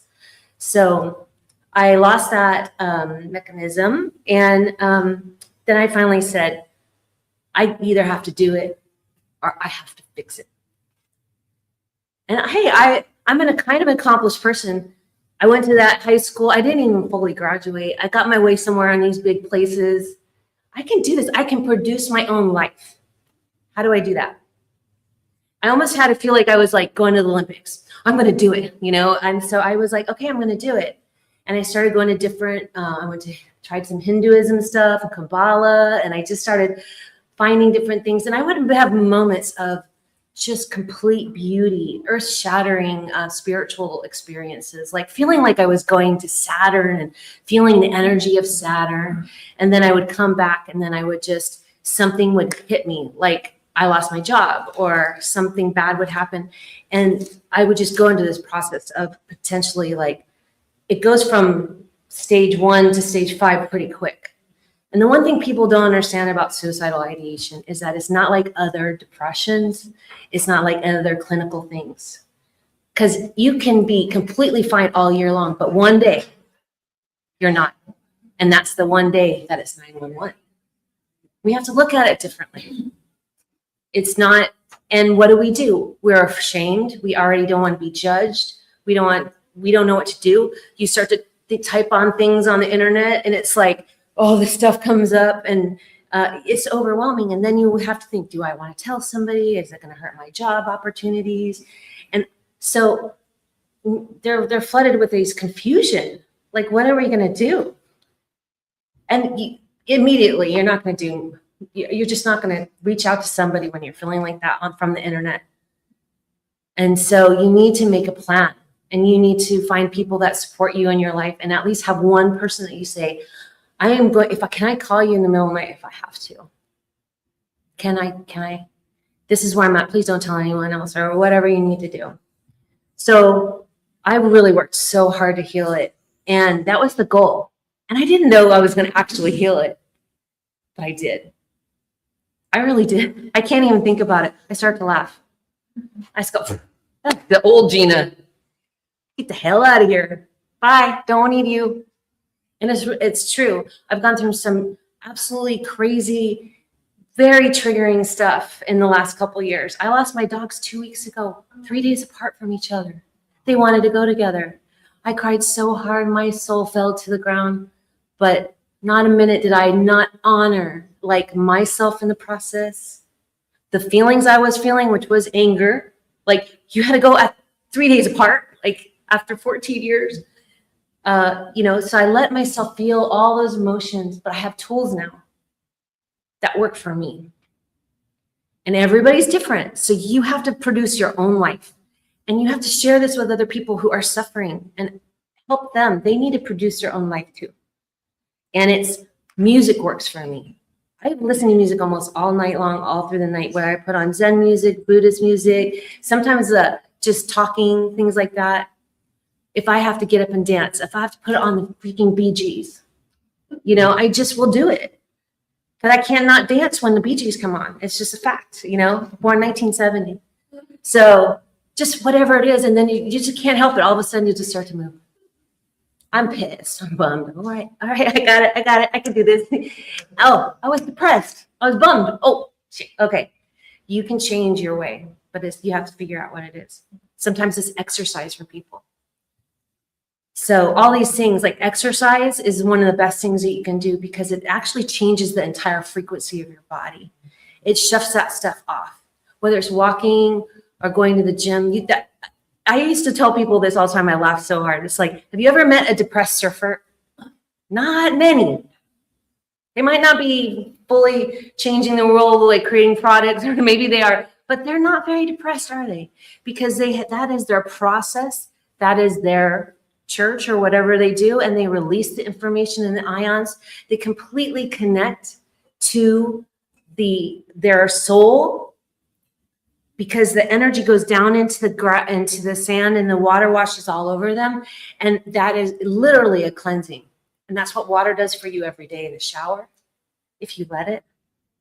If you understand that every element coming towards you has a connection point, it has something to offer, you start to see things as magical. Like today I'm going to let this water fall all over me and let it go through the parts that are tingling and upset and angry and so fear-based. So let it wash over you. So create those tools. And when I didn't know I didn't love myself, because I'm actually the same personality today as I was back then. Not a single person knew. Nobody. I was just the same person, because that's who I really am. But secretly at night or sometimes sitting across the table at a dinner, I want to go home and I don't want to be here anymore. So I started working on, I didn't know I didn't love myself. And that made me so sad momentarily, right? I was like, I love my job. I love this man. I love this friend. I love this. I don't really love myself. Not at all, really. Well, I don't. Because you have to put yourself first when you do that. You become a people pleaser, and you're like, well, maybe if I take care of everything, they won't leave, or that I'll have this great life that I have in my head. And then it never shows up. And then you get disappointed because your expectation was that was going to happen. But there's zero guarantees there. But there's 100% guarantee if you love yourself. 100% guarantee if you start loving yourself to the core, accepting all the parts of you. And some might take longer to fix than the others. Even understanding the stories. Yeah, I had my dad that used to make me drive him home drunk all the time. And I got pulled over a couple times. And they were like, what's the 11-year-old doing here in the car? Like, you want the story or not? I had nice cops who would actually let me go home, because he knew that I was probably going to get beaten up if I got caught and pulled over, right? So I created these tools to help me. And I fell in love with myself. And everybody here has been in love, right? Right? Do you want to share it with the world when you're in love? You want to tell everybody, guess what? I'm in love. I'm in love.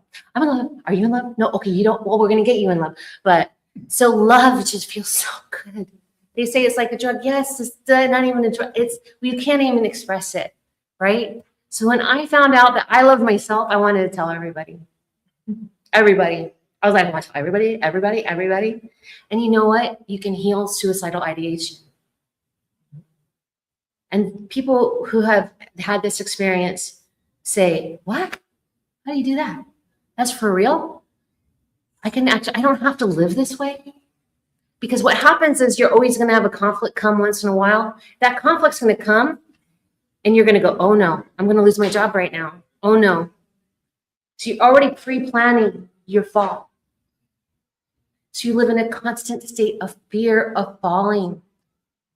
So even if you're not in that state right now, you're just sitting right there, a breakup with a boyfriend or somebody that you really love and it's not going to work out. Oh, it's coming. I can feel it. I can feel it. Oh gosh, then I'm going to go through this period where I'm not going to want to be here, and then it's going to affect everything in my life, and I'm going to feel bad, look bad. So that's what people who have suicidal thoughts, that's what happens. So when I really healed that, then I wanted to, like I said, share it with the world. So I had a podcast and I asked a really amazing trauma-informed doctor, I want to write this book. Would you help me? Because I think it needs to have a clinical addition to just some girl who doesn't have a certification. I could tell my story, but I haven't been trained. And so she said yes. And we got a publishing deal with the Swedenborg Foundation in Philadelphia. And we created the first book that I did, Surviving Suicidal Ideation. And it's actually a workbook. So if somebody didn't want to tell anybody, they could just use this. And I did 50 images in it that I hand drew. And I put like healing into the images and things like that. And I'm really proud of the book because a lot of people told me, I had agents tell me, no, don't write, just do art. No, don't write all the time. And I would stop writing for months if an agent told me that. I really took what they had. And I'm just at the point where I know who I am and what I'm doing. I will say, Mom, I'll put that on a device. No, you're wrong. That's what comes with knowing who you are. Confidence, seniority. Seniority, you got to hold, let's all do that really quick. Hold that chest up to the sky right here. Like I'm pulling a rope up right here. Pull it up, pull it up. Feel it. Feel the difference when you walk up like this. That is seniority. And that's what I got back. That means that you're a senior to yourself, no matter what room you're in, no matter if the president of your company is in there, it doesn't matter. You're equal. I have seniority. And even before I even people would just all of a sudden look at me and like, why do you have so much, think it's just machismo? And I was like, I have seniority. And then they're like, well, what do you think about this program or this? And I was like, I will tell you. But I got senior in the room, whatever room I was in. And then I started getting offers and more jobs and more opportunities and things like that. And it's because I would walk in with my seniority. It has nothing to do with comparing myself to another person. I'm not trying to compare myself to another person. Comparing ourselves is why our children are really suffering. They're constantly comparing themselves to everyone else and then try to take a look at their life and see, well, how come I didn't get that? It's a low level of vibration that comes into your space to say, no, that doesn't help me or help them. Same thing with judgment. You know, I tell people right now, and I'm not going to talk politics, but I say politics is the new religion because it's here to divide us. And I don't care what you have, everybody has their own thing, but it divides people. And, you know, we have to stop judging people. Let them have their bad hairdos or awful decorations in your mind, whatever it is in your mind. But in their mind, they love it. In their mind, it makes them happy. It could be even something as small as I don't like those shoes. Really trained myself to not do any of that. It's a practice though, because we've been infused with comparing ourselves to and to take other people down. And I don't know exactly where that came from, but it's not good. It doesn't help you or them. And that's what you have to remember. It doesn't help me or them. Why can't I just send that person love? Why can't I? I can. Oh yeah, that's your opinion. Awesome. Great. It's not my opinion. I don't agree with it, but it's okay. We're all separate, but we have to come together. How are we going to come together? How are we going to heal the pains and the woes of our world if we don't come together? We're not. So that comparative energy, that judgmental energy, it's a practice, but it's all a part of the practice of what we do with the energy work. And so this was the first book. And then another publisher said, dang, I didn't get your book. I wanted that. Do you have another one? I said, yeah. I wrote this in 7 weeks, 70,000 words, completely channeled from my guides pretty much. I worked all day, all night. I think I slept maybe 3 hours a night. I was so inspired. They're like, well, how did you do it? It's in here. Every energy, everything I learned, I just did. I worked this process. And magically, I got a job offer from a place called Sedona Mago. I never thought I could work at a job doing what I love, helping people. I always thought I was only going to be do this by myself. And MJ Kim, my COO who I interviewed with, she said, I looked at your resume. I said, bring her in. I want to meet her. And they said, do you want a Zoom call for her? She said, no, I want to meet her. And we had an instant connection. And I said, I want to be here. And she says, we want to have you too. So we're building some retreats, and one of them is around grief and healing suicidal ideation and things like that. I'm not sure how that's going to look, but that's what we're going to be doing. So I'm going to show you some techniques, and I'm happy to talk to you guys afterwards if you have any questions. Inside the books, there is a lot of resources on, you know, things to help people. I really am trying to champion a lot of different programs. I was thinking of like Suicidal Ideation Anonymous to go with AA Anonymous, where you just go into the camera and turn your camera off and hear other people's stories. It's not brilliant. It's just we're not doing it. All the money is going somewhere else into other programs. We need to really start supporting each other. A lot of times when I meet with people or do healings on them or work with them, they say, oh my God, I never think about it anymore.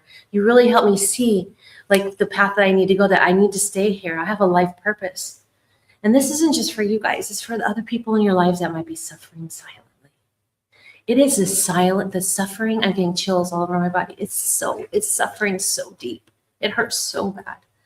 And once they see their soul, recognize their soul, and know how beautiful they are, that they are just 100% magic. This whole thing, 100% magic. Even when I'm 80, it's still going to be 100% magic, and I'm going to honor the journey that I went through. And I want you guys to, I'm sure you will, and I want you guys to feel that way too. And I want the whole world to feel that way. I know it's a big goal, but you know, but only if we 10%, do you know, if 10% of the community changes, the whole world changes, it's not as much as you think. It's not like we need 90% of the people to think the same way. 10%, if the 10% of population make a change, it would change the whole world. And it's really not that much. Think about, oh, look at all of you here.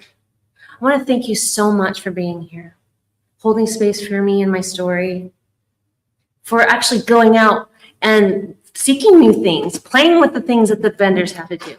All these vendors here, they're mostly individual practitioners. They appreciate your work so much. So we're going to do a little energy work, and anybody that wants to help do that, Dahari, come up. He is one of our teachers at Mago. And I just want to show you how the energy system would work really quickly before we do it. Oh, you have the chair. So one of the most important things is to ground. When you ground, I like ground everything, right? I use it constantly all day, every day for everything that I do. And I have a different technique that I do, so it might vary from the ones you've learned. And I just encourage people to try the way that we do it and then try it how you do it. But we add a grounding cord on wider than the hips. And a grounding cord can be, I usually like to use a tree, like a redwood tree or something strong and powerful. And imagine that that tree is connected. It really is like connected to your first chakra, but here to the sides of your hips. And let it, is hollow on the inside. And I'll tell you why in a second. So let that grounding cord go down, down, down, let it hit the ground, and imagine in it going all the way through the earth, the beautiful earth, all the way in, all the way in, all the way into where the lava is, and connect it there. Now that makes you really, really grounded into the earth. Now, when we do classes and we teach people this and we unground them, we tape where they're grounding and then we put it back on, we can push them over if they're ungrounded. So being grounded is another like being in your seniority. So you first have to ground. But when you are grounding, it will blow your mind because I ground everything. I ground this room. I ground everybody in it. I ground every meeting I have. I ground my projects. I ground my animals. And you can literally, when you start grounding it, you can understand why people are so ungrounded, how things like that. So grounding is a big tool. So then we do earth and cosmic. So the earth, actually, you will scrunch your feet up. You have a little chakra right here in your foot, and you call on the earth energy. So you just imagine a piece of that earth coming up the feet, and then let it go up the legs, shoot up the legs all the way down till you get to the base of the body, right? And you let that sit, right? And then we go all the way up to like the universe where the stars are, or just and get some cosmic energy. I like to go to the stars and stuff because it's really cool. And I really do imagine kind of like traveling through, like I'm Superwoman, going through all the like night sky, and I'm going to grab that energy. So imagine that cosmic energy. It's so powerful. Also reminds you that you're a part of this beautiful universe. I grab that star energy and I imagine it's a big giant rainbow. But I want no muted colors, the reds, the blues, the purples, the greens. Bring that in and I let it go. You have a little chakra right here that's flat like a little pancake. Let that cosmic energy come in and let it kind of hit the head and then go down the vertebrae all the way down through the neck. And a lot of people don't know this, but the spinal fluid is literally spiritual gold. That is the actual mechanism that connects you to spirit and soul. It's in the spinal fluid. So we have to change that energy. So the cosmic energy is just going down, down, down, down, down, hitting every single vertebrae. And you can play with it. You can let that cosmic energy go around the organs, your heart. You can breathe it in. You can add breathing exercises. Now go all the way down to the base where the earth energy is, and you combined it 90% cosmic, 10% earth. 90% cosmic, 10% earth. Everything you tell your spirit to do, it will just do it. It needs guidance. And the reason why we do that is because earth energy is very heavy and it could be a little fatiguing. You don't want it too much. So it mixes, and then now you've aligned, when you've done this, your chakras, you have the front chakra and the back chakra, right? The energy is coming in through here and going out that way. That's not a lot of people talk about. They're not just two things happening here. It's in this way, out that way. So when you've done this, you're aligning the back completely. So now all the major and minor chakras are going, it's like a magnet. If you've ever worked with magnets, this is exactly what he just did. It goes, and when you do that, it flushes off all the negative stuff that's in there. So then now you've done the back, so you have to do the front. So now you bring the earth and cosmic energy up the front, and now you have to bring it up here, through here, into each chakra. So the first chakra, the second chakra, they're all the way up, out the very top of the head where that little chakra is, and then you go all the way around like it's where the bubble. So your aura typically is around here. This is your space. When you're in a conference like this is your aura, right? So you're collecting all kinds of information and stuff like that. So all you do is tell your spirit, you say, spirit, come in 20%, spirit, come in 10%, or just spirit, come in close. So you can actually work on it. But his energy, where his hands are, this is his space. So just imagine it going up around there, and it's like a car wash. It's cleaning the aura right now. And then it goes down the arm channels. If you can put your hands like this. And now you have hand chakras, and then little fountains are coming out of the hand chakras. So that is how you are cleaning your aura. He's doing his healing himself. He doesn't have to go to a healer right now.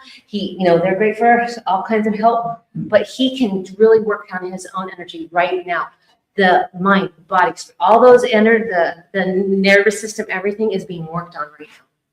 And then we do a golden sun. We imagine a giant golden sun growing on the back of the head. Start to pull. And it is like a sun. It has golden light in it. And then you kind of just say, I want all my life force energy back from that person, or just in general, or from when I was a kid. Call back whatever you want. And that energy just comes back in. And it, like a balloon, it pops in all around you. And it recalls your original life force energy back into you. Yeah? Okay. So grounding, earth, and cosmic. What also I do is I love working with roses. So I imagine a little rose on the outside of my aura, and that's my protection rose. And I say, this is my space. This is my space, especially if you do energy healing or readings, or you're you're around a lot of people. This is my space. So what happens is my energy goes here. It doesn't come in. Especially, because as an empath, and why I realized why I was so depressed, a lot of times I was taking on so many people's energy. I'm an empath. I will find the person that needs the most help in the room and I will run to them, even if I'm broken myself. So I was just like going on like this. But now I can't do my work anymore if I'm falling apart. So I have to separate it, and it's still just as love, but it keeps this here and this here. So that's another thing that we do and teach. I'm going to give you guys another special thing that's really what we do in advanced classes, but I imagine a little version of myself sitting just like this in the center of my head. I put a grounding cord on that all the way to the center of the earth into the lava. And the reason why we do the lava is we don't give back negative energy to the world. We burn it away. We don't throw it back to others. It doesn't matter how we got it or where it came from. We're all healers here. So we don't give it back. We burn it away and let it go. So send it to the lava. But I love this because people who have a hard time getting people out of their head, we have a lot of other people's thoughts in our head. Lots and lots and lots and lots. How do we know what is ours? Have you ever been in a relationship, you're like, I didn't even like peanut butter. I'm glad you're gone. You don't even know. You don't even know, right? It's like, oh, I pretended I like peanut butter for like 5 years. I hate it. But it's true. We adapt to the people around us. But how do we know what we really want to do? And if you want your life purpose, you have to know exactly what you want to do. You have to know, that is me. Nope, that's not me. But how you do that, so you do the center of your own head. And I like to just push everybody out. And the way that I do that is I just put this white light and just push everybody out. And when we do it in meditation, people love it. They're like, oh my God, I just got my aunt out. Oh my gosh, I just got my dad out. And you're sitting there in your own energy with your own thoughts. And it's a process. All these processes are in the book, Planet Walking. Now, Planet Walking came from a guide of mine that's helping me write this book. Every time she's an earth angel, and every time she comes to earth, she kills herself. And she said, you're writing my story. You're helping me tell people. It's hard. It's hard. I was an empath and I just would leave all the time. She says, I love Planet Walking. I love Planet Walking. I love it. It's so beautiful. There's so many beautiful animals and colors. I love it, but I can't do it. Thank you. So that's where I got the title. I didn't even have to do it. I didn't even have to come up with it myself. So we're going to do a little wrap up with some energy work. And Tahari is a wonderful teacher. He teaches the Tao at Mago Center. And we're put all of these are just tools, more tools to help you release the energy, get back into your body. And again, I just want to say thank you to you guys. Thank you to Sedona Mago for having me here and for letting me be a part of their community. And we really are building some amazing places. You're all welcome to come, and I'll give you a tour. It's 173 acres on sacred land. We have a healing lake. We have a lantern festival. We give back to, it's a nonprofit. Everything is done with such compassion. He also helps do a lot of the organic farming. I mean, we're just a huge ecosystem. And it's all different kind of people are there. It was founded by a lot of Koreans. We have Hispanics. We have all kinds. It is really just the pot that I really like to play in. Just everybody and all welcome. No judgments or criticisms. And we all want people to be able to live the best life that they can. Find their life purpose. You have a purpose. You have a theme in your life. You have gifts in your life that really are specifically for you. You designed it. You designed it. You added your guides in it. You added your relationship. Every single thing that happened to you, you put it in to learn. And when you start to realize that, you start to go, thank you for that lesson. I'm going to move on now. I'm going to do this one. And you get better at it because it's that's the muscle. You get so good at it that you're just kind of everybody's you just kind of, yep, nope, it's not for me. I'm not going to hang in there like that. Does anybody have any specific questions or things before we do a little exercise?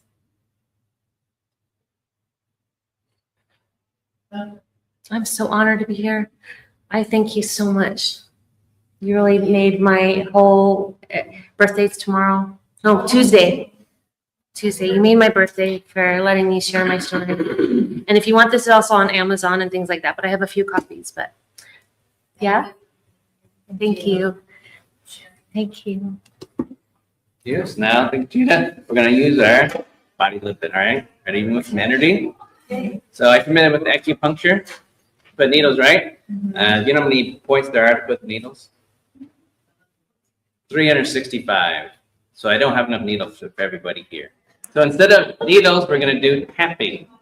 Tapping is a very easy way to connect to your body, get your mind and body connected, get the energy moving, make it very fresh. Because your whole body stores information, not just in your head. So if we tap our body enough, we can release old negative thoughts, memories, and then it makes the mind very fresh. At the same time, body will feel very good and loose.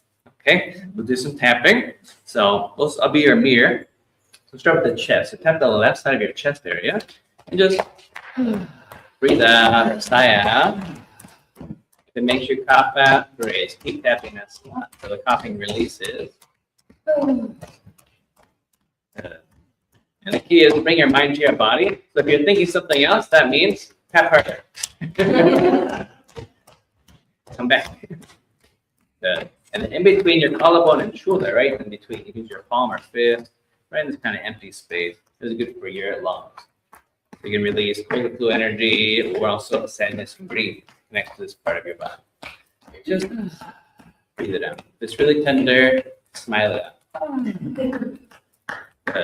Then tap your upper shoulder, palm. Maybe you need a hammer. It's really tight.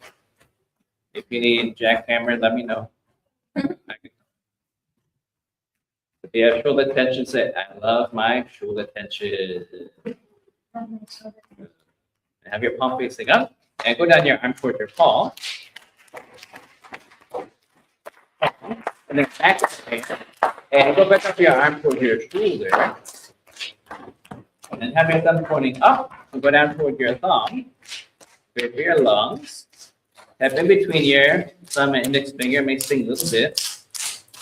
Then go to the pinky finger. It's good for your heart channel. Go from the pinky towards your armpit. Connect to your heart. Stretch, relax. Okay. And then go to each your arm and compare the feeling in each arm. Feeling a little bit lift. Which one's happier? Which one's lighter? Yes, this one. Yeah. So let's make a bounce to the other side. Okay, other side of your chest. Just with your body.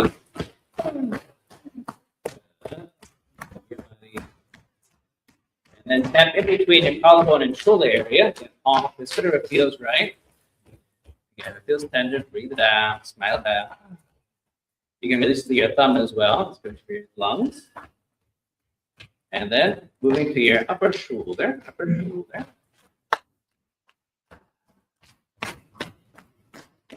it feels tight, congratulations. You have responsibility.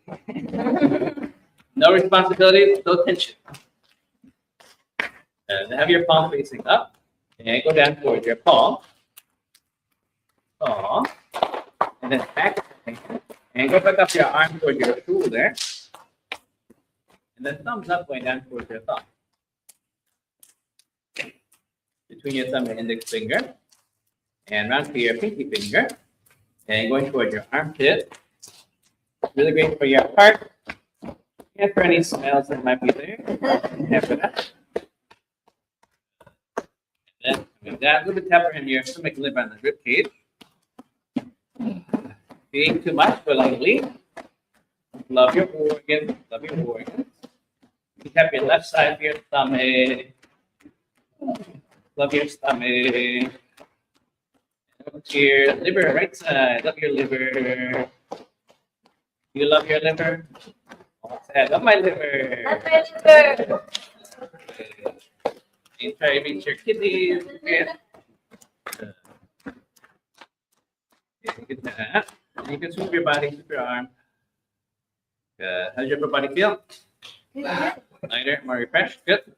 Then we have more sensation. You have some tingling, feeling good. So a little bit of energy meditation now to really kind of hone in our mind, okay? So relax your shoulder. A little bit shake your hands, get more circulation there. Good. And then you can imagine you're holding some light bulbs and then twisting very quickly, twisting your arm. And focus on the feeling between the fingers. May feel thicker or heavier feeling there. Maybe one arm doesn't listen as much. That's okay. Keep some space in your armpits, shoulders relaxed. Slowly come to a stop. Have your palms facing each other, 2 or 3 inches apart.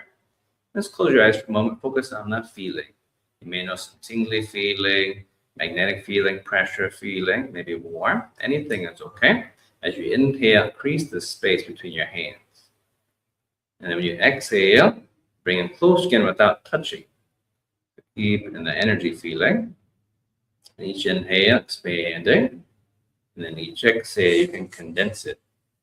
It's getting bigger and brighter, and stronger, and warmer. Just enjoy your feeling.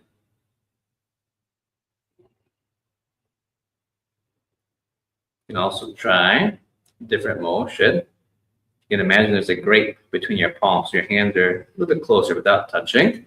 And make little circular motion like you're rolling the grape. Any speed is okay. And the more you can feel it, the more you can make a bigger circle. Good. Good. So let's close your eyes. Keep focusing on your feeling. Feel your breath. Energies getting bigger. Healing energies gathering.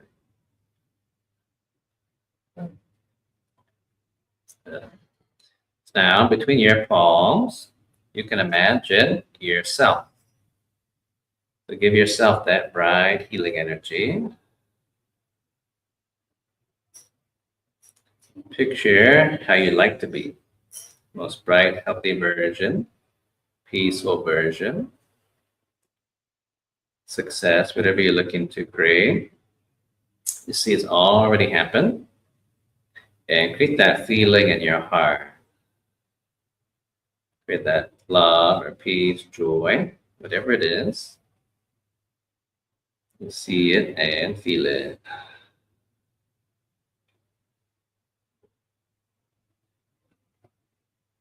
And it's trust. Whatever you see in the energy world has already happened. Now, gather that energy, and you can bring it to your heart, hands on your heart. And then offer gratitude for your soul, the bright energy inside of you. Creating that. Just keep trusting and choosing it. And you can take a deep breath in. And breathe out. Deep breath in. And breathe out. One more time. Take a deep breath in. And then smiling out. Sweep down from your heart to your core. Bring it to your action power. Good. Sweep your whole body. Give your body a message. Oh, I love my body. Thank you, my soul. You're the home for my soul. Thank you so much. Good. Feel more energized. Good. Birthday favor. Happy birthday. No. Happy to you. Happy birthday to you. Happy birthday to you. Thank you guys. Really love yourself because I love you and I'm sending you love. Please love yourself and love all the people around you. And follow us on Sedona Mago Retreat. Please for my birthday. No, it really does help us out. And we're trying to get the word out as much as possible. And my books are on bookstores and then on Amazon and stuff like that. So just take care of yourselves and, anything we can do to help, please let us know. If you have any ideas, we're here. Thank you. Thank you. Guys, bye-bye. We'll be up soon with our next person.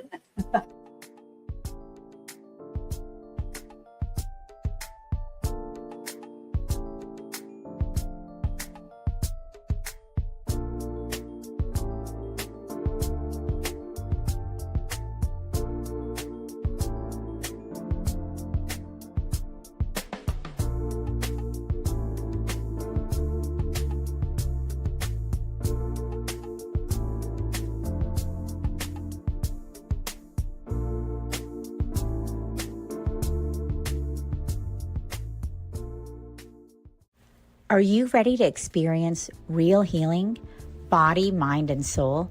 Introducing Becoming Whole, Healing with Francie Soito, a powerful new live show on SoulSearch TV.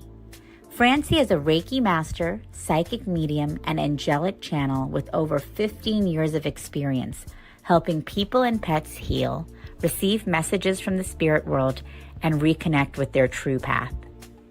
Every other Thursday at 6 p.m. Pacific, join Francie live as she taps into your energy field, connects with your angels and guides, and offers messages of healing, love, and deep transformation. Watch for free on SoulSearch TV, available online on Roku, Amazon Fire, Apple TV, and our mobile app. Want to receive a live reading or healing? Spots are limited. Grab your ticket now and receive a private Zoom link to join the session. Launching June 26th. Let the healing begin. Ready to awaken your gifts, heal your soul, and live transformed?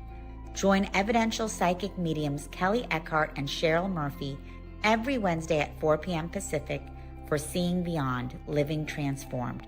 Receive powerful psychic or mediumship readings and soul messages. Watch free on SoulSearch TV or reserve your live reading spot today.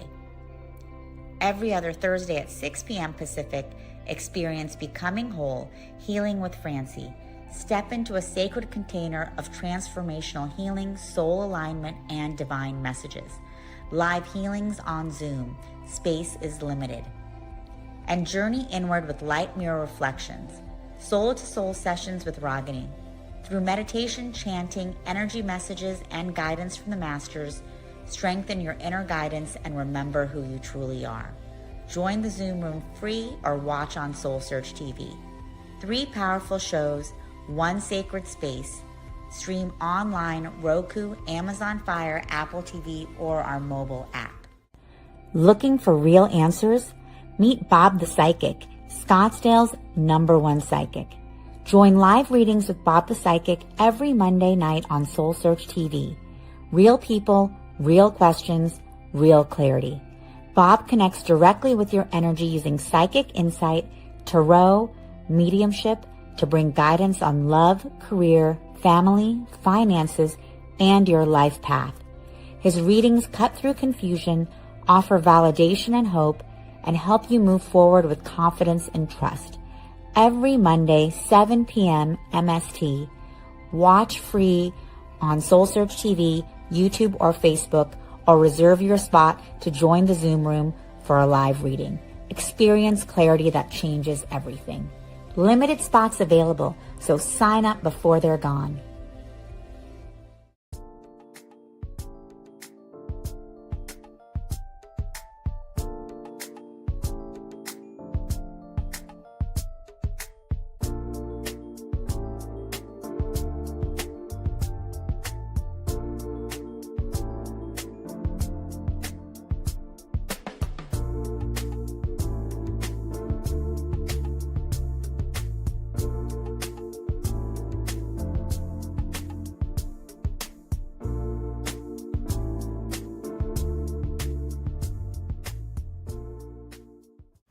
Are you ready to experience real healing, body, mind, and soul?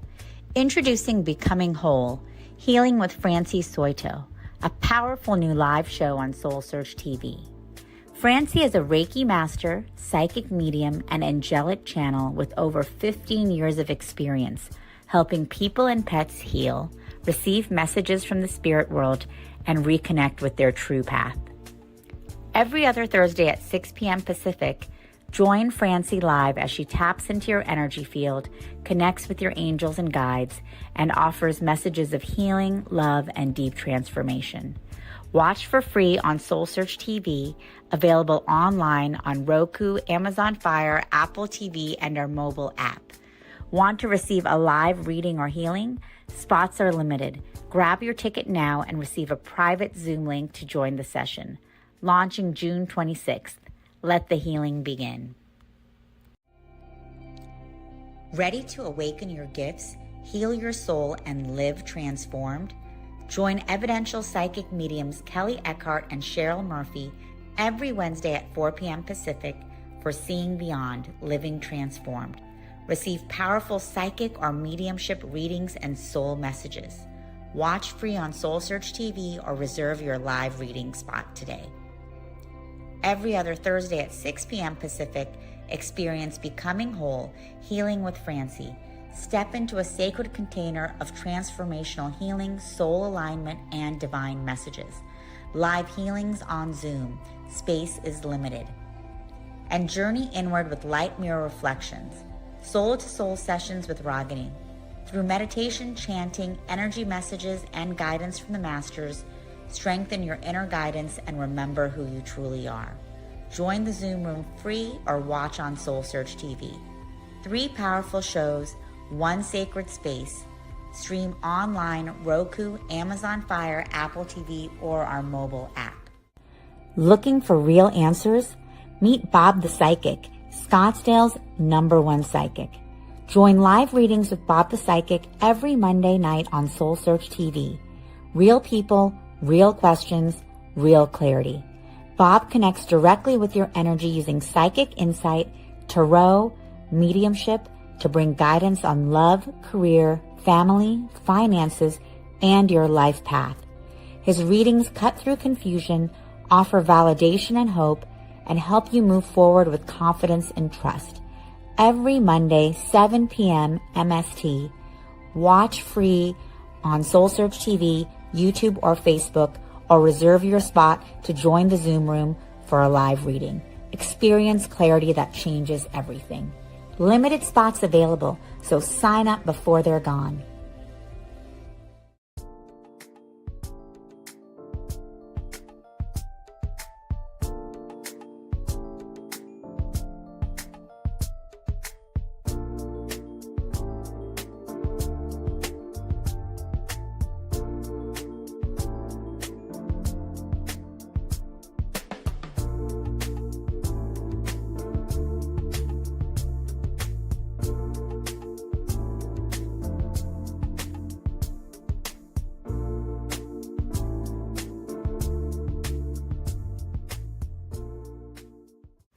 Are you ready to experience real healing, body, mind, and soul?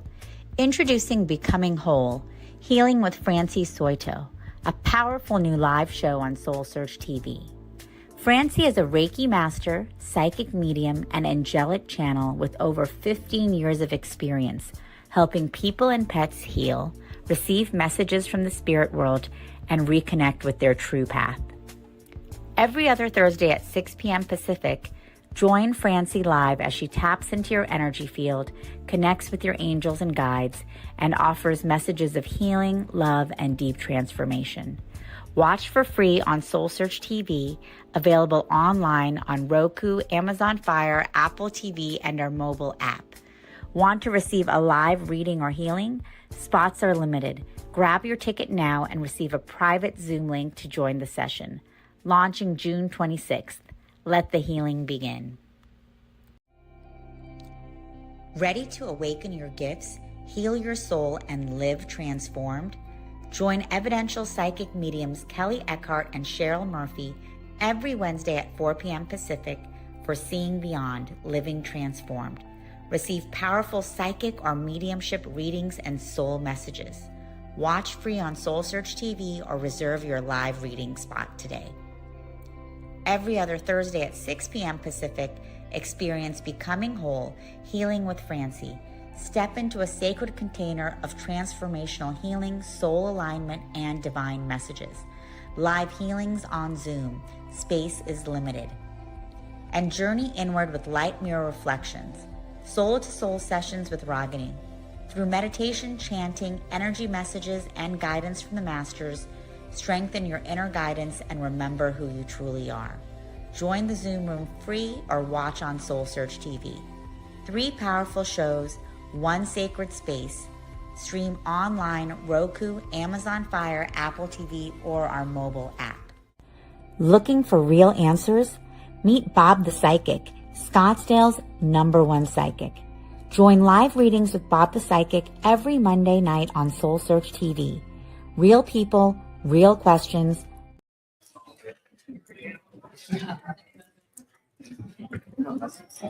Hello, hello, everyone. Welcome, welcome. I am Sunny Chase, and I'm very honored to be here today and yesterday, actually, at SoulSearch in Scottsdale, Arizona. And we've had speaker after speaker who have rocked the house. Our live stream out there in the live stream land world. And of course, with the studio audience here that we have, the participants here. And so it's really been an amazing day. We're kind of getting into the afternoon, and we are just about to bring up Jeffrey Carpenter. And he was just asking our peeps here, do you know that you're actually a bathtub? So I'm very curious about what he's going to be talking about. Spiritual alchemy, how to make sort of sense of this. He's going to break it down, you know, kind of in a scientific way or in a way that's just practical and we can understand it and utilize it and get into it and like, let's kind of do it. So guys, let us welcome our good friend, Jeffrey Carpenter. Thank you. Thank you. We'll get to the bathtub thing in a minute. We'll get to that piece. From my perspective, for those of you who don't know, and if you haven't been at my booth, I probably haven't spent 20 minutes talking your ear off. I really am a rocket scientist. I'm an aerospace engineer who lost a bet on a basketball game to go to a Reiki class. What I want to bring forth today is just one subsection of why science explains everything we're doing in this place. How do you feel vibes? Well, what do you do when you have Wi-Fi? What happens when you're outside of the Wi-Fi range? You don't get the message. Who wants to be able to turn off all that receiving? Who wants to be able to not sit in a space and suck up all the vibes of the location? Why would you want that? Your empowerment, the entire purpose of that solar plexus chakra is empowerment. But who says empowerment is how big you can get? What if you know how to turn it off? What if you understand how to release all the stuff you don't want in order to filter the stuff you do? This stuff gets way more fun when you don't feel like you're overwhelmed every day. Spiritual alchemy did not start with spirituality. We're going to talk about how it evolved into the spiritual side of it. Who's familiar with sacred geometry? There's practically, 7 shapes total to understand how energy flows through the entire universe. Square, hexagon, pyramid, parallelogram. Pyramid itself is one of the fascinating things, but how did we get sacred geometry? We didn't get it when it was sacred. We got it because it's sitting in a plant. It's in a crystal. It's sitting there telling you how energy goes through it. Then we get to understand how we use it. Why aren't we doing that? I know I am, but I lost that bet and realized 25 years of astrophysics and subatomic particle work actually talks about this stuff. How does it work? Why does it work? And my favorite phrase, and some of you have heard this, is that makes sense. Anyone ever try to, and that's my favorite example, anyone ever try to build any kind of furniture from IKEA? How great are the instructions? How did you build it? You knew the end. You knew the pieces that should go together, and you had a basic set of tools that you knew how to use. Even if you didn't know all the pieces, you knew how to assemble it. Discernment is going to be one of your greatest abilities to determine where things come from. And if you can tell yourself, I know now how this works, you can repeat it. You can do it again. You can make it yours, not some unreachable gift. You make it your repeated ability. Well, it's already sitting there. Spirit's broadcasting 24 hours a day. We don't have to figure out how to turn them on. We need to figure out how do we receive, right? And how we don't receive. The spiritual alchemy piece, and we're going to get to the bathtub towards the end, the foundation of it actually comes from greed. How do we take, and it's funny how even the word choice, if you really look at the word choices, even in spirituality and scripture and everything, look at where that word actually comes from. Who knows, for example, the translation of what the word chakra means in Sanskrit? Spinning wheel. Not energy, magnetism. Who's heard of righty-tighty, lefty-loosey? Magnetic energy, spinning to the right, going in, spinning to the left, coming out. Do you need to know anything else? No, your chakras will absolutely make those changes according to what you know. We always talk about mindset and consciousness. How about knowledge? How about understanding how this stuff works? What do you do with it? How do you make it work?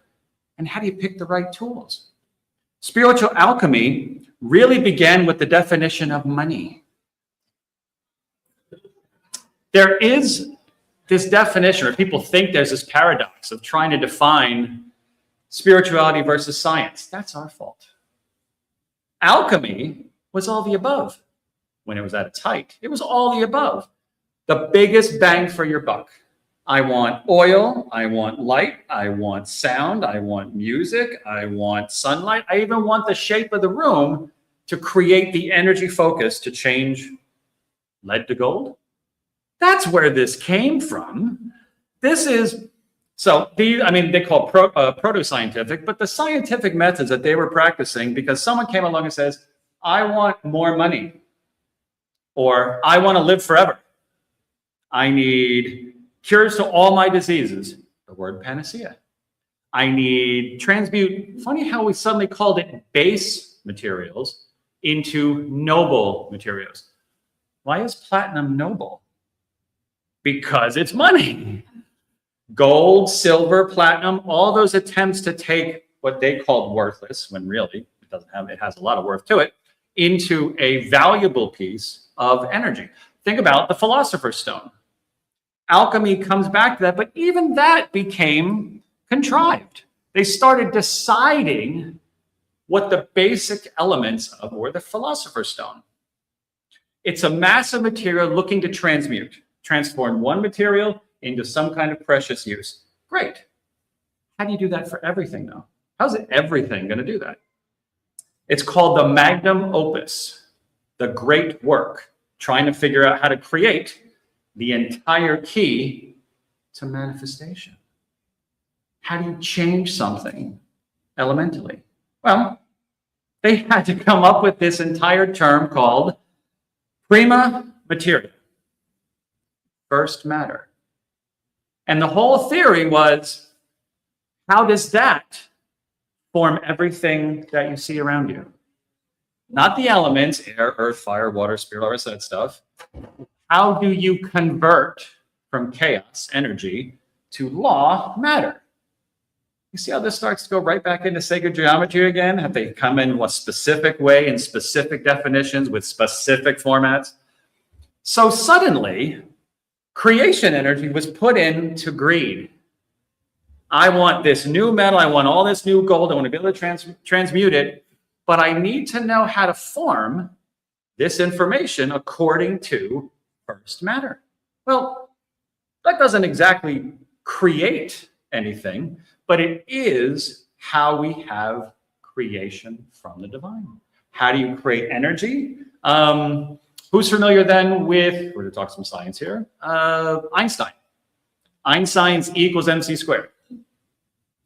To break that down, don't worry about the equation, understand the relationship. E is energy, M is mass, matter. C is the speed of light. Most people understand that piece. However, take it the next step. What if you speed up matter? It becomes energy. What if you slow down energy? It becomes matter. How do you form matter? Prima materia. How do you then decide something that's going to be your overall divine basic element of which all other elements come from? Sacred geometry started to describe how it came together. Spiritual alchemy wasn't even spiritual yet. It was all about, well, how do I make this work? But then people started to research the pieces, and we had three different functions. We had the Chinese alchemy, which was a lot about Taoism. We had the Indian alchemy with Dharmic traditions, Dharma. The Western alchemy, not a surprise, became a combination of Greece and Rome, Greco-Roman Egyptian functions. What are the odds that we then pushed all this knowledge of swirling energy and chaos and matter and gold buried in the middle of pyramids into the West? How do we get more money? How do we find out how to change? But how do I then go through the transformation that says if the goals were for matter, aren't you matter? If the goals for transforming matter into energy, aren't you broadcasting? Aren't you ascending? Aren't you growing spiritually? Maybe there's something to this process that we've defined that says, why can't we use the same 7 steps to transform us? Because we're already, in fact, with the answers of all the gold, you know how many blessings went into alchemy? Please, please, God, I need more money. Please let this work. Let me find the information. Let me change this. Why aren't we using the information to then develop our own energy? They were looking at how chaos and energy moves into matter. Why can't we create matter that changes into energy? Sounds like the resurrection, doesn't it? We'll get back to that in a minute. Even the idea of the father of alchemy, it's a Greek and Roman combination. It's a Greek and Egyptian, Hermes and Thoth. Hermes Trismegistus, father of alchemy. Have you heard of the emerald tablet? Do you really think it's a gem? Or is it copper that turned green? Alchemical change.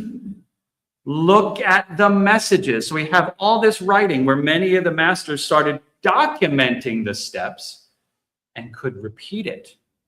Well, once you start documenting the steps and then start asking for divine inspiration, don't you think it's going to become divine? Kabbalah, the Sufis, the Christian mystics all had actually really similar processes in how they were doing their own work. And we're talking about that towards the end. But their personal connection to God, to divine, started to come out because they were recognizing the parallels. How do you clear yourself? How do you inspire yourself? How do you rebuild yourself? How do you make sure none of the bad habits keep going? All of the consciousness definitions go right into the alchemical process. Pretty much most people will agree to the 7 stages, but then the rebirth into a noble material just became a total equation to how we're going to spiritually collect. Let's talk about some of those systems then. Calcination, probably the hardest of any of us to do. Burn all your bad stuff to ash. Not, oh, let me figure this out, or let me excuse myself, let me acknowledge. No, don't put the blinders on. Burn it to ash. Creating the transformational reset. How are you really going to change if you're going to carry all that weight behind you? Cutting off the things that don't serve you, cutting off the things that are not allowing to your ascension. We talk about it all the time. These guys were comparing it to creating gold from lead. How are you going to change that becomes the definition of burning away your attachments to ego. And realizing that it's okay. I'm sorry. Who has a problem admitting they're wrong? You're looking at a rocket scientist. Believe me, it takes a lot. Look at then when you can admit it and how the first stage of going, all right. The word repentance. The basis of repentance, in fact, the definition of the word from the Latin and how it evolved, isn't saying you're sorry. Repentance is no repeat. What do you think karma's doing? Karma is not an excuse to keep doing it and saying, oh, I must have had a really messed up previous life. I guess I'm just doomed. Or do you change it? Do you say, wait, I'm not doing that stuff again. I want to do something different. Why? Because this is not resetting my own purpose. How am I burning it away? How am I not only burning away ego attachments, but my false identities? Ever actually sat there and meditated and found out you were wrong about everything that you were talking about? That's okay. Because if you can receive that, you're ready to reset. But when you have to burn away false identities that you've been building, maybe they're not actually the ones that you need to be focusing on. I need to do this. This is right. This is right. Oh my God, it's actually that. Okay, that's all right. Reset. And it's a cycle. It's a repetitive nature of resetting. Now, once you have the ash, you're creating the stage of dissolution, stage number 2. You're dissolving it in water. Sometimes, depending on the material, sometimes you would do it in oils, let's say herbs and stuff like that. You would dissolve it in the oil because you're allowing the separation or getting ready for the separation, but also allowing the excess materials you don't know that's in there. When you dissolve it and all the rest of the stuff comes out, you're allowing yourself to be guided by spirit. Say, hey, by the way, I didn't even know that was there. Was I really making this entire decision without? Yep. So we're dissolving it and finding what else is there. Allowing yourself to get rid of your own rigidity. So if you go back and we go through these stages, you're going to see, wow, this really is what we've been doing all this time, sitting in a place like this for spiritual ascension. But are we allowing ourselves the hardest work? The hardest work is the beginning. If you think about the chakras, the hardest work is the inside. The outside, I can sit there and change and talk and move and say, how are you going to change your core? How are you going to have the right filters when you send energy out? Or you're going to keep doing the same thing over and over again and think that it's not insanity. Okay, you can do that. That's fine. I can't judge. But that preparation for emotional release, mental change, is giving yourself download guidance, isn't it? You're telling yourself, it's okay, I don't have all the answers, but I'm ready to receive new ones, even if I had those problems. So once you're dissolving everything, you're then using stage 3 of separation. So now you've created all these little clumps of things and you've figured out how to separate the pieces. You're separating the constructs of yourself. How are you going to find the new one if you can't pull out the stuff that doesn't belong? It's all based on how am I then taking all these materials, extracting it out, throwing it away, and figuring out what I'm going to keep. How do you keep the worthy components? No, and by the way, none of this in the spiritual alchemy says you need to completely relearn yourself. Your spiritual journey is a hat. I'm a boyfriend. I'm a dog owner. I'm a NASA research center scientist. I'm a battlefield intelligence person. I'm a psychic medium. That was a hard one to admit, by the way, for a long time, but that's the way it is. How are you understanding that? Okay, who here then accepts that things happen for a reason? Why aren't you finding the reason? Not just using the reason, driving the reason. Okay, why is this changing? How am I taking the pieces apart? What do I need to learn? Remember, no repeat. How am I going to learn from what I just dissolved and separated for the things I want to keep using? Because if things happen for a reason, if you know my story, I really am a rocket scientist. I lost a bet on a basketball game to go to a Reiki class of healing.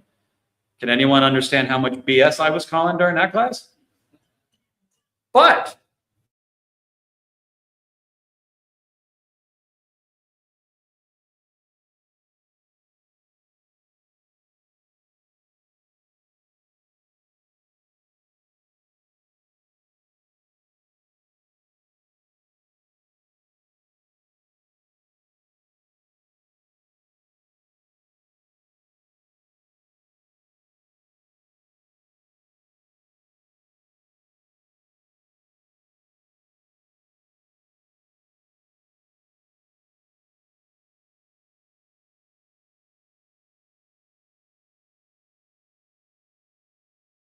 transformational steps might not be the same process, but the same transformational steps for the new you.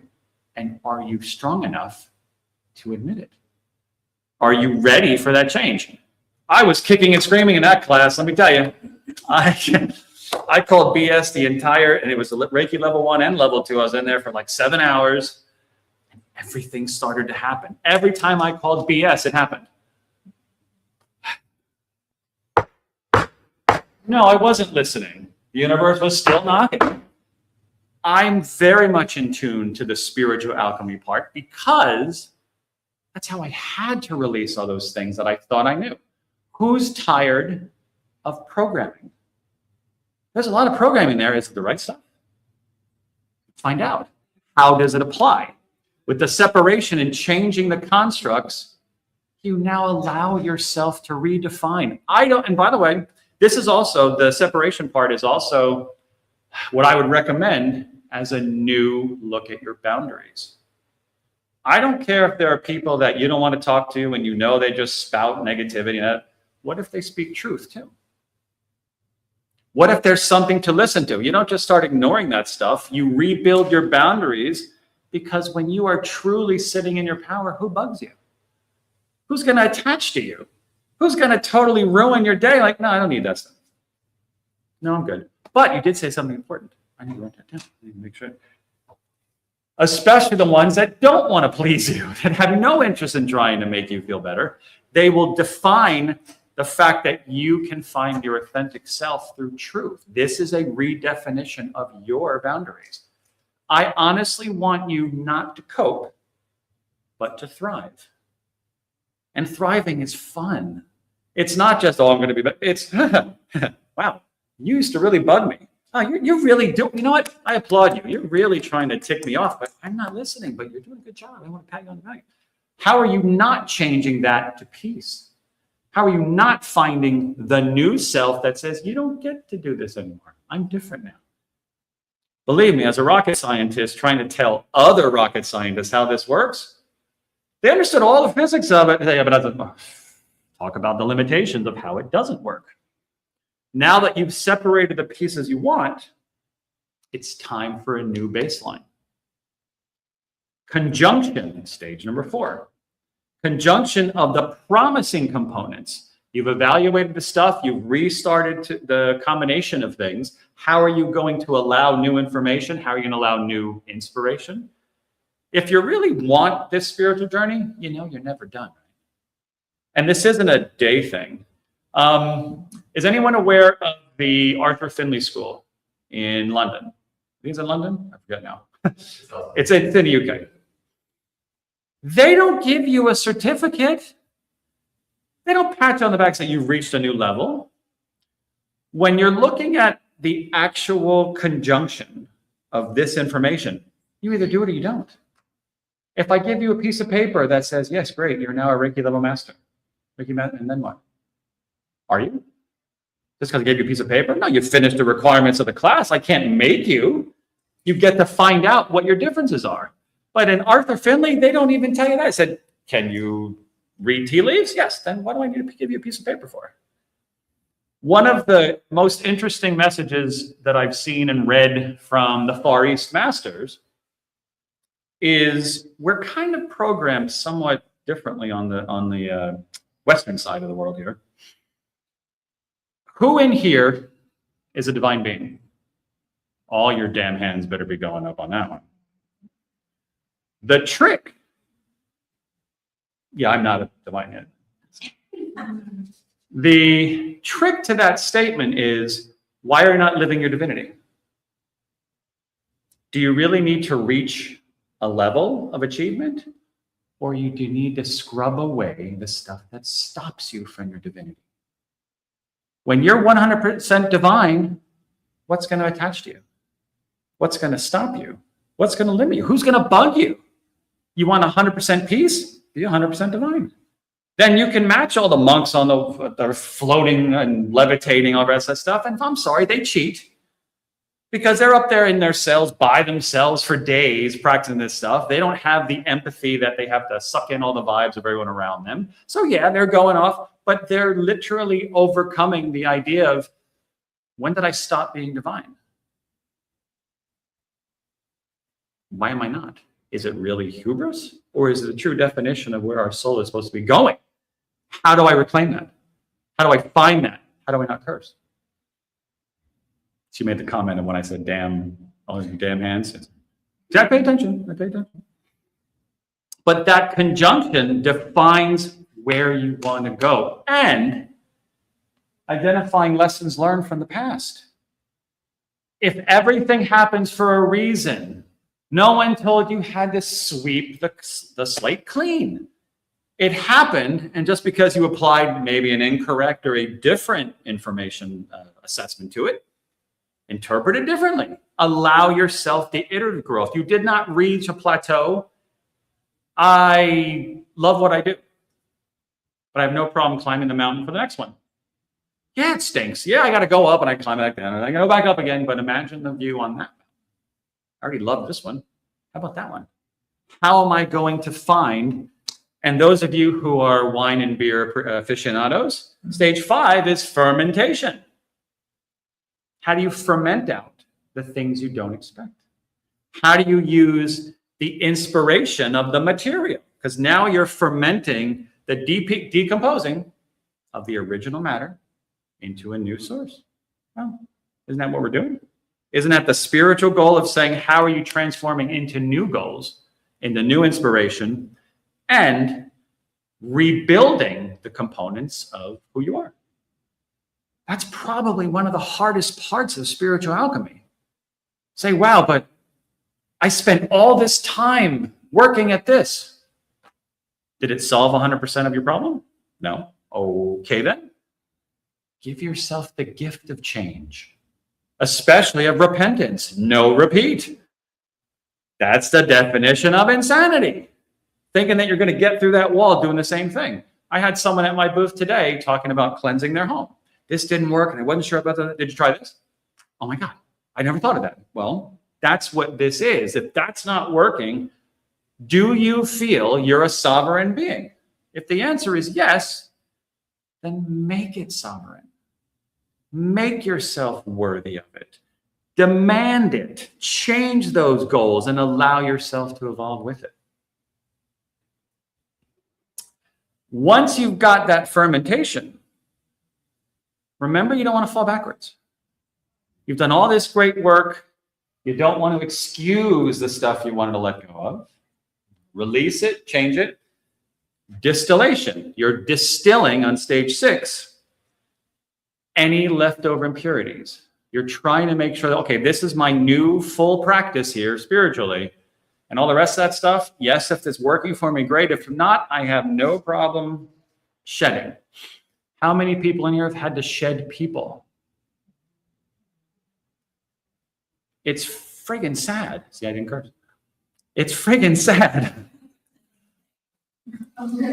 No, you made the comment first. That's okay. You didn't say damn hands? Okay. Okay, hold on. We're going to talk. No, but you're right. See, I listen for messages like that because I do allow that stuff too much for myself, for me. The distillation is then the clarity, the truth. How hard was it to shed those people?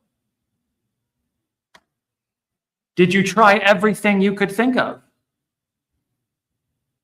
But once you get to the end of your answers, sometimes you have to give accountability to somebody else. When you can truly sit there and say, okay, look, I've given, I've shown, I've talked, I've explained, I've listened, I've received, I've ignored, and still you're doing the same thing. How often do you get someone that when you say, don't you understand how sensitive I am? They actually listen. Nope, next time you do the same thing. Don't you understand to them? Yeah, but you need to listen. All right, then why is that the end of our approach? Or are they really meant to be helping you ascend? Part of the distillation process includes the boundaries that say, by the way, I don't have to take everything you give. I get to pick and choose what you want, what I want from you. I don't have to use everything. I can still listen. Okay, blah, blah, blah. Okay, good. Now let's go back to what I need. How do you decide it? How do you determine that? The distillation is your clarity, your truth, your definition of what it means that you want to be. Remember, this entire spiritual journey needs to really evolve from who are you to who you want to be. Who do you want to be? Do you want to levitate? Go for it. Want to send electricity through your hands? Go for it. If you're already a being of electricity, and way back in the beginning of our talk, you have prima materia, first matter, because you are creation energy, why can't you find a way to change it? When we talk about consciousness and mindset, your creativity, and I say this to all my students, Your creativity, your sacral chakra, your imagination should be one of your strongest pursuits. Because if the first thing you say is, I'm not wasting my energy on that, you'll never even try it. You'll never even think. I've had a client who I worked amazing work with in terms of cancer. That same client said, well, thank you for all this amazing work, but I forgive you. So what? Well, that you can't help me. With what? You can't help me with my diabetes. Wait a minute. Hold on a second. Hold on. What is diabetes? Insulin resistance, pancreas, sugar issues. What is cancer? A mutation, parasitic, which do you think is easier to work with? The body's natural process or something else? She went, oh my God, why did you even come up with that? Because of this. The spiritual alchemy is the encouragement of how we talk about being open, being mentally open, being emotionally open. Are you open enough to change yourself? And recognize why we're trying to align ourselves with all of the natural law where objects transform into what we make them. Why can't we? We are objects. We're sitting in the same universal laws that they've been developing in spiritual alchemy for centuries, millennia. With the distillation, finally, you precipitate out the material. Coagulation. The purified material starts to demonstrate the greatest material information, the greatest properties, all the removal of the weaknesses. It's very much like how you create steel. How do you bend it over, flip it, bury it? What pieces, what inclusion do you have when it went from iron to steel and how much stronger it was? How the Japanese sword makers would fold it 1 trillion times every time because you're creating stronger and stronger and stronger bonds inside of it. That's all. Why aren't we doing that? Why aren't we folding ourselves over and over and over again? Why aren't we getting rid of the impurities? Why don't we recognize that when the transformation is complete, are you ready to accept the next iteration of alchemy? How are you going to embody yourself ready to keep going? I would pose that a lot of this information of, let's say, resurrection, reincarnation, having past lives, aren't you looking to fully restore your 100% divinity? When you're ready to go back and contribute and be all that love, aren't you trying to change yourself as you go? Change as you're here, the here and now. We talk about living in the present, being present. Being present doesn't mean, well, I'm a spiritual body and a physical being. Well, last time I checked, all this alchemy comes from the physical. Why aren't we transforming ourselves knowing that we have this experience that we can then validate it? Create it, change it, feed it. The changes then start to become ritualistic. I'm going to give you an example, and I want you guys to tell me what you think it sounds like. So, you die. 3 days go by. You are alive again. You are connected with spirit in a brand new way. You are able to transform. What does that sound like? Sounds like resurrection, doesn't it? What if I told you, and I hope maybe some of you actually read it, the gospel according to Philip, that didn't get into the Bible, who said the resurrection was actually symbolic. It was symbolism.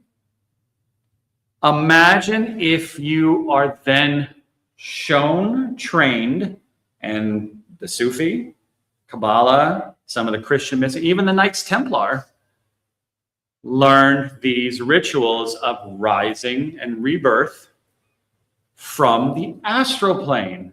You'd be an initiate, you'd go, you'd learn all the techniques, you'd learn how to project in the astral, and then you'd be put into a trance for 3 days, traveling and learning about the other world so that you have a close personal connection with the divine.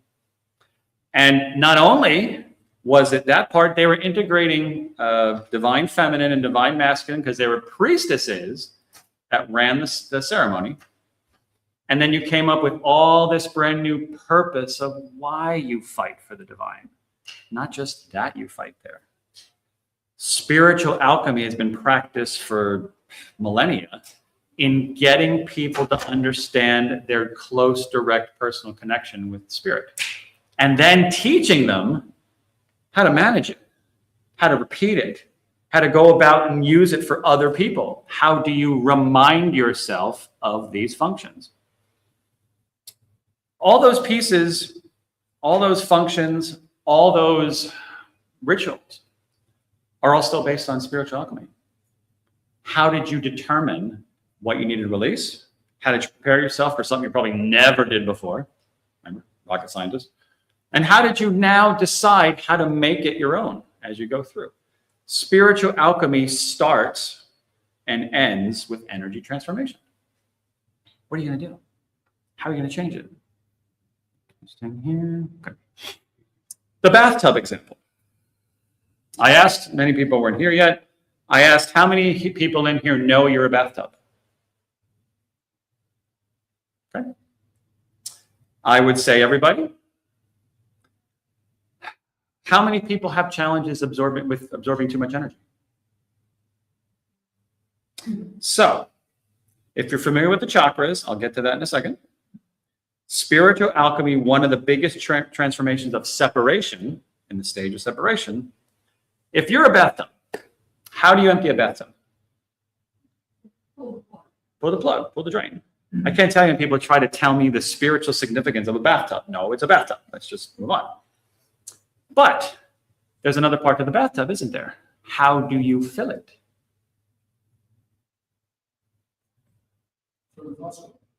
What's the first thing you do, though? You plug it back in. You close yourself off to fill your energy, your water, your tub. Now, as empaths, and most spiritual people, do you ever really empty your bathtub if the water's still running? No. If you're looking for transformational processes, try turning off the absorption first and then ground. Close off, because otherwise you're just recycling new stuff as it comes in from everything around you. If you continue to do that, you're not emptying your bathtub. But if you look at the separation part of spiritual alchemy, they're actually describing how are you finding the techniques you want and learning the things you might not have addressed. There's no point in complaining over and over again that you absorb too much energy and not figure out how to stop. You have every right not to absorb it. In fact, if you're a sovereign being, who's going to tell you to turn it on? You turn it on and you turn it off. It's not a disabling, it's an activation. Another part of the second stage, you're a radio. What do you do when you're listening to the radio? When you're done, what do you do? Turn off. The trick to all of this, I mean, everything out here, listening to, the trick is, do the radio stations stop sending? You stop receiving. You stop tuning in. And then you decide what you want to listen to, what you want to download. The techniques, especially when we talk about the core, the bottom of the chakras, the root, the sacral, the solar plexus, how are you managing yourself first before you can broadcast out? That's, I mean, when you talk about the Kundalini, the serpent going through all the chakras, you still start at the root, right? If you're doing the same old thing and it's still not working for you, are you going to apply the alchemical process to find a different separation, a different process?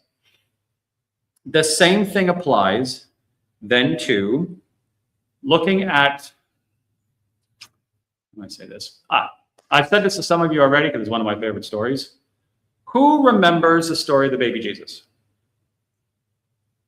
Who remembers the 3 gifts that he received? Gold. Most people forget the gold part. I don't know who's giving gold to a pair of peasants that are going to cross the desert, but okay. Frankincense and myrrh. Do you remember the other name of the wise men? The Magi. What are Magi? Magicians. What do those 3 alchemical components do? Frankincense, ultimate cleanser, grounding, release, balance, safety, clearing.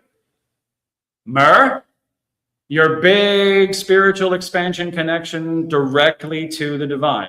Okay. Gold, the greatest conductor electromagnetism that they could find. What were they doing? They were giving him alchemical tools. They were showing him, I know this is going to be rough. And by the way, being the Messiah is probably going to blow your mind and try to figure out how to handle this. However, when I give you what calms you down, when I give you what helps you ascend, and then I show you in the physical world all the ways that you can change from chaos to matter, they were indoctrinating him into the alchemical world. They were showing him that by the way, we've had these tools for thousands of years before you came along. So let me give you the gift of not frustrating yourself 1,000 times over and finding out how you absolutely work. How does it change for you? Think about the alchemical process with yourself. At what stage you're in? Where are you going to change it? And how are you going to have the bravery to release the stuff that doesn't belong? It's not easy. Come on, look at a rocket scientist trying to be a spiritual medium. If you can't release the fact that you thought you knew, don't listen to the programming. Change the programming. All of this information, from sacred geometry to spiritual alchemy to the entire creation of waves and particles, is literally how we do connections to spirit. What does a satellite dish do? Sends a signal over to a different location. How do you receive it? Well, spirit's broadcasting 24/7. You got to find a new way to receive it. You're going to add new ways to perceive it for yourself. Are you going to break down your preconceived notions, your expectations, just like you'd be breaking down the spiritual alchemy process in terms of how you're going to evolve? I submit to you that that's going to truly alter how your spiritual work works. In fact, spirituality is not a side thing, it's an everyday thing. Not just meditation, but actually living in spirit while you're sitting here in the physical and transforming the same way that spiritual alchemy works. Are there any questions or comments so far? Oh, believe me, I had to go through all this stuff myself because as a rocket scientist, I actually checked myself into a psychiatric ward because I was seeing it. I did. Well, it got so bad that I accused the teacher of drugging the water. I started to see for the first time in my life of 43 years in a class I didn't want to be in the first place. If you don't think you're on drugs, well, there's something wrong. Or I changed. I decided, because I tried to find out what I liked. It wasn't necessarily the channeling of energy, but the remote viewing was pretty awesome. Being able to see stuff thousands of miles, that was pretty awesome. I didn't know what the heck I was doing.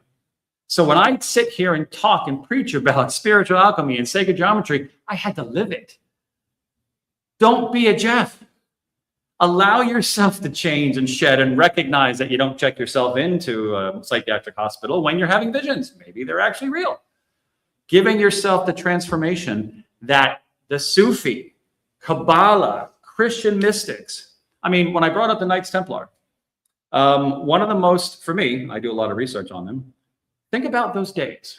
Think about how horrible the massacres were, how much they wanted to fight.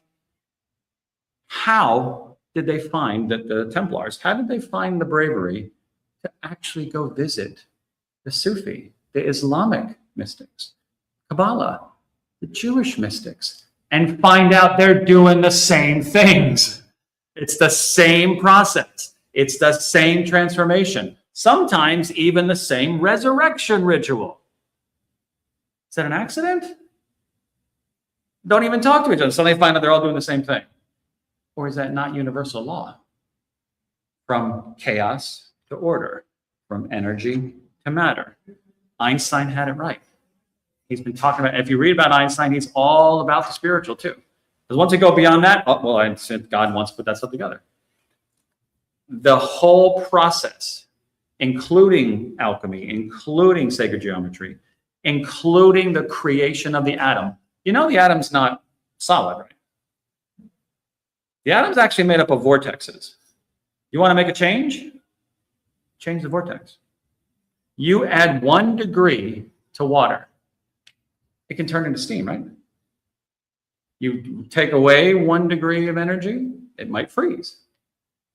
If you are, and by the way, any healers, any workers, any practitioners in here, every time you work, you make a change. Because by default, physics will tell you, you change that one spiraling vortex, you change the molecule, you change the atom, you change the cell, you change the entire organism. You've rewritten what's taking place because of an energy change. Everything that breaks down into the energy change is why, especially at our center in Dimensions, we talk about the practical side of this stuff. How does it work? So you can replicate it. It's not this big separate piece. It's, well, this does this, and this does this, and this surge protector here is supposed to stop surges of energy. I will leave you with this. Do you have a surge protector for your energy? Get one. Find out that you get to decide on how you receive it. And there's so many different tools, the alchemy, the geometry, crystals, sage. Find out what they're actually doing, because if you truly believe everything happens for a reason, the stuff that's created is sitting there waiting for you. Not this separate, find it out. That's going to be next. Find out how things already work, because that's how you created energy into existence. And with that, are there any other questions or any questions?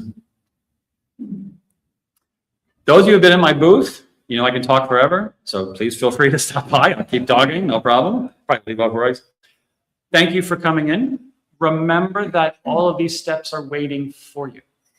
It's not just this separate piece, so you don't need to know the science of it. Did I tell you any science of this? I didn't tell you any formula. I didn't tell you how to do it. I told you what are the steps that you get to replicate. My favorite phrase, and this is where I'll close, is not, oh, that's amazing, that this makes sense. What do you do in your booth?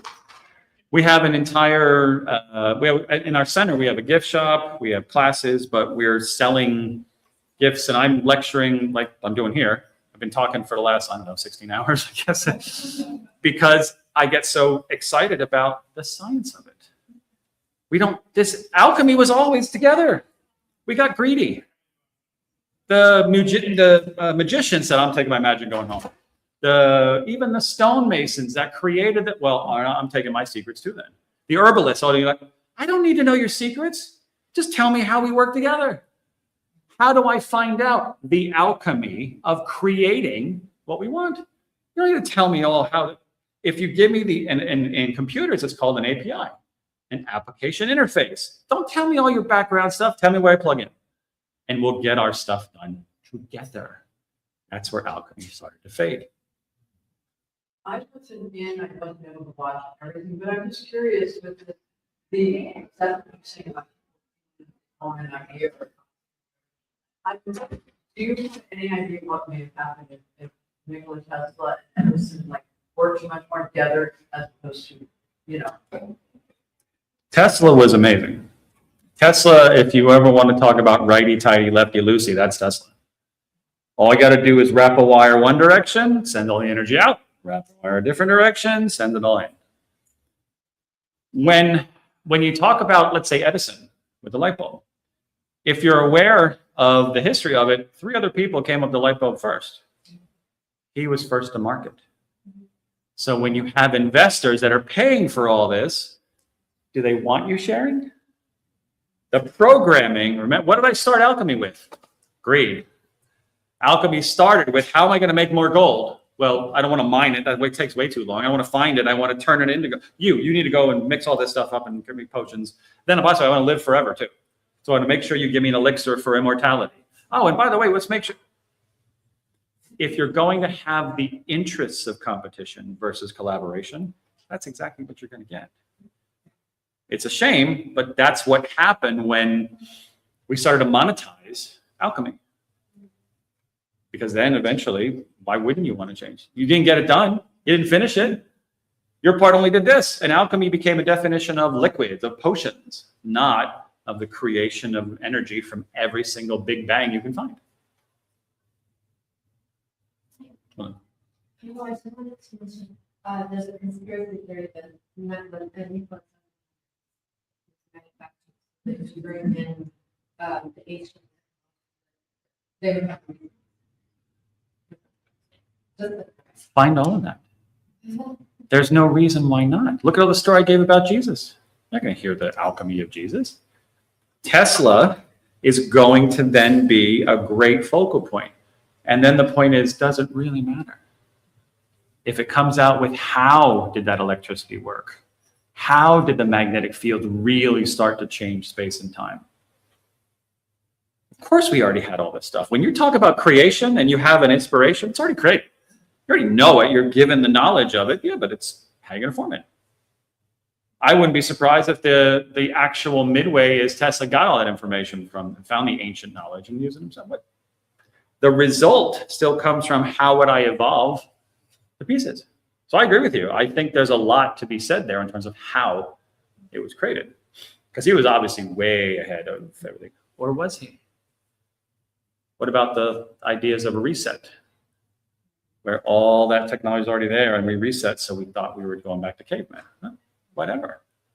What am I going to do now?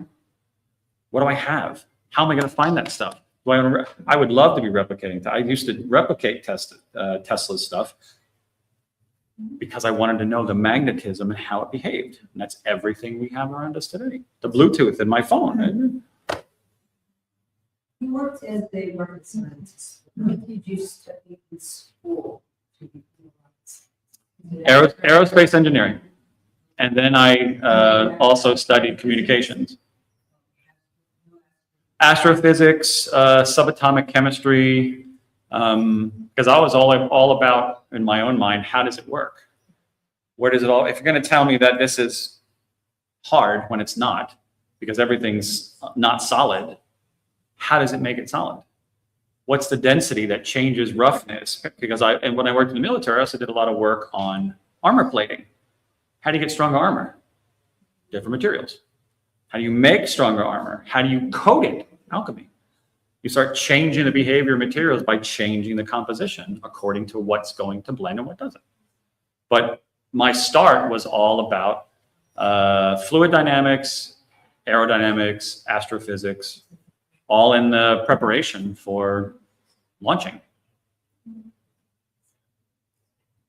Do you have a practical application for plugging in How do you change what you're receiving? But the real key there is closing off your solar plexus. So you're not filling the tub anymore. How do you fully ground if all you keep doing is bringing in energy from everything around you anyway? It's not, oh, I just have to do this. It's just the way it is. I'm sorry. That's my worst phrase ever. It is what it is. Ugh, I can't stand that. I can't. I've never liked it. I hate it when my parents would tell me that is, because then you're not looking for the difference. But the difference of your spiritual balance, is it really in a bathtub? Yes. We design everything else with grounding and circuits and surge protectors. Why have we taught that for you? Why have we decided how to teach people that your empowerment with growing big is way easier when you know that you can shut it off and reboot? Do you get all upset when your phone application gets stuck? You need to reboot the thing. Why aren't we doing that? Why aren't we taking the behavior of energy and applying it to everything we do? That's why I selected spiritual alchemy today, because it's a next step of saying, remember, all these people that were trying to make noble materials, me. Why aren't we doing the same thing? And being brave enough, because that's sometimes the hardest part, to shed the stuff we think we know and allow additional, not just new, additional information to come in. How do you change it? How do you make new strides? Believe me, I was, when the switch was turned on for me, I told you, I thought I was going crazy. I accused the teacher of drugging the water. All these things that and look how hard I fought against what could be, because there's no way that, why not? I believed it, I knew it, I used it. I spent my entire career sending electrical signals with frequencies. Why is this any different? In fact, we're one of the biggest batteries we own. You're a fan of the Matrix show movies? What were they? Batteries. They shoved them in a pot and they were electrical batteries that put out an entire series of watts for the machines. And they sent all those signals into the nervous system to make people feel like they're actually living. Or how do you break that? Well, we are the biggest batteries we can. Why aren't we using them in that format?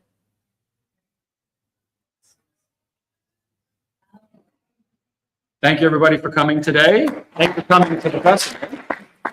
I'll be right around on the outside wall. I'll be at my booth. If you have any more questions, I can talk for days if you haven't figured it out yet. Some of you have been my victim. I mean, my attendees. And thank you at home.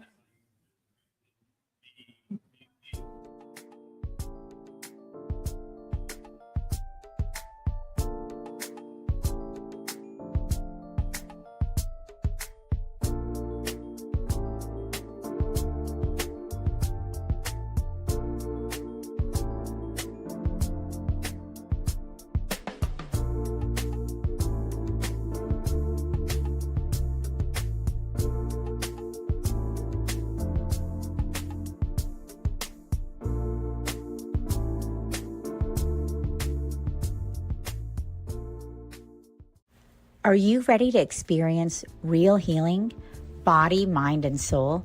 Introducing Becoming Whole, Healing with Francie Soito, a powerful new live show on SoulSearch TV.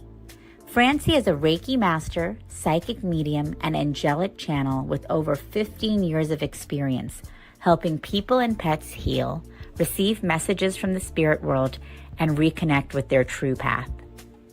Every other Thursday at 6 p.m. Pacific, join Francie live as she taps into your energy field, connects with your angels and guides, and offers messages of healing, love, and deep transformation. Watch for free on SoulSearch TV, available online on Roku, Amazon Fire, Apple TV, and our mobile app. Want to receive a live reading or healing? Spots are limited. Grab your ticket now and receive a private Zoom link to join the session. Launching June 26th. Let the healing begin. Ready to awaken your gifts, heal your soul, and live transformed? Join evidential psychic mediums Kelly Eckhart and Cheryl Murphy every Wednesday at 4 p.m. Pacific for Seeing Beyond, Living Transformed. Receive powerful psychic or mediumship readings and soul messages. Watch free on SoulSearch TV or reserve your live reading spot today. Every other Thursday at 6 p.m. Pacific, experience Becoming Whole, Healing with Francie. Step into a sacred container of transformational healing, soul alignment, and divine messages. Live healings on Zoom. Space is limited. And journey inward with light mirror reflections. Soul-to-soul sessions with Ragini. Through meditation, chanting, energy messages, and guidance from the masters, strengthen your inner guidance and remember who you truly are. Join the Zoom room free or watch on SoulSearch TV. 3 powerful shows, 1 sacred space. Stream online, Roku, Amazon Fire, Apple TV, or our mobile app. Looking for real answers? Meet Bob the Psychic, Scottsdale's #1 psychic. Join live readings with Bob the Psychic every Monday night on SoulSearch TV. Real people, real questions, real clarity. Bob connects directly with your energy using psychic insight, tarot, mediumship to bring guidance on love, career, family, finances, and your life path. His readings cut through confusion, offer validation and hope, and help you move forward with confidence and trust. Every Monday, 7 p.m. MST. Watch free on SoulSearch TV, YouTube, or Facebook, or reserve your spot to join the Zoom room for a live reading. Experience clarity that changes everything. Limited spots available, so sign up before they're gone.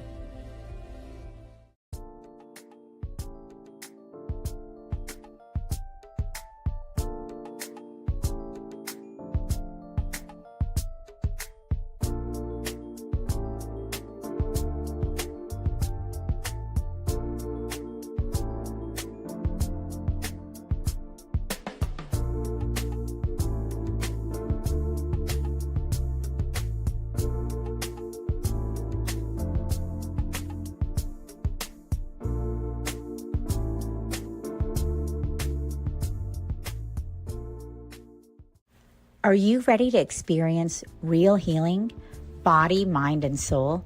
Introducing Becoming Whole, Healing with Francie Soito, a powerful new live show on SoulSearch TV. Francie is a Reiki master, psychic medium, and angelic channel with over 15 years of experience helping people and pets heal, receive messages from the spirit world, and reconnect with their true path.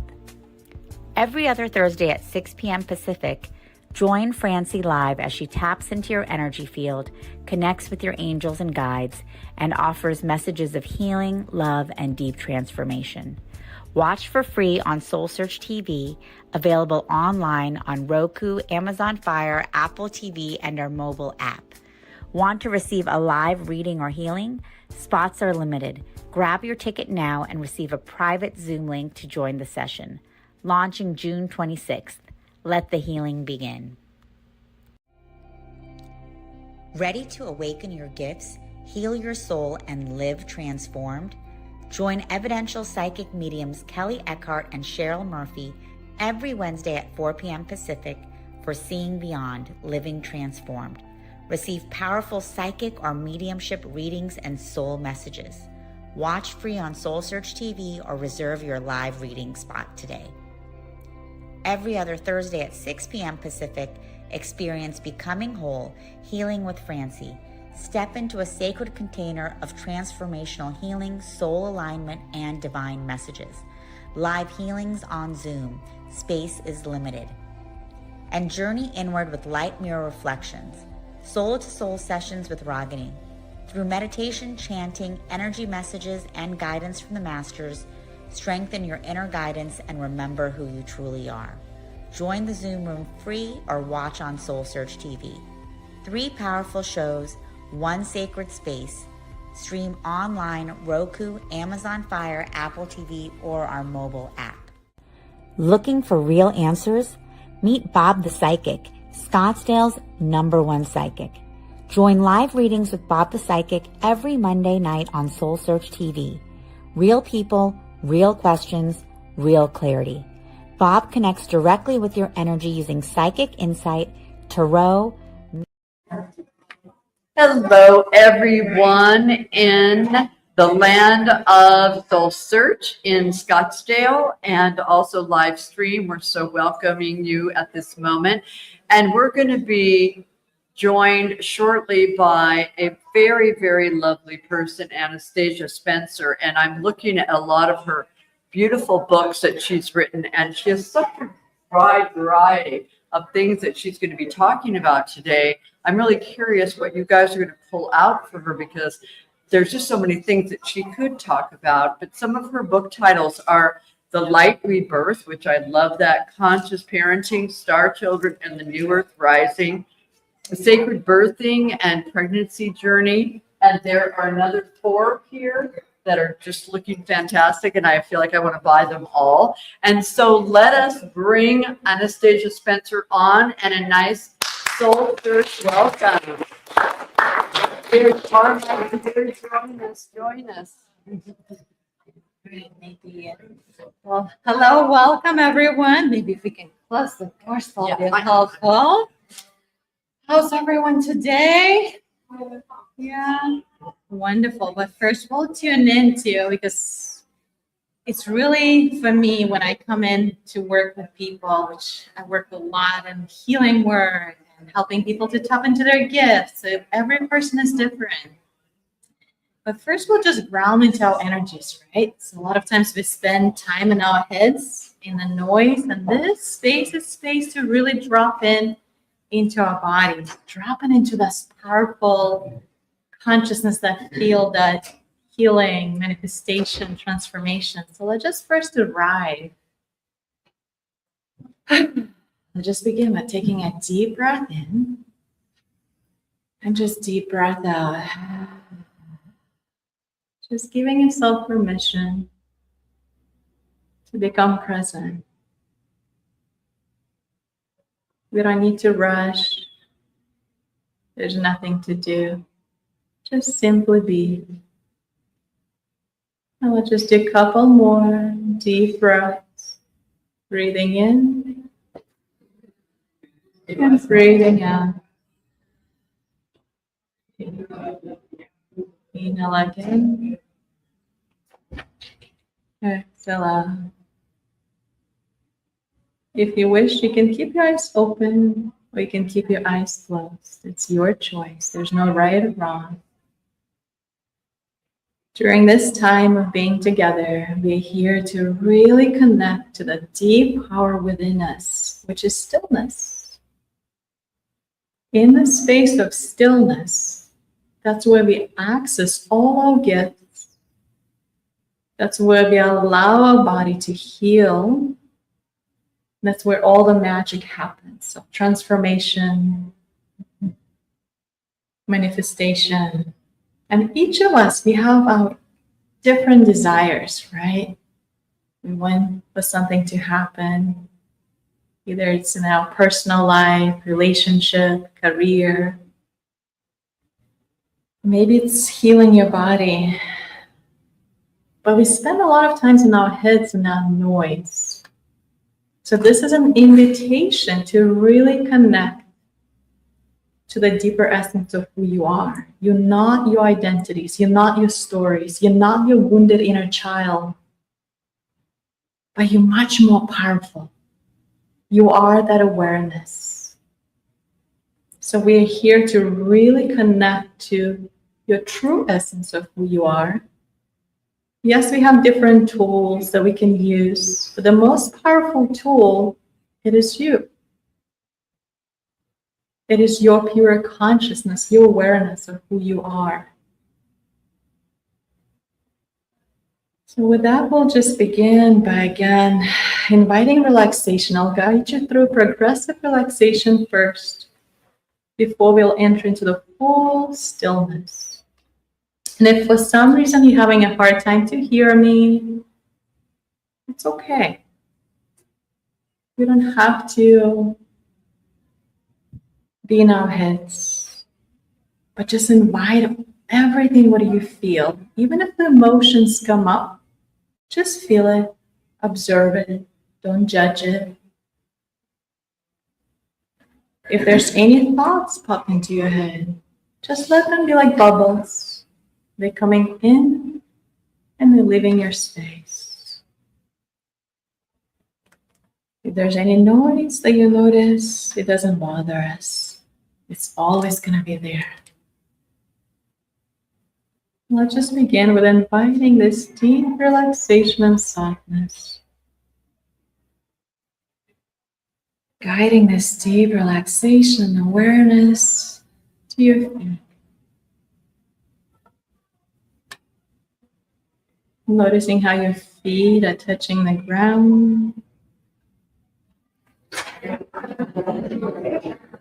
And just giving yourself permission to relax even deeper with every natural breath.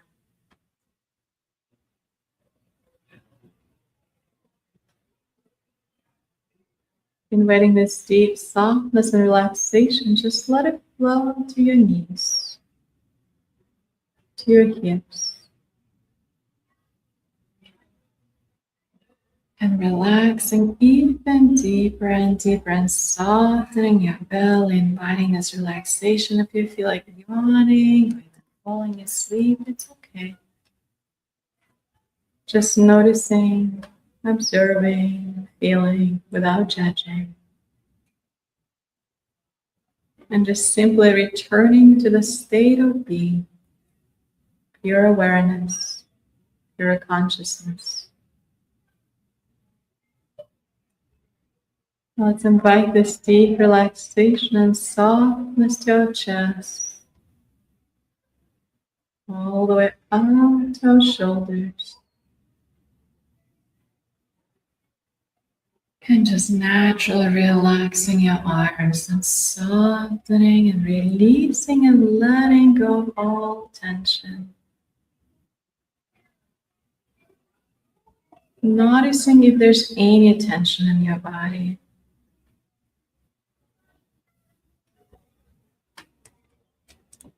And inviting yourself to relax even deeper and deeper.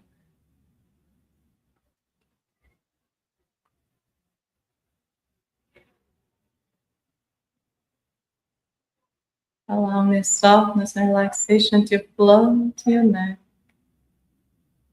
all the way to your facial muscles, to your eyes and to your jaw.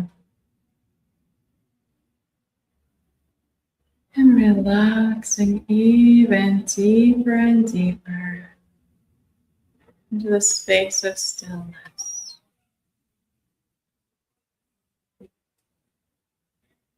Allowing a softness and relaxation to flow to the top of your head.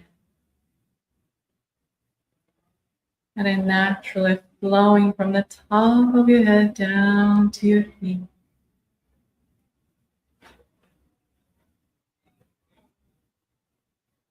Let's travel even deeper and deeper into that stillness. And there are 5 levels that are guiding us even deeper. And now you're on level number 5. Aware of all sounds around us. They don't disturb us or distract us. Instead, they're helping us to relax even deeper and deeper.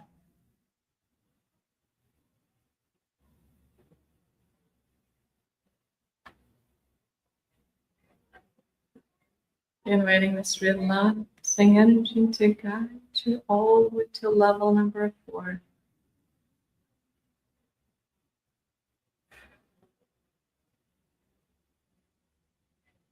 Noticing if there's any sensations in your body. And just simply be open to receive messages that come to you.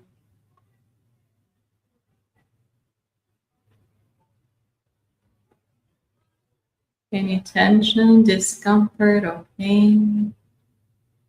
Just simply trying to communicate something very important.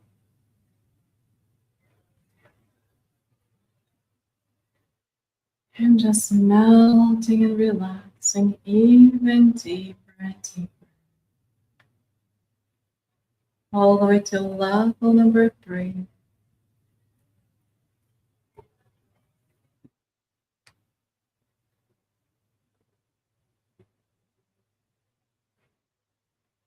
And inviting this deep relaxation to guide you even deeper to level number 2. And just melting, releasing all resistance.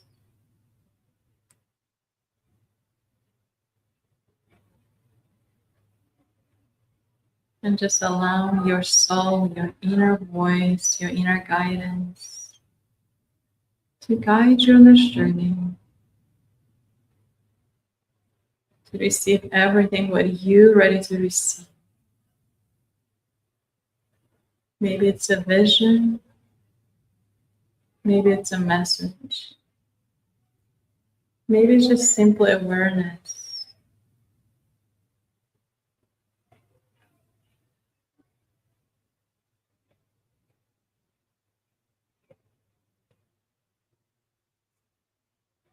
Good, and just relaxing your body even deeper and deeper. And just let this deep relaxation guide you all the way to level number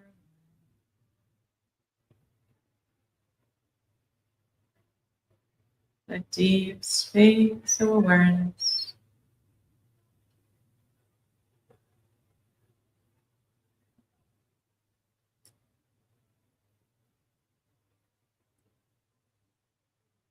And we'll just stay in this stillness, in silence for a few minutes. And just let the journey be your unique journey. Or just simply being in that space of stillness and awareness.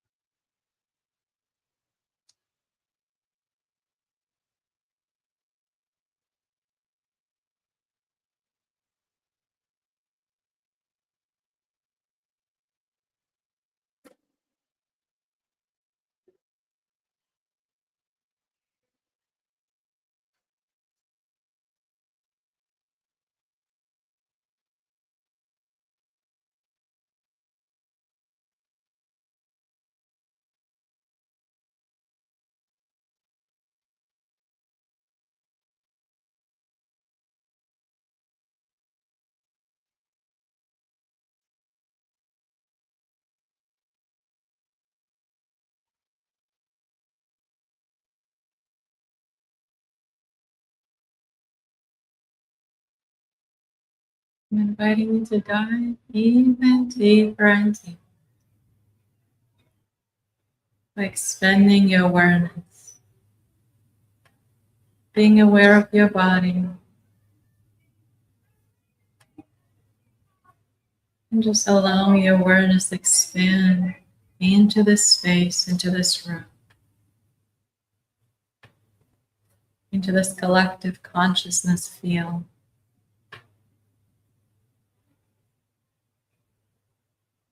Giving yourself permission to expand your awareness even beyond this room, to the size of this conference center.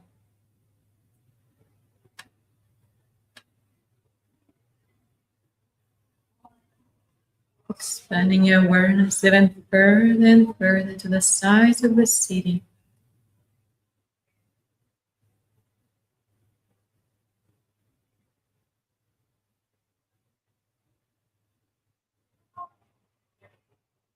And just allowing your awareness to expand even beyond the city, all the way to the size of the state.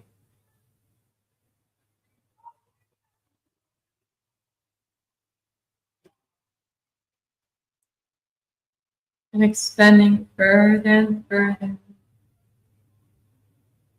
the size of our country, taking up all the space, expanding our awareness even further and further to the size of the planet.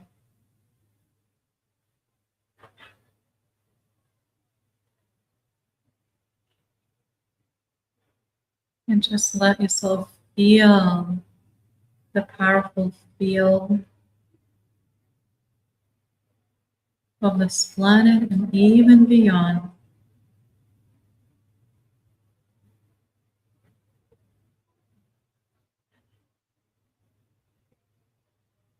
Giving yourself permission to expand beyond the planet into the space.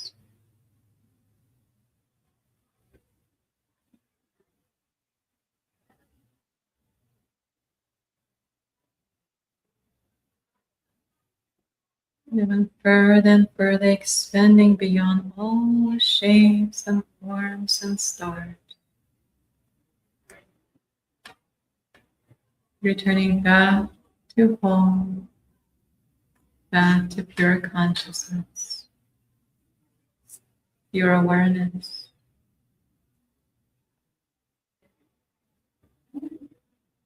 And just let yourself be there and recharge with that energy.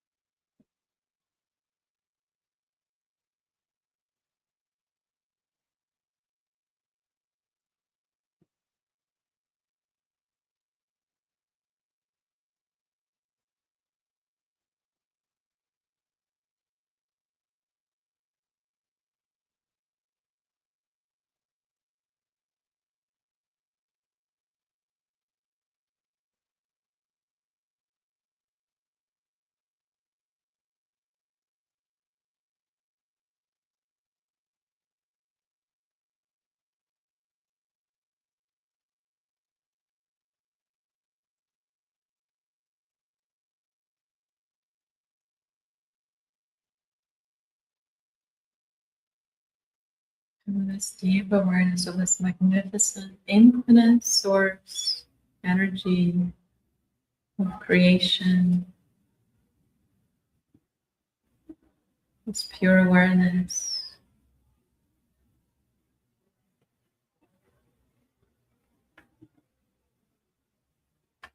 guiding that awareness, that energy back into this world, back into this reality.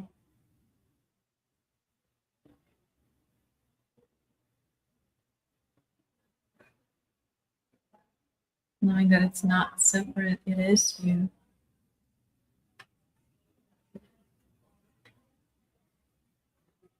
Allowing the energy to flow through the character that you chose in this life. A perfect divine creation.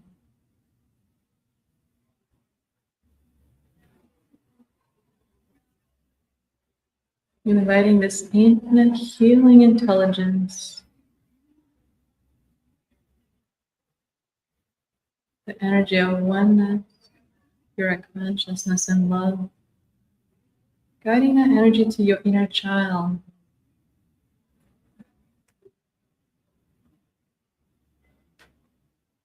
To your little boy or to your little girl. Doesn't matter how old you are, that part of us always lives in our hearts.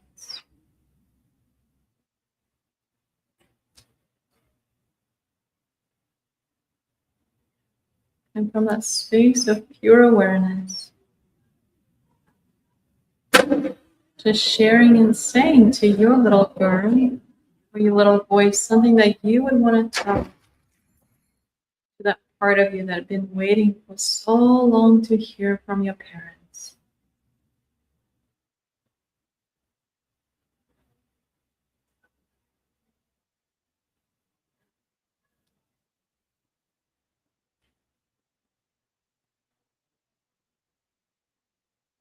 That way your inner child no longer is seeking it outside an external world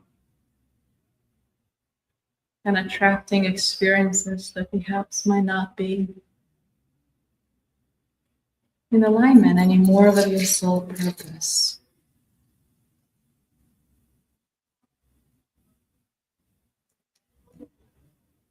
So just giving and offering everything what your little girl, your little boy really needs.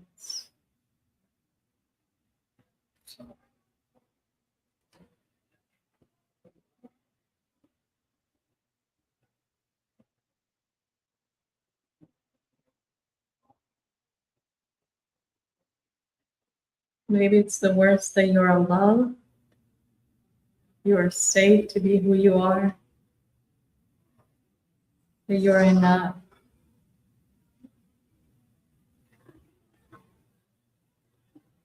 And perhaps there's anything else or something else.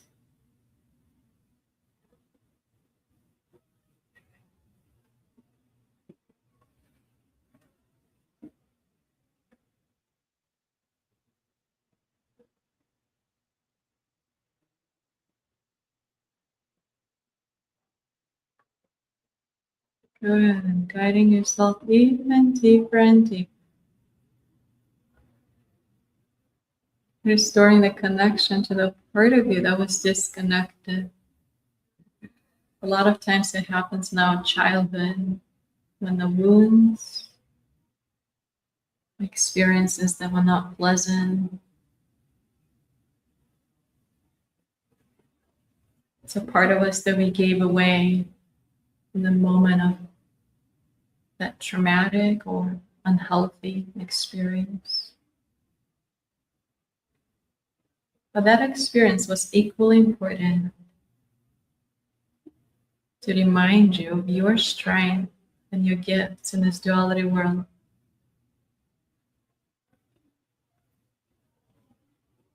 Just allow from that space of pure awareness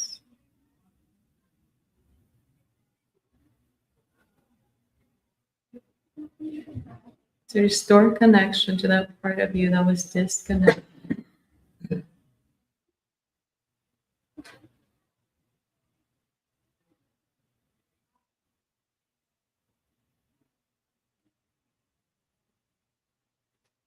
And just be open to receive if there's any messages that come for you.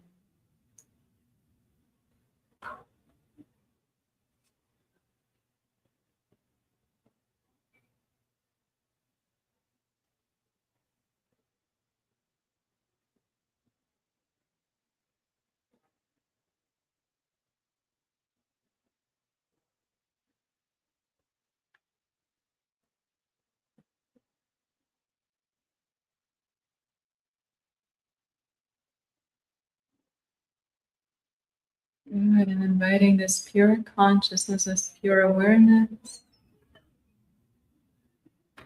to flow through you and ground to this reality, to this earth.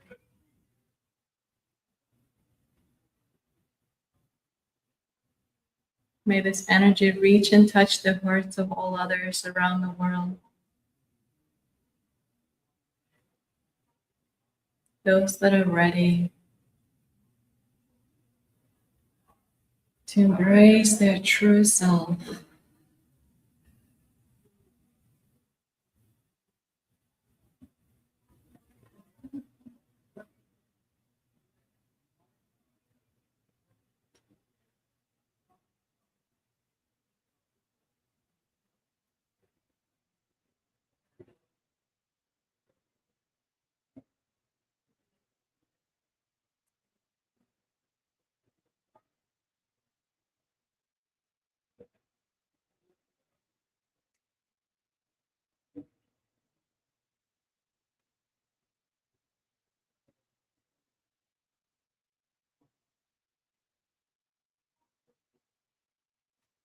Good, and fully guiding this awareness back to your body and coming back to a present moment. Slow on the count of 3, we're coming back to this space, to this room, to this conference center. 3, feeling a lots and lots of energy flowing through your body.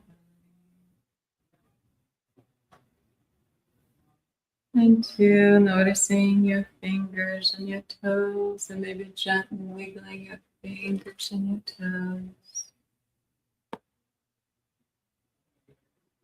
1, noticing your breath, noticing your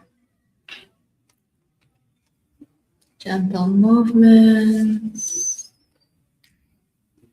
Good, and then coming back to this space, it's very important to integrate and to share. If you feel called, if anyone wants to share, if there's any messages that came to anyone, if you felt, or were you struggling in your mind, were you struggling with thoughts, were you just completely allowed just to be in that space? I just welcome if anyone feels called to share. Anyone? Now I feel cold, waking up. Feel called. You said waking up. So were you able to go into that deep experience? I mean, Yeah. I have trouble with my mind. I was trying to get that. Yeah, so thinking mind, we have so much noise, right, nowadays. But it's just so hard to drop in and to be. It's definitely a challenge of our modern life. Good, well, thank you for sharing. And again, when we share, so what it does, it's like it opens up the space for everyone else to feel safe to share and to be. I feel like in the world that we live right now, it's just everything online, everyone away from each other. We have no sense of community, of collective consciousness anymore. We're so separated. We're all just striving to survive for ourselves only.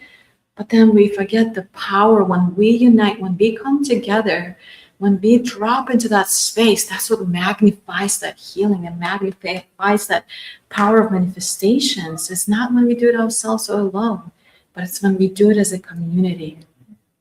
Yeah. Anyone else have anything you want to share? No? But that's a crown chakra. You feel on your crown chakra. Here. Yeah. Good. Awareness. Nice. Yeah. Your hands. You felt it in your hands. Warm. Okay. Good. Well, our next part, unless if there's anyone else wants to share. No? Yes, maybe? You said, visualize the state, conference of the state and then our country. Actually, when I visualized our country, I felt like pain kind of in my chest. Mhm. You know, it's not strong, it's kind of a little sadness thing. Yeah. So you start It's kind of interesting. Good. Have you ever experienced from your childhood your sensitivities and your gifts? What are you describing? It's like as an empath, right? As your gifts. Well, sensitivities. Are you familiar with your gifts? Maybe not as much as they could be. Yeah. Okay. Good. Well, thank you for sharing. Yeah, definitely some of us, which all of us technically since childhood, we have gifts.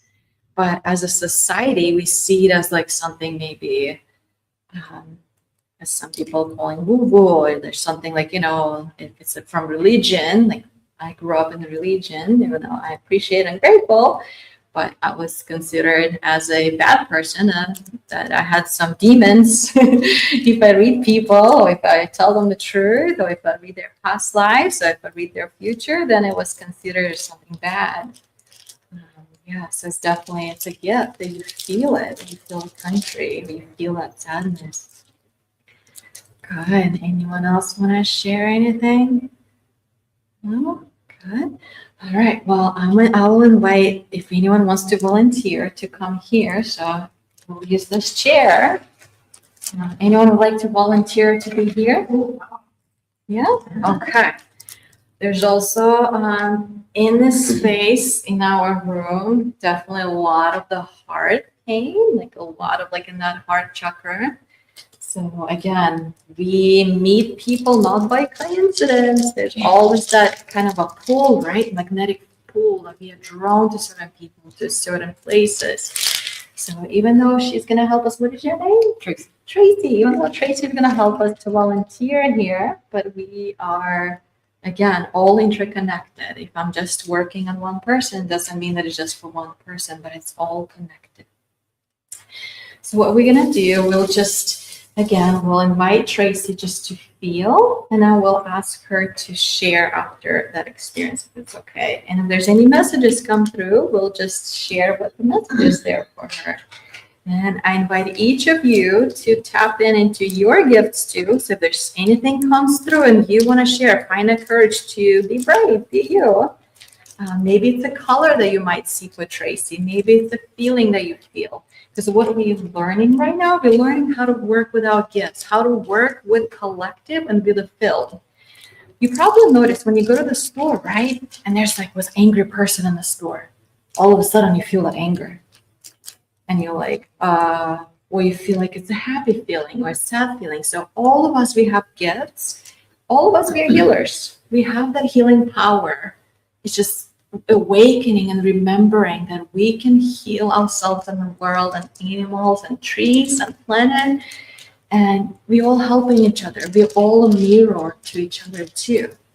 So let's begin with Tracy. So we'll just invite her just to be in that space and just to feel.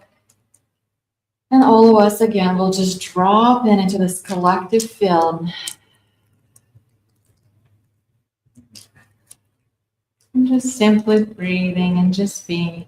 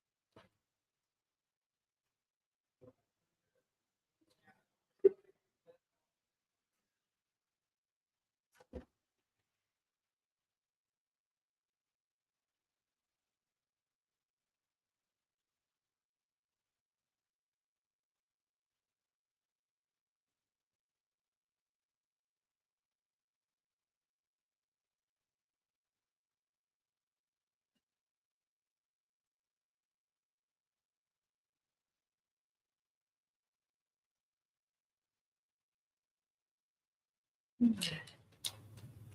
I'll just invite Tracy also to share what you felt, what were your experiences, so if you received any messages or visions, or just colors. No messages or visions or colors. Yeah. But I was just kind of relaxing, hearing you breathe and relax. I just felt very relaxed. Peaceful. Yeah. Well, that's actually the most important. A lot of times we get stuck in the idea of identity or the story. We're trying to find like, where's my core wound started? How do I heal it? But really the purpose of this practice is to come back to this peace and stillness point where, again, we naturally return to this divine blueprint of the harmonious state of optimal health. We return back into that awareness of our gifts. Good. Anything else? Yeah. Is it okay for me to share some messages that came for you? Yeah. For Tracy, I was seeing you as a little girl. It's a very powerful girl, but at the same time, feeling not really safe to be who you are fully. It's almost like safer to hide in a little small cave above your room. And very smart girl. She loves learning, very intelligent, definitely doesn't fit into this world.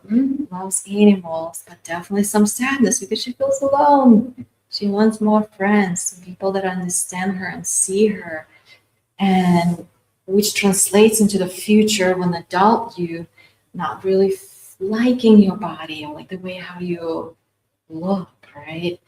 And then it goes on, and it keeps going, the story, but it's an invitation to really embrace that little girl, love her, see her because I see her. She's powerful. And you will bring a lot of love to kids and to animals. Like you have love for animals and you feel, you have sensitivities. You feel animals a lot. And I don't know what currently you're doing, but in your one of future timelines, working with animals and helping them and like through your love, through your care, like bringing that healing that a lot of times we forget, right? We live in the world of consumer human, the one that always eats, buys. But we forget that the trees, they're like crying for help. We never stop and look like, poor tree, that tree's about to die in like in a couple of years because we're going to bring a landscaping company, they're going to dig it out and put the new one. So it doesn't bother our eyes. But like Tracy, she has that heart to see the planet, to feel other people and to feel animals. So again, embrace your little girl, give her a voice. And sometimes it takes a little courage. We need to give a little nudge to our little kids to say, it's okay, I'm going to hold your hand. Let's walk together.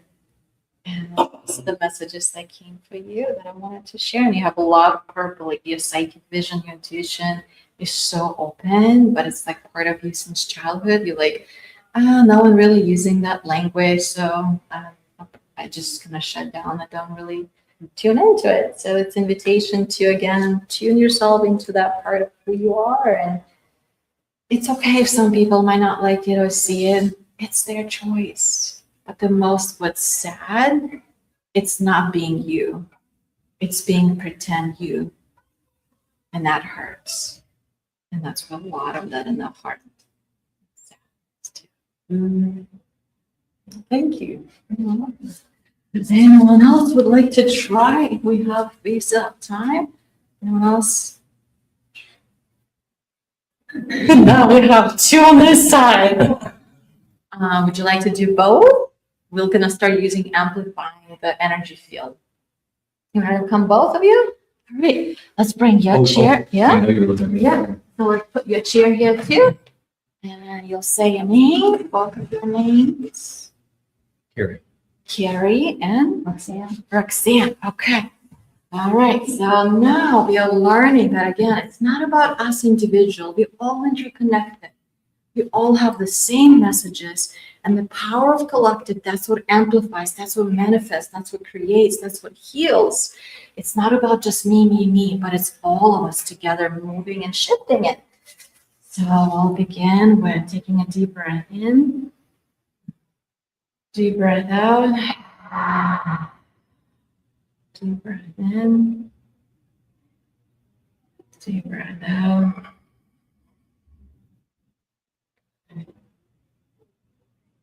We're just invoking this energy of forgiving.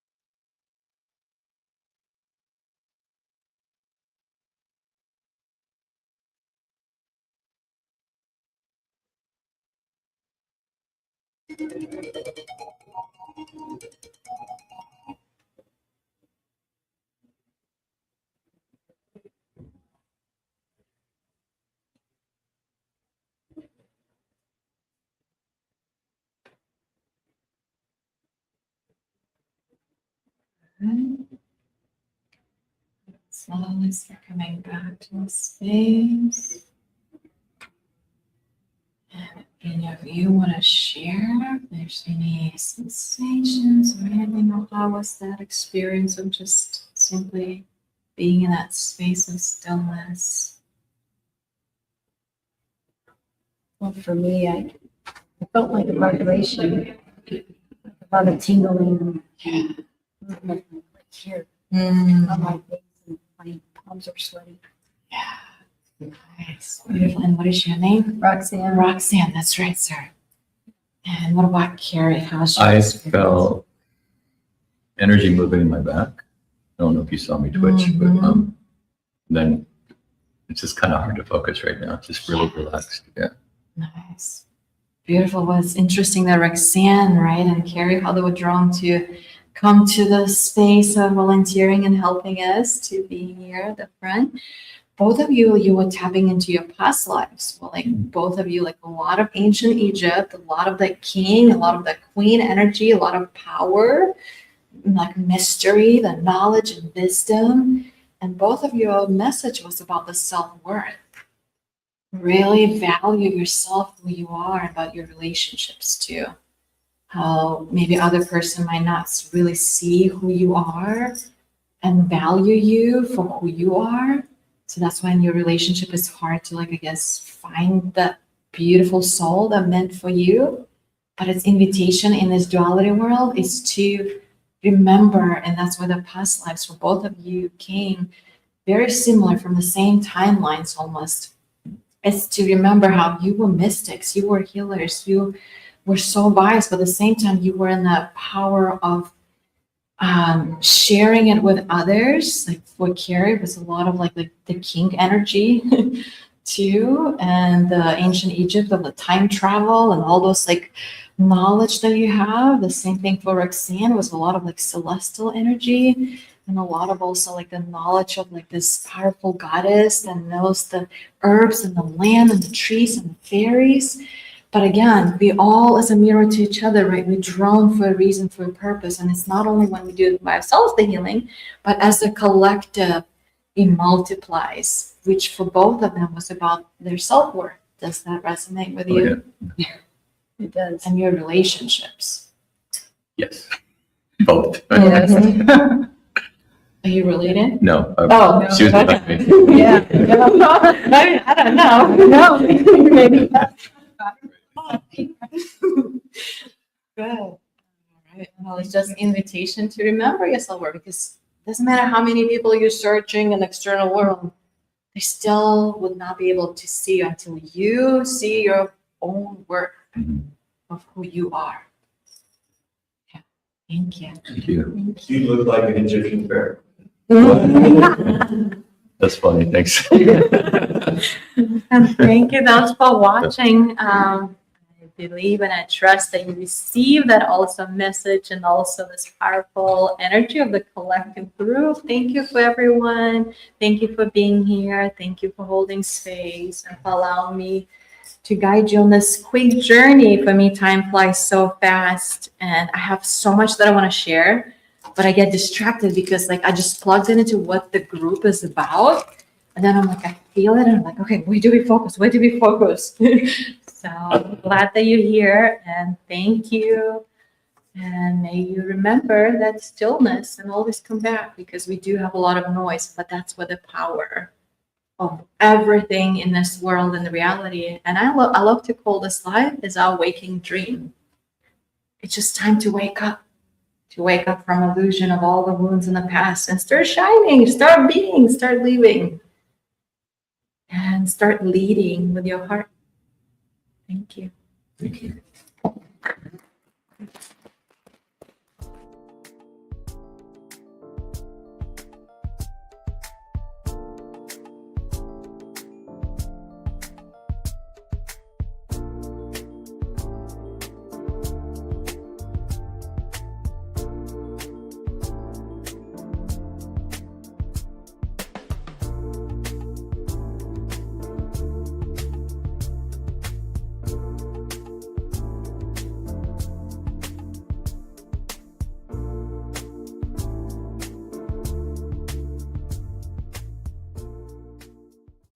Are you ready to experience real healing, body, mind, and soul?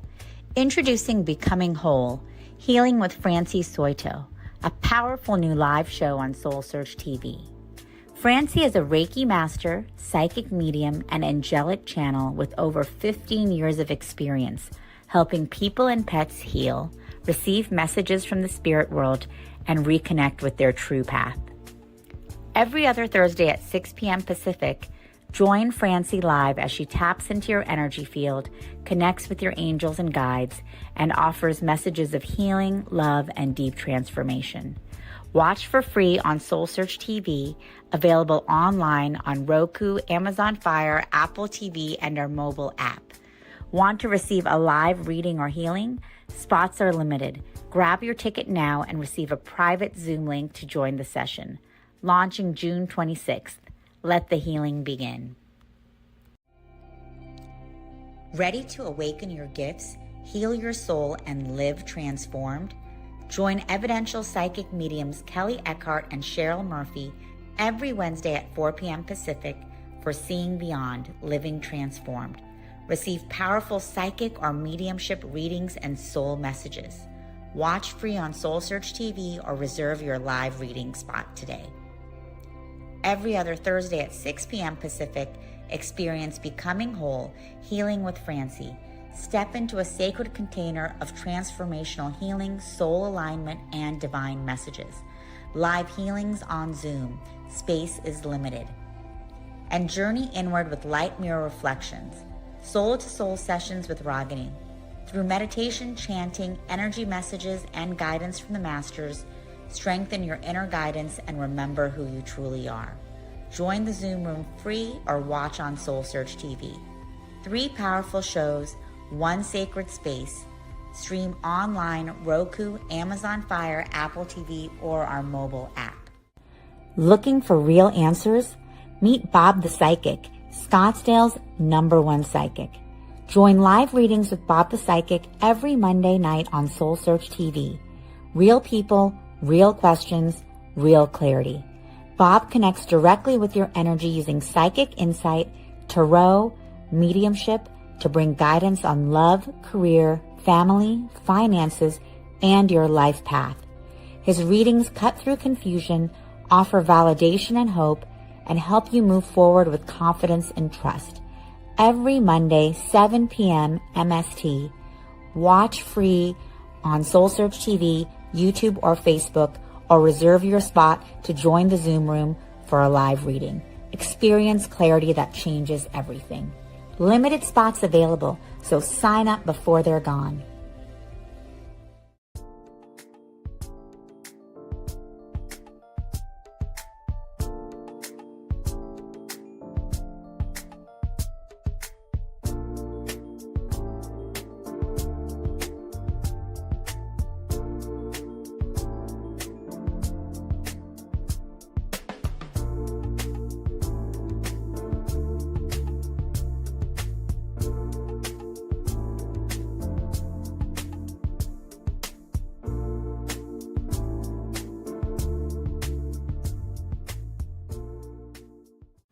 Are you ready to experience real healing, body, mind, and soul?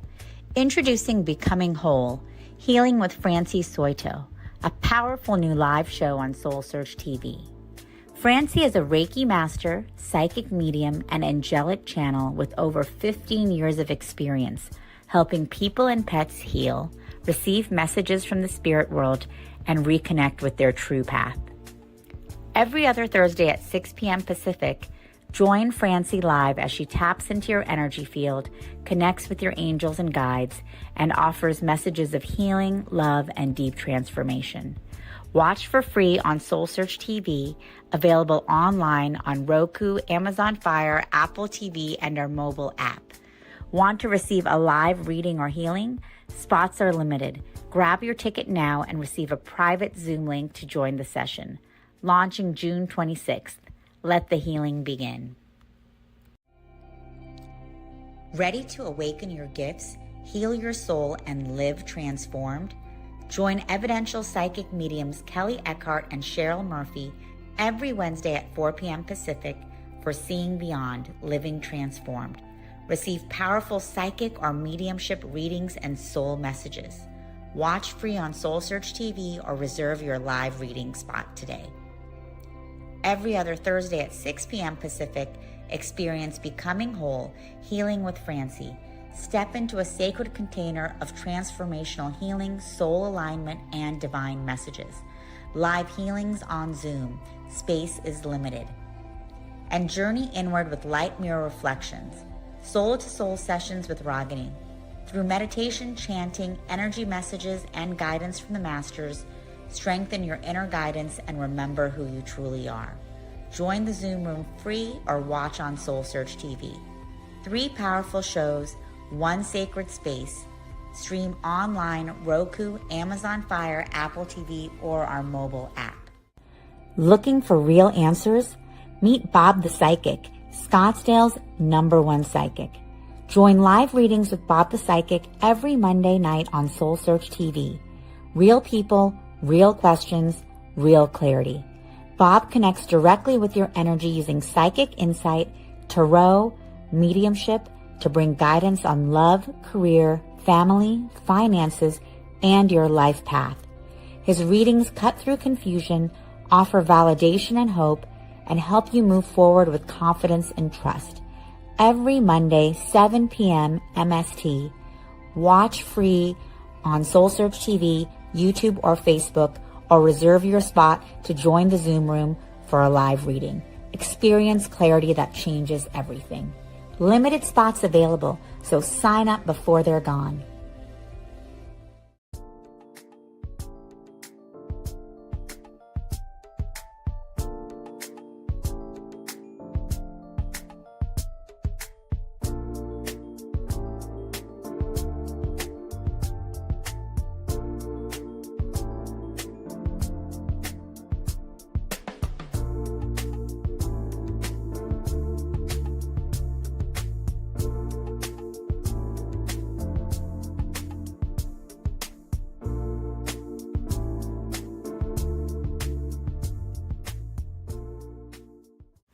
Are you ready to experience real healing, body, mind, and soul? Introducing Becoming Whole, Healing with Francie Soito, a powerful new live show on SoulSearch TV. Francie is a Reiki master, psychic medium, and angelic channel with over 15 years of experience helping people and pets heal, receive messages from the spirit world, and reconnect with their true path. Every other Thursday at 6 p.m. Pacific, join Francie live as she taps into your energy field, connects with your angels and guides, and offers messages of healing, love, and deep transformation. Watch for free on SoulSearch TV, available online on Roku, Amazon Fire, Apple TV, and our mobile app. Want to receive a live reading or healing? Spots are limited. Grab your ticket now and receive a private Zoom link to join the session. Launching June 26th. Let the healing begin. Ready to awaken your gifts, heal your soul, and live transformed? Join evidential psychic mediums Kelly Eckhart and Cheryl Murphy every Wednesday at 4 p.m. Pacific for Seeing Beyond, Living Transformed. Receive powerful psychic or mediumship readings and soul messages.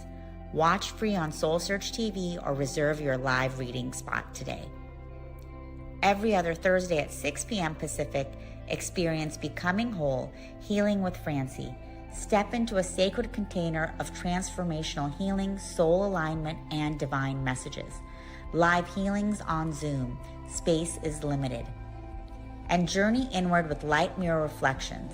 Soul-to-soul sessions with Ragini. Through meditation, chanting, energy messages, and guidance from the masters, strengthen your inner guidance and remember who you truly are. Join the Zoom room free or watch on SoulSearch TV. 3 powerful shows, 1 sacred space. Stream online, Roku, Amazon Fire, Apple TV, or our mobile app. Looking for real answers? Meet Bob the Psychic, Scottsdale's #1 psychic. Join live readings with Bob the Psychic every Monday night on SoulSearch TV. Real people, real questions, real clarity. Bob connects directly with your energy using psychic insight, tarot, mediumship to bring guidance on love, career, family, finances, and your life path. His readings cut through confusion, offer validation and hope, and help you move forward with confidence and trust. Every Monday, 7 p.m. MST. Watch free on SoulSearch TV, YouTube, or Facebook, or reserve your spot to join the Zoom room for a live reading. Experience clarity that changes everything. Okay, we don't want to close the door yet. Thank you. I know you won't. It's okay. Just we need the door open for a little bit, and then I'm going to close it. So, I know. Well, first of all, come closer then. If you don't want to, that's fine. I just leave it open for a couple minutes because we haven't started yet, but we are starting. So hello. I am Sonia Chase, and I'm thrilled to be here. And it is the last speaker of the last day at SoulSearch Scottsdale, and we are so grateful to be having you guys out there in live stream land. And we're pretty excited, certainly last but certainly not least, that we're having Dr. Jennifer Markham to be coming in and stepping into her journey, into our journey, which is going to be very, very cool. And she talks about her naturopath wisdom. She talks about quantum principles. She talks about our disconnection that we're just sort of all feeling, are we not? And chronic pain and how to mitigate all that stuff. And then I'm also holding this very cool book, which I shall show you guys, which is called Finding Our Path to Deeper Connection with Self and the Divine. That's the tagline, and the title is Sacred Connection. And Dr. Jennifer has a chapter in here, and she's going to bring us a lot of wisdom about actually a lot of things. So why don't we just bring her on? Let us give her a warm welcome. Thank you. Thank you. Can I snag that book from you? You sure can. I wanted to read it, but I'm going to give it to you. Yeah. Read it later. Yes, well, these are also at the booth. So hello, everyone, and everyone online, live streaming, or whenever you're viewing this. So what a beautiful event. So this is my first time at Soul Search, and so it's been really special. It's not my first rodeo, let's say, in this realm. Obviously, I wrote a book about it, and I could go on and on. I think my last few words in the chapter was I could talk about vibration and quantum and healing and energy nonstop. So let's test that out. That's what I'm here to do. So not just talking about the book, and as she said, my chapter is called Be in Tune.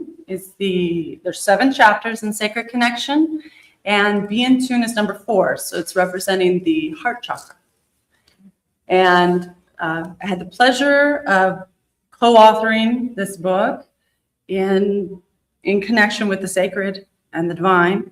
And so I'm going to start off with a quote, actually, and then we're going to get some connection. So at the very beginning of my chapter, I love this. Y'all might know this one. If you want to find the secrets of the universe, think in terms of energy, frequency, and vibration. Does anybody know who says that? Yeah, that's right. Nikola Tesla. So, yeah, no surprise there. And there's a lot. I won't read verbatim here, but I'll get into that. I'll make the connection of why it is that I titled this, not only Be in Tune, but listening to the language of our body. So before I go on and on, I want to ask our audience here, when you hear listening to the language of the body, what comes to your mind? And I'm going to ask you to speak up for me so that and I can repeat it. Anybody has a thought? Listening to the language of the body. There's no wrong answer, right? But just like aches and pains, yeah. Heartbeat. Pain. Say that again. Heartbeat. Heartbeat, yes. Heartbeat, yes. Feelings, yeah. Yeah. Movement. I love that. Yeah, I love all these. Excellent. Yeah, absolutely. I think of the same things, right? And you may be familiar with Louise Hay's book, right? The Messages. Actually, I think I'm not saying the title correctly. Heal Your Life. Thank you. Heal Your Life. And so her connection, if you're not familiar, Louise Hay's speaks about the connection of our physical symptoms with our emotional body and how we can heal ourselves, which absolutely, we are the medicine, right? On that same vein, there is messages in everything that occurs, and it's unique to each of us. So just as an example, like why someone gets a headache is not the same reason another person gets a headache.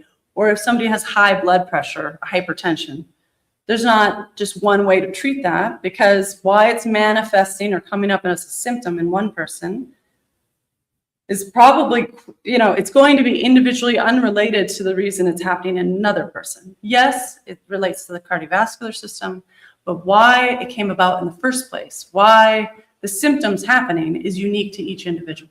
So, okay, that's just a little taste. I actually love to take every opportunity when I come together to do a grounding when it's good for me. Just take a few moments. I invite you to join me in that. I'm gonna play a little.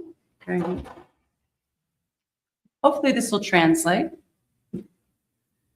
Welcome.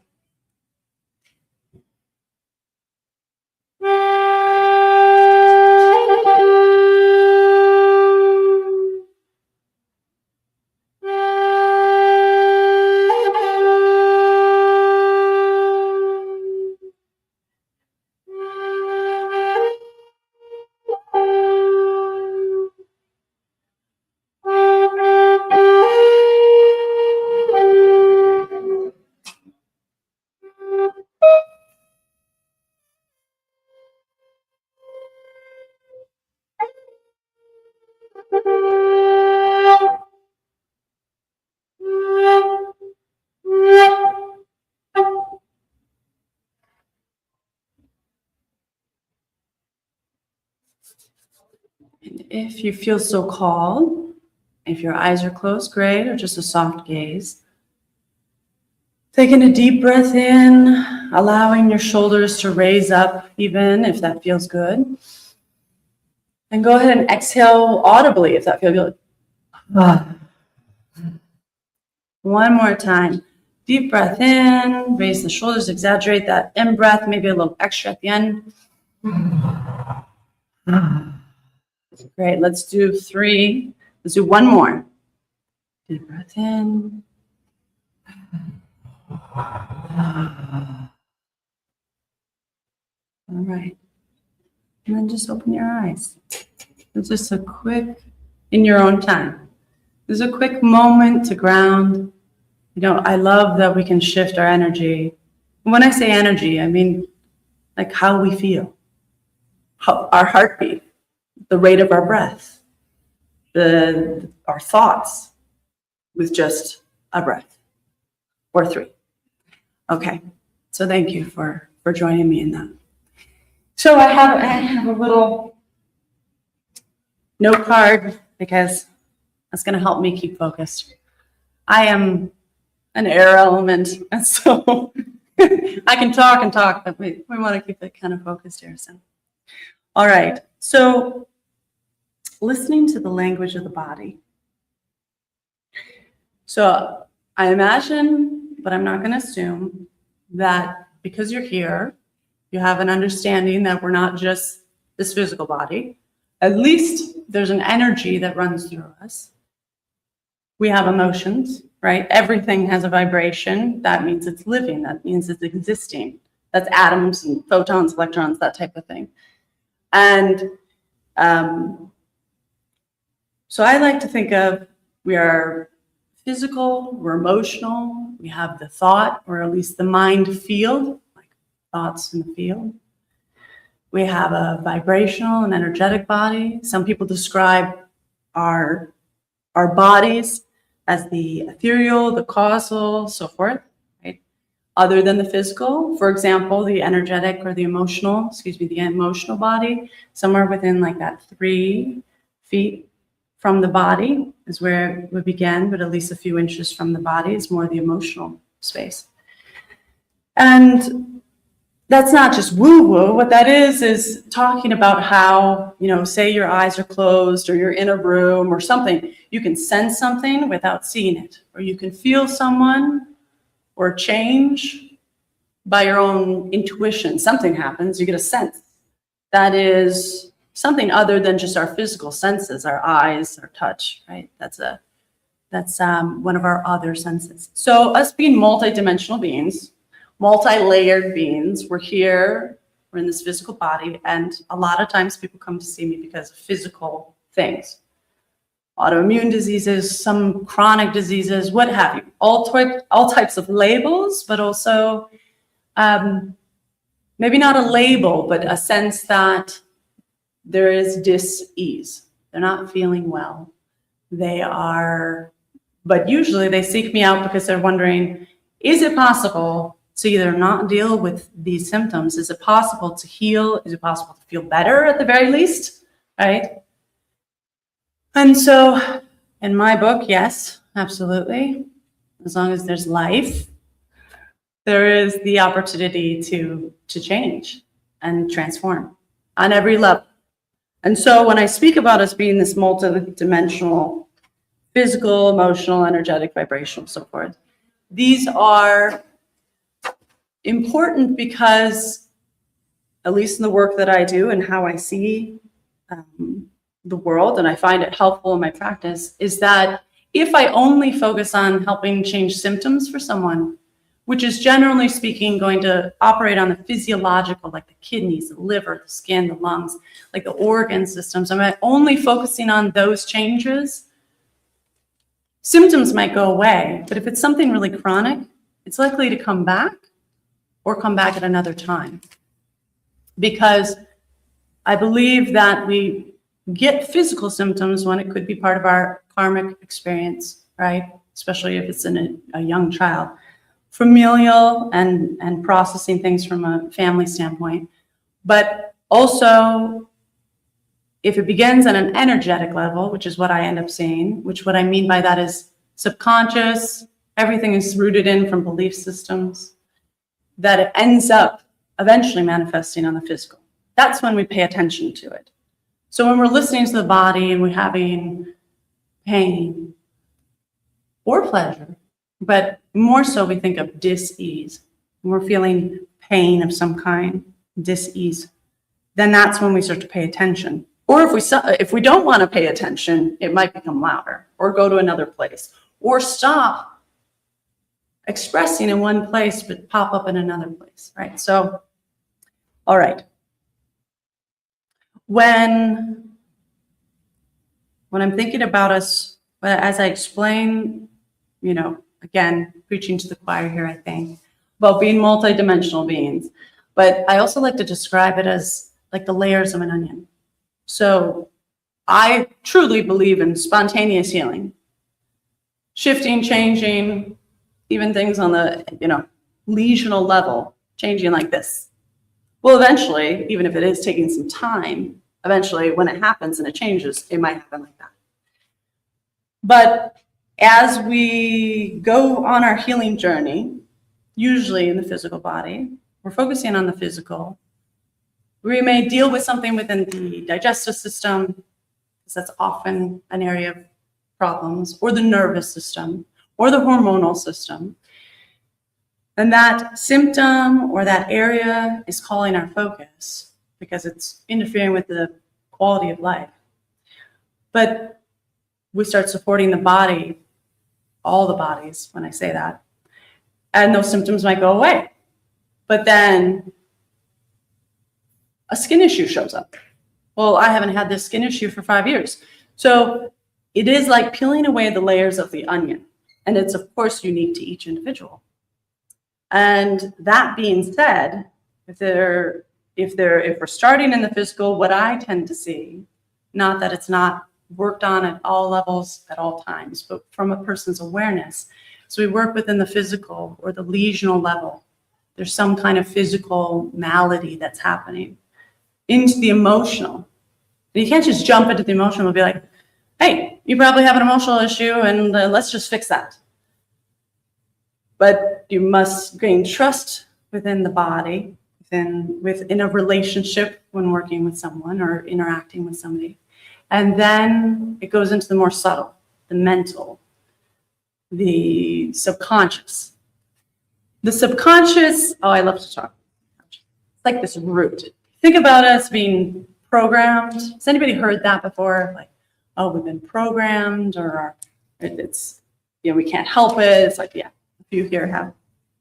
And so I'm speaking to the subconscious. You may have heard this as well. So before the age of 5, the brainwave activity, I wrote about this in here, so I'm not going to remember which brainwave activity, but there's different ones, alpha, beta, gamma, delta. The brainwave activity of a newborn and then a very young child before about the age of 5 or 6 is in a place that's much more like hypnotic, meditative, you know, like sure, they could repeat arithmetic and things at a young age, but their concept of reality is if we were in a deep meditation, like that's their reality. So they're very, and we are very pliable. So everything that's taught, and not just this is what you should know, but how our own parents responded or whoever our caregivers were. Whatever they taught us about reality, whether they even said it verbatim, but it's what we might have perceived it meant by their actions or inactions, or you're fine, or you don't cry, or you're fine, that's not real, that's not possible, you know, stop being so sensitive, whatever it is, that's not possible, on and on every minute level. That gets programmed in before the age of 5. That's why the church would say, if you give this to your children before the age of 5, we'll have them for life. Because if you instill a belief system, then that's where the subconscious gets programmed before the age of 5. That belief system carries through the subconscious and our actions and our choices and why we repeat things and why we repeat relationships and why we repeat things. And that's one way to think about it. Of course, there's the karmic way to think about it. There's many ways to think about these things. And this is just one perspective. Although it's an interesting one. And that being said, that's why I probably became a naturopathic doctor in the first place. One, because my own healing journey, very ill. It was like meant to be. But also because I was always so sensitive, as I believe we all are when we're born. when we come in, whether we're aware of that or supported in that way or not. And so part of my journey in reconnecting to the energetic, the spiritual source, self, healing my body was also not, I can just make these symptoms go away, because I could do that on my own. Change my diet, symptoms go away. Go see an acupuncturist, symptoms go away. And then months later, they'd come back, or I'd repeat relationship patterns, or, and I see this with those that I work with in their own unique ways. Welcome. And so, and the opportunity that I believe dis-ease gives us in this life is to dive deeper into our purpose or why we're here, who we are. If you are familiar, anybody familiar with power versus force? Yeah. Power versus, yeah. So power versus force, we like to think, if you're familiar, like love is the healer. Actually, that's the key. How do you heal the subconscious? Well, awareness is one, right? There's a few people who've spoken about that, but also time and love. But above love, which I believe everyone is seeking or desiring, or maybe we can all agree that everyone desires peace, even bliss. And above, so Power versus Force is this very cool book, if you're not familiar with it. Stephen Hawkins? Hawkins. David Hawkins, not Stephen Hawkins. David Hawkins, thank you. It's a Hawkins. And he has this beautiful scale. At the time when he wrote it, it's very appropriate. So above love, which has a certain frequency, is joy, which is connected to, I have it here. If anybody else knows, just shout it out. Oh, there we go. Joy is connected to serenity, like the feeling, the emotion of serenity. And then above joy is bliss, which is is peace. Peace and bliss. Let's just put it together. Joy and serenity, peace and bliss, and then enlightenment is at the top. And that goes with the ineffable, that which cannot be described, but it is. Perhaps a mixture of joy, peace, bliss, ecstasy, that which cannot be named, the knowing, I am that I am. And so the spiritual masters would be at that level, but certainly healing, we want to concentrate at a level certainly up from anger and hatred. But I say that, but I also believe because we're human, or we are human beings, we are here to feel everything. So I love light, and I work with the light, and that light is frequency, light is wavelengths and colors and all these things that we are aware of and then but we can't see. And that's beautiful, but we are the whole. So there is dark, and there is hurt, and there is all the things that are lower frequencies, but they exist and they are part of dis-ease. And sometimes there's time, and it's individually understood when you need to focus and be able to look or be supported through what we would say is the dark, however that looks for each of you, for each of us. So David Hawkins, great. Power versus force. So instead of just practicing mindfulness, mindful of what? Mindful of what? Instead of just practicing mindfulness, which is then ultimately a control of the mind on thought, on control of the body, on control of patterns, on control. That's also an exhaustion of the nervous system. So also, maybe there's nothing to fix. However, that's quite radical. So if there is an idea that there's something to help and to fix, and to soothe, and to learn, and to remember, then we'll each find our way. That's the ultimate. And so bringing in the love frequency, I personally do that with music and art and dance, movement, relationships, sunshine, laughter. So while those are all great, like I'm talking about the light,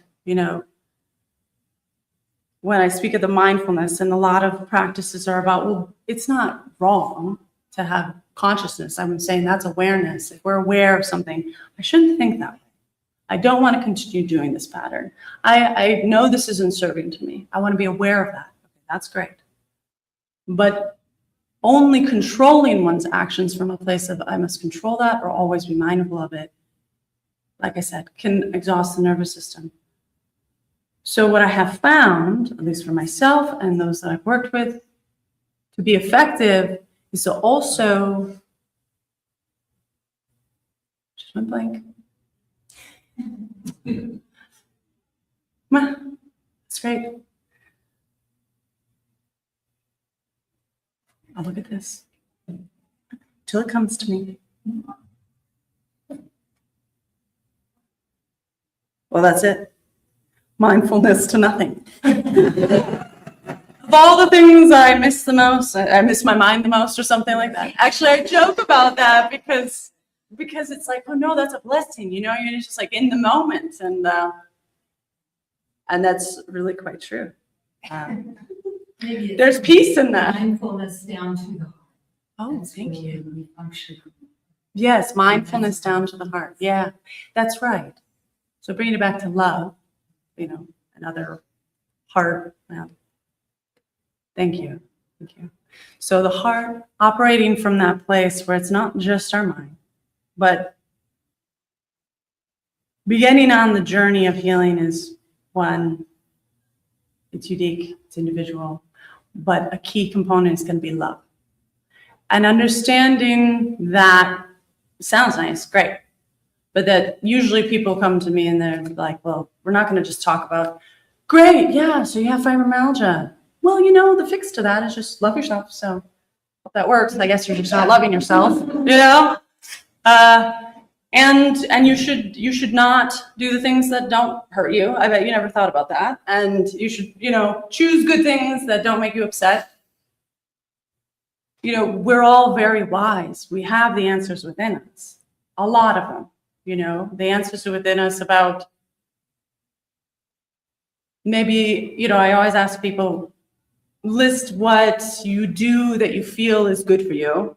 It's interesting because it's a matter of perception, and list what you think is not good for you that you're doing, And everybody has their idea of that, but that's kind of what I mean. It's like there is, whether it's right or wrong, we have an idea of, who's to say what's right or wrong, but we have an idea based off of our programs and also as adults, belief systems. This diet's right. No, that diet's right.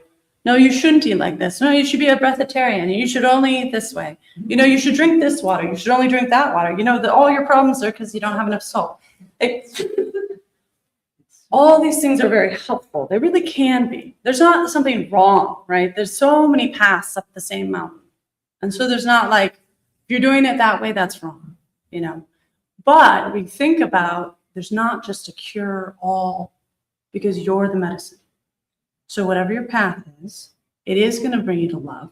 Maybe that's not the first thing you're thinking of, but if you're thinking about, I want to feel better, and you're putting some sort of attention to it, whether you're reading something, you're talking to somebody, you're getting some sort of therapeutic, you are dancing, maybe you're taking baths, whatever it is, you are loving because you are putting the attention. You're not burying your head in the sand. You're desiring peace, however you're going about it. So what does this have to do with being in tune and frequency? So I'm going to jump over to quantum. I wrote about this in the book, in my chapter, The Quantum. So many physicists in here? No, okay. Oh, yes? Karen? PhD in physics. Okay, PhD in physics. And don't worry, I won't quiz you. Okay. No problem. Okay. Well, maybe you can appreciate this and anybody else listening. So I took physics in college just for fun because I wanted to, because of that interest in like, why? yeah, I know. I'm not, because I wanted to understand really quantum physics. because I was interested in this idea that I think maybe we just take for granted, that which we can't see is effectively quite powerful. If you think about it from the mind place, you have stress that affects the body. Okay, but that's a really nondescript, It might just make you have tense shoulders, but then over time, it's like draining your kidney essence, whatever. You can't kind of pinpoint it.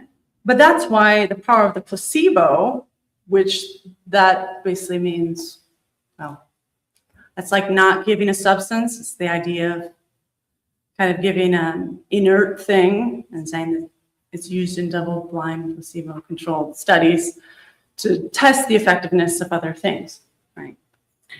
But there's always a percentage of positive results with the placebo. Why is that? Because the power of the mind is amazing. What's wrong with that? That's great. That's great. Power of the mind, mindfulness. Well, there's nothing wrong. So we know that there's the subtle. And so the quantum, my interest in that, going to physics, ultimately I got really excited, probably as a musician, thinking about this and the waves, is that there was this experiment, I wrote about it in here. I can't fully describe it, I did then, but basically these speakers were set up in an appropriate way and then kind of reversed so that when the sound was playing and then they were aiming at each other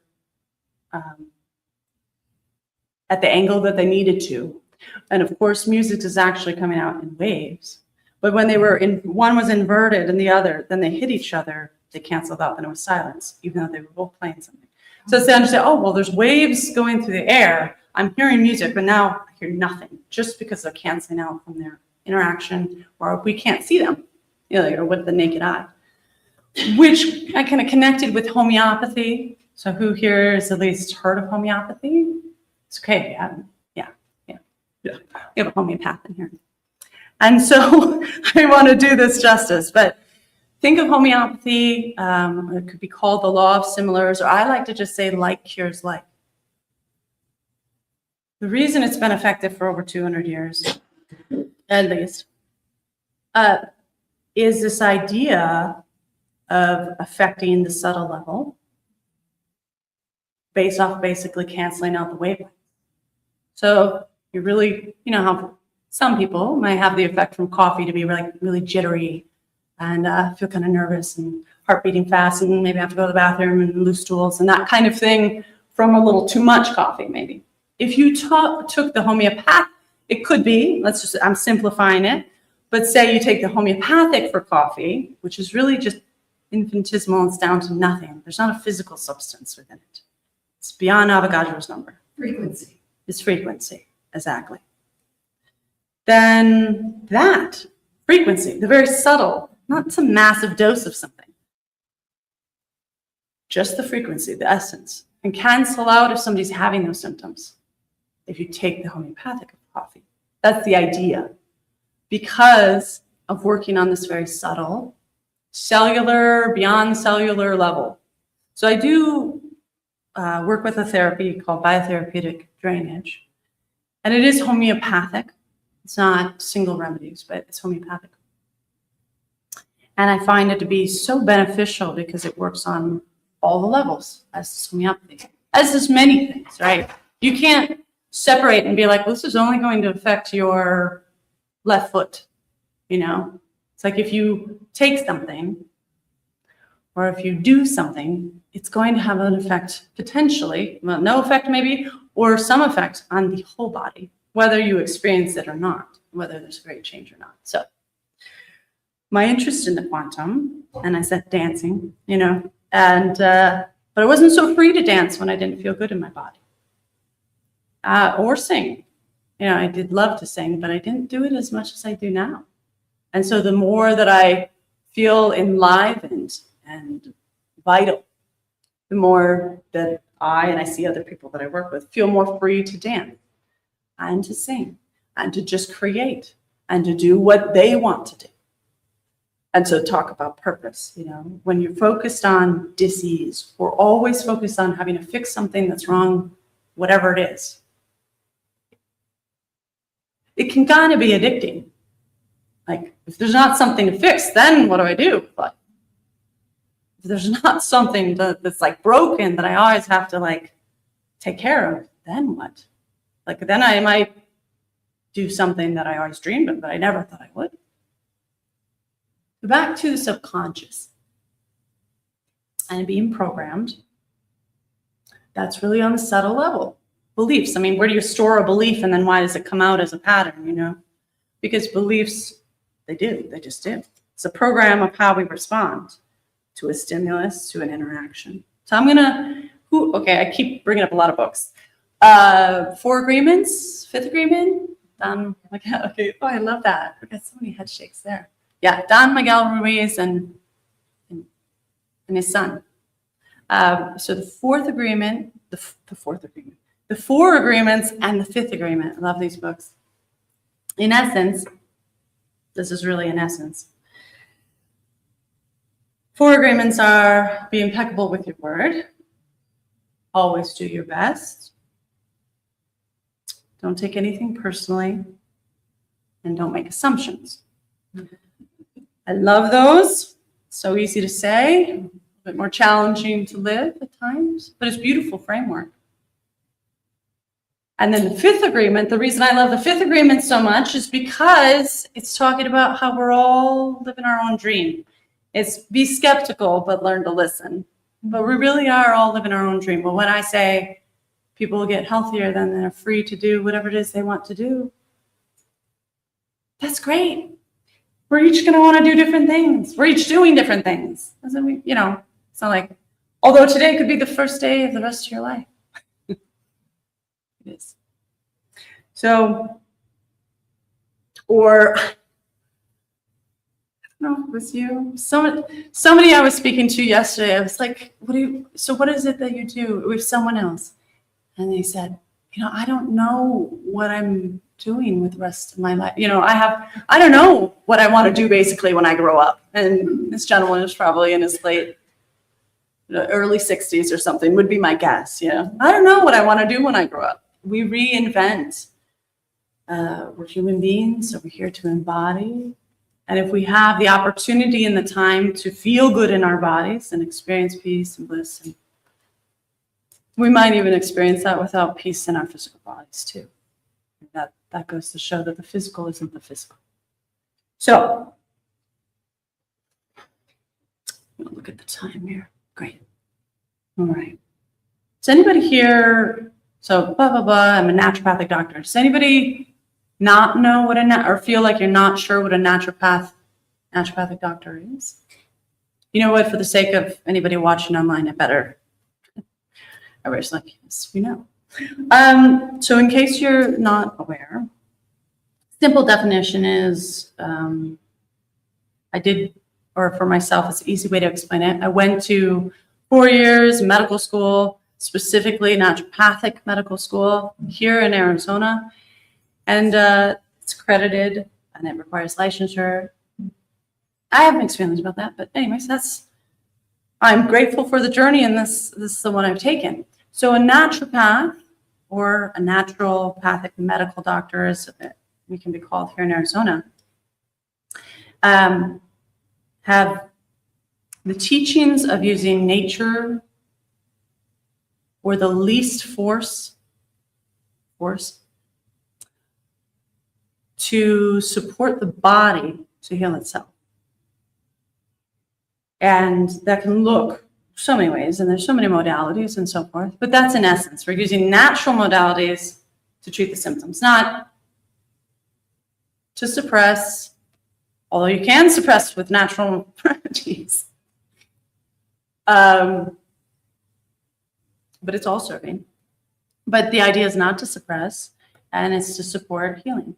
And ideally on every level, right? Because it's really easy to make symptoms go away. I'll tell you that. It's pretty easy. It's pretty quick, usually, you know? And, but to stay away. And why does chronic disease happen in the first place? So back to the subconscious. It's subtle, it's there, it's patterned. And since it's so long ago, and we might understand that, but what do we do about it? So we just start where we are. And that being said,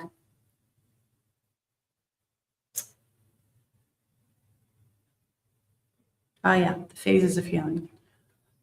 Well, before we go on to the phases of healing, another book, if you're not sick of that yet, Dr. Emoto, or Mr. Emoto, the Messages in Water. Yeah. So I was introduced to that book many, many years ago. And I'm so grateful that I was. So it's kind of funny, if you look it up, it's like pseudoscience, pseudoscientists, you know, Wikipedia is great, has a lot of knowledge and a lot of biases. But anyways, so just in essence, the Messages in Water was like this man, Dr. Emoto, he was taking and he was attempting to photograph frozen water in like petri dishes after exposing them to certain, you know, various types of music or frequencies, let's just say that, wavelengths, you know, maybe rock music, but classical music, writing words and exposing them to words like love or God or hate or anger and those type of things. And then also taking water from places like Hiroshima maybe, or polluted water and like pure water. And then it took them a while. And apparently some other people were trying to do it at the same time. And that talks about the quantum field. They all basically were able to do it just about the same time. But they were all putting their energy to try to, because it's kind of a perfect timing type thing. Expose the water, go to freeze it, forms into basically what you might recognize as like a snowflake looking. Ideally, it'd be like this beautiful snowflake. But what would happen is they were all very different. You could imagine dirty water, hateful words, dissonant music. It would create various not so pretty, not to make that wrong, but just not harmonious structures. So it was not so easy, but once it happened, then he and other people were able to photograph this change at the right moment. And the reason I geek out on that is, again, that's another physical example of how thoughts, energy, you know, music, what have you, affect water. And we're 55, 65% water. Babies are like 80% water, like just bags of water, basically. And so because we're so much water, I mean, it matters. Yeah, it does matter the water you put in. But you know what? If you bless that water, you drink that water, it's going to serve you if you believe it will. Because we're that powerful. Like, we're walking, living, transforming beings, which have the ability to heal. It's not something, you know, that we can have support, but like the body, like the whole being itself, that's where it's happening. Support, whatever the support, but it's happening inside. So the water that we're so much of, and which makes us in great connection to this realm, but also the ether, the firmament, it is affected by these things, which is fun. It's just fun to know that. Yeah. And so, and it's beautiful to look at. If you ever get a chance to look at, he has some books, a couple books. But there's beautiful color pictures of these crystals. And so that book was another one that affected me in my life. And, you know, I brought up the 4 agreements and the 5th agreement, and I want to read a few quotes from the 5th agreement, from Ruiz, let's just say that. And let's just see how they land. Self-mastery is all about awareness, and it begins with self-awareness. Every cell in your body is a universe of its own. It's intelligent, complete, and it's programmed to be whatever it is. Everything you think about yourself, everything you believe about yourself, is because you learned it.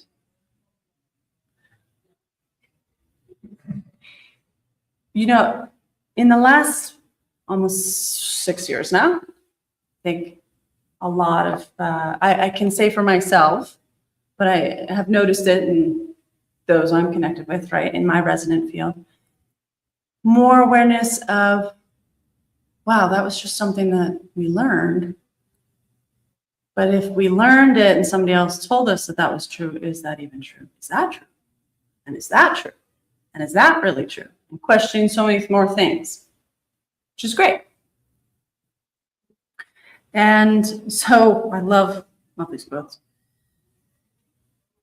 And it ties in with what I was speaking to, you know, ultimately what we think, what we believe about ourselves is then also what we experience in our reflection in the outside world. To a degree. Yeah, it's a whole dance. And we're all in it together, metaphorically speaking, maybe physically speaking. But this matter of how we're programmed, and yes, there are then beliefs that we hold. A lot of people come to me and they go, you know, I learned to be the caretaker.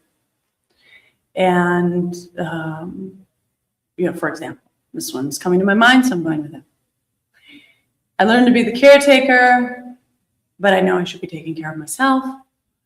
And my intention is to do so, but I have all these patterns, like self-awareness. Why I love working with individuals is because when I'm, whatever it is we're doing, when I'm supporting a person to basically increase their vitality and heal themselves on their journey, they get their own ahas. Like we all get our own ahas. Like the strongest ahas, like your own revelation, realization. And I see it, you know, like every month, you know, repeat visits, you know, we're talking about what do they realize? And it deepens. And once there's less focus on the physical, then it just deepens to what they understand about how everything's connected. And then once they're aware that they're within the subconscious, they're pretty aware that they're in the subconscious. So you might be, you know yourself, so you can check in. If there's a place and you want to look at it that way, where in the journey, if you were, you know, if you're a nonconformist like me, you'd be like, nowhere in the journey. I'm just my own being. There's nothing wrong. But, you know, would you sense there's a focus more on the physical, what's going on? Or you feel like you're really in an emotional place? And this is like there's no static place. There's a homeo dynamic. It's not homeostasis. We're not stuck. We are a wavelength. Every cell is complete. And, you know, we're just like this universe with it. We're a microcosm within the macrocosm. Whereas it's subconscious. Physical things will come back up at every stage. We're not to escape that per se. However, how we see what's happening changes. And you can't really like force that upon someone. Those are the ahas that free us. They can happen in our awareness, in journaling, especially with the non-dominant hand, dreaming, and, you know, maybe somebody else is just bringing the message to you type of thing. It's all, there's no way it's not, right? Nature's speaking to you, what have you. But because of light, oh yeah, this one, okay. A couple more points. So light waves, the frequencies of the different colors, right? If you're familiar with chakras, you know, there's the different colors, so the different areas, centers of the body. Well, not just the physical. And then they have colors, and then colors have frequencies to them, and so forth. Tones and notes, notes. In this moment, it wouldn't appear as though I've played music because I'm like, notes, chords. But so everything being light, I think that the sun is really important. A couple interesting things, you know, like when the sperm and the egg, when life is coming together like that, when they join, there's like this explosion. like been reported, right? It's just like this, like the Big Bang, if that's your thing. But what a beautiful representation of like the spark of life. And yet energy is neither created nor destroyed. That's this concept. It's very true. I mean, I'm open to discovering to be wrong and whatever. This is very interesting living life here as a human being. But what I think that I know right now, or what I feel is true, is that there is no end. So while we're here in this we're here right now, which, be here now. That usually, with the breath, I can bring that peace. And then if you're in the sun, if you're using music, using some type of form of light, then, or another way to put that is love, or joy or peace. But if you can bring that love in, that's a healing frequency. Just like athletes, close your eyes, visualize the win, visualize the whole course, visualize whatever. It's all win, win, win. So see it to happen, right? So what's wrong with doing that with everything? You're probably familiar with that, right? But like visualize and remember being whole, perfect, and complete.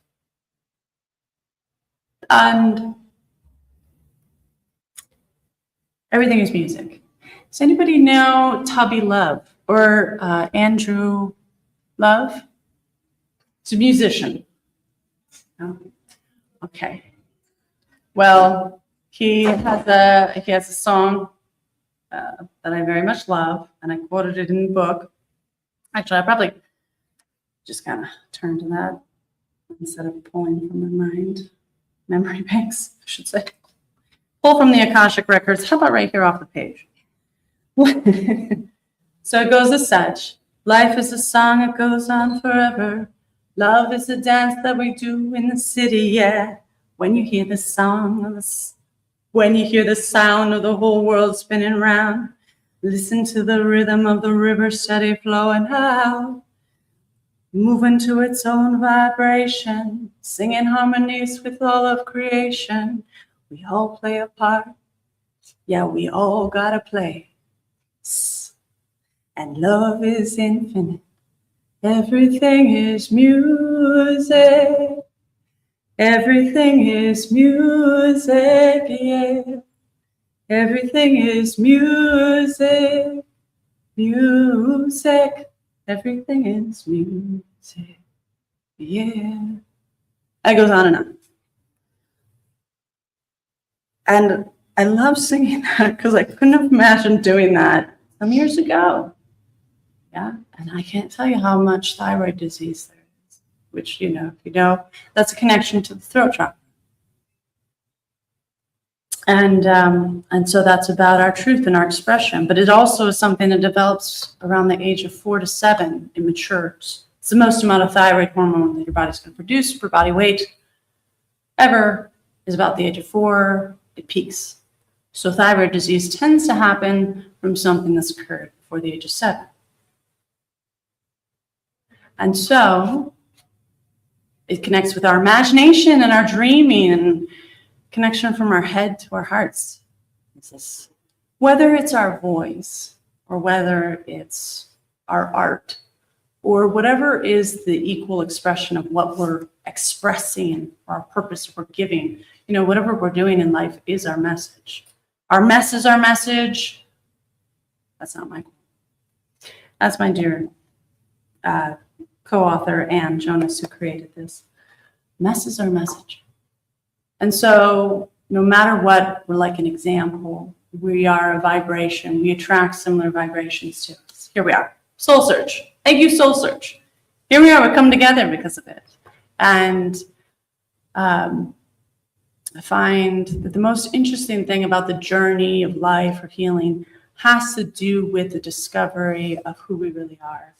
And when you break it down to the quanta, we're like the ineffable, and we're just energy. I don't want to get way up here. We should probably ground, right? Like we're in a physical body, and it ages and things happen, right? But remember, if I leave you with anything, it's like we are the medicine. You're the healer. I don't necessarily support just doing that journey of like deep healing on your own. I mean, if this isn't an example of at least being supported by at least one person, it's a journey for real, this life. And to be in tune, well, I'll leave it like this. So being in tune and listening to the language of the body.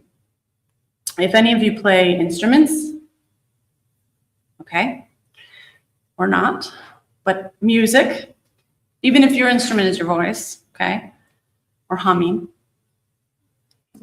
all the systems or all the parts of the body, you can think of it as like a orchestra, you know, like flutes and trombone and cello and the bass and the, you know, all these aspects of an entire orchestra.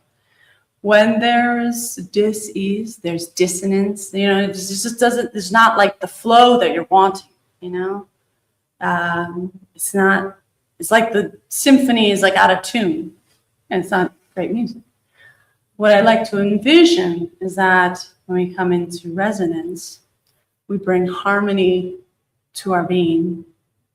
We support harmony in our being, in our beingness. Then it's like a beautiful song, and it's individual. Going back to the fifth agreement, we're all living our own dream. Life is whatever we believe it to be. I'm just sharing with you a snippet of what I believe it to be right now. I'm not even going to hold to that's what I'm going to think in 5 years or whatever. But this is the perspective of what we understand about reality, what I understand about energy, and how I'm pretty sure came to sing and dance and play.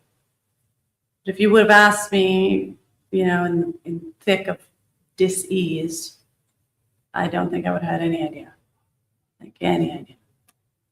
Just don't want to be suffering. Why am I suffering? I feel like this is happening to me. It's got to be happening to me. Why is this happening? So I desire that all beings be free. And if that is on the physical, the mental, emotional, spiritual, whatever level, they be free and remember who we are. And at the utmost, you know, it's all vibration. Everything's music. All that fun stuff. Okay. I think it's time that I stop. And it's 5:55, by the way. I love that. Let's get out of here.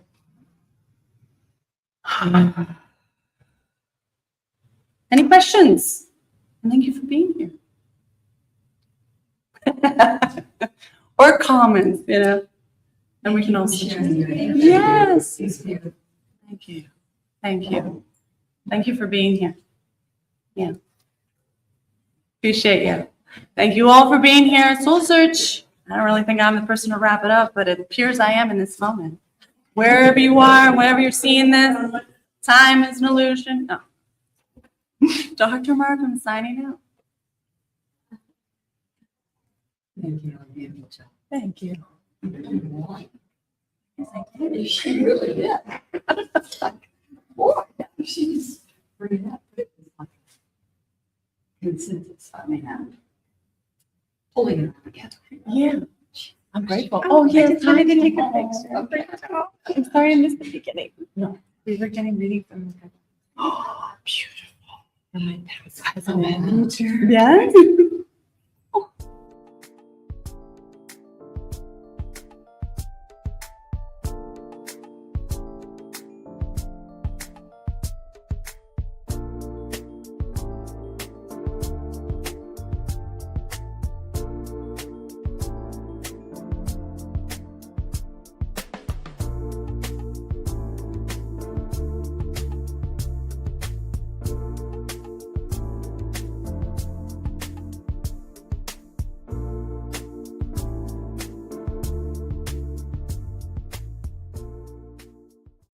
Are you ready to experience real healing, body, mind, and soul? Introducing Becoming Whole, Healing with Francie Soito, a powerful new live show on SoulSearch TV. Francie is a Reiki master, psychic medium, and angelic channel with over 15 years of experience helping people and pets heal, receive messages from the spirit world, and reconnect with their true path. Every other Thursday at 6 p.m. Pacific, join Francie live as she taps into your energy field, connects with your angels and guides, and offers messages of healing, love, and deep transformation. Watch for free on SoulSearch TV, available online on Roku, Amazon Fire, Apple TV, and our mobile app. Want to receive a live reading or healing? Spots are limited. Grab your ticket now and receive a private Zoom link to join the session. Launching June 26th. Let the healing begin. Ready to awaken your gifts, heal your soul, and live transformed? Join evidential psychic mediums Kelly Eckhart and Cheryl Murphy every Wednesday at 4 p.m. Pacific for Seeing Beyond, Living Transformed. Receive powerful psychic or mediumship readings and soul messages. Watch free on SoulSearch TV or reserve your live reading spot today. Every other Thursday at 6 p.m. Pacific, experience Becoming Whole, Healing with Francie. Step into a sacred container of transformational healing, soul alignment, and divine messages. Live healings on Zoom. Space is limited. And journey inward with light mirror reflections. Soul-to-soul sessions with Ragini. Through meditation, chanting, energy messages, and guidance from the masters, strengthen your inner guidance and remember who you truly are. Join the Zoom room free or watch on SoulSearch TV. 3 powerful shows, 1 sacred space. Stream online, Roku, Amazon Fire, Apple TV, or our mobile app. Looking for real answers? Meet Bob the Psychic, Scottsdale's #1 psychic. Join live readings with Bob the Psychic every Monday night on SoulSearch TV. Real people, real questions, real clarity. Bob connects directly with your energy using psychic insight, tarot, mediumship to bring guidance on love, career, family, finances, and your life path. His readings cut through confusion, offer validation and hope, and help you move forward with confidence and trust. Every Monday, 7 p.m. MST. Watch free on SoulSearch TV, YouTube, or Facebook, or reserve your spot to join the Zoom room for a live reading. Experience clarity that changes everything. Limited spots available, so sign up before they're gone.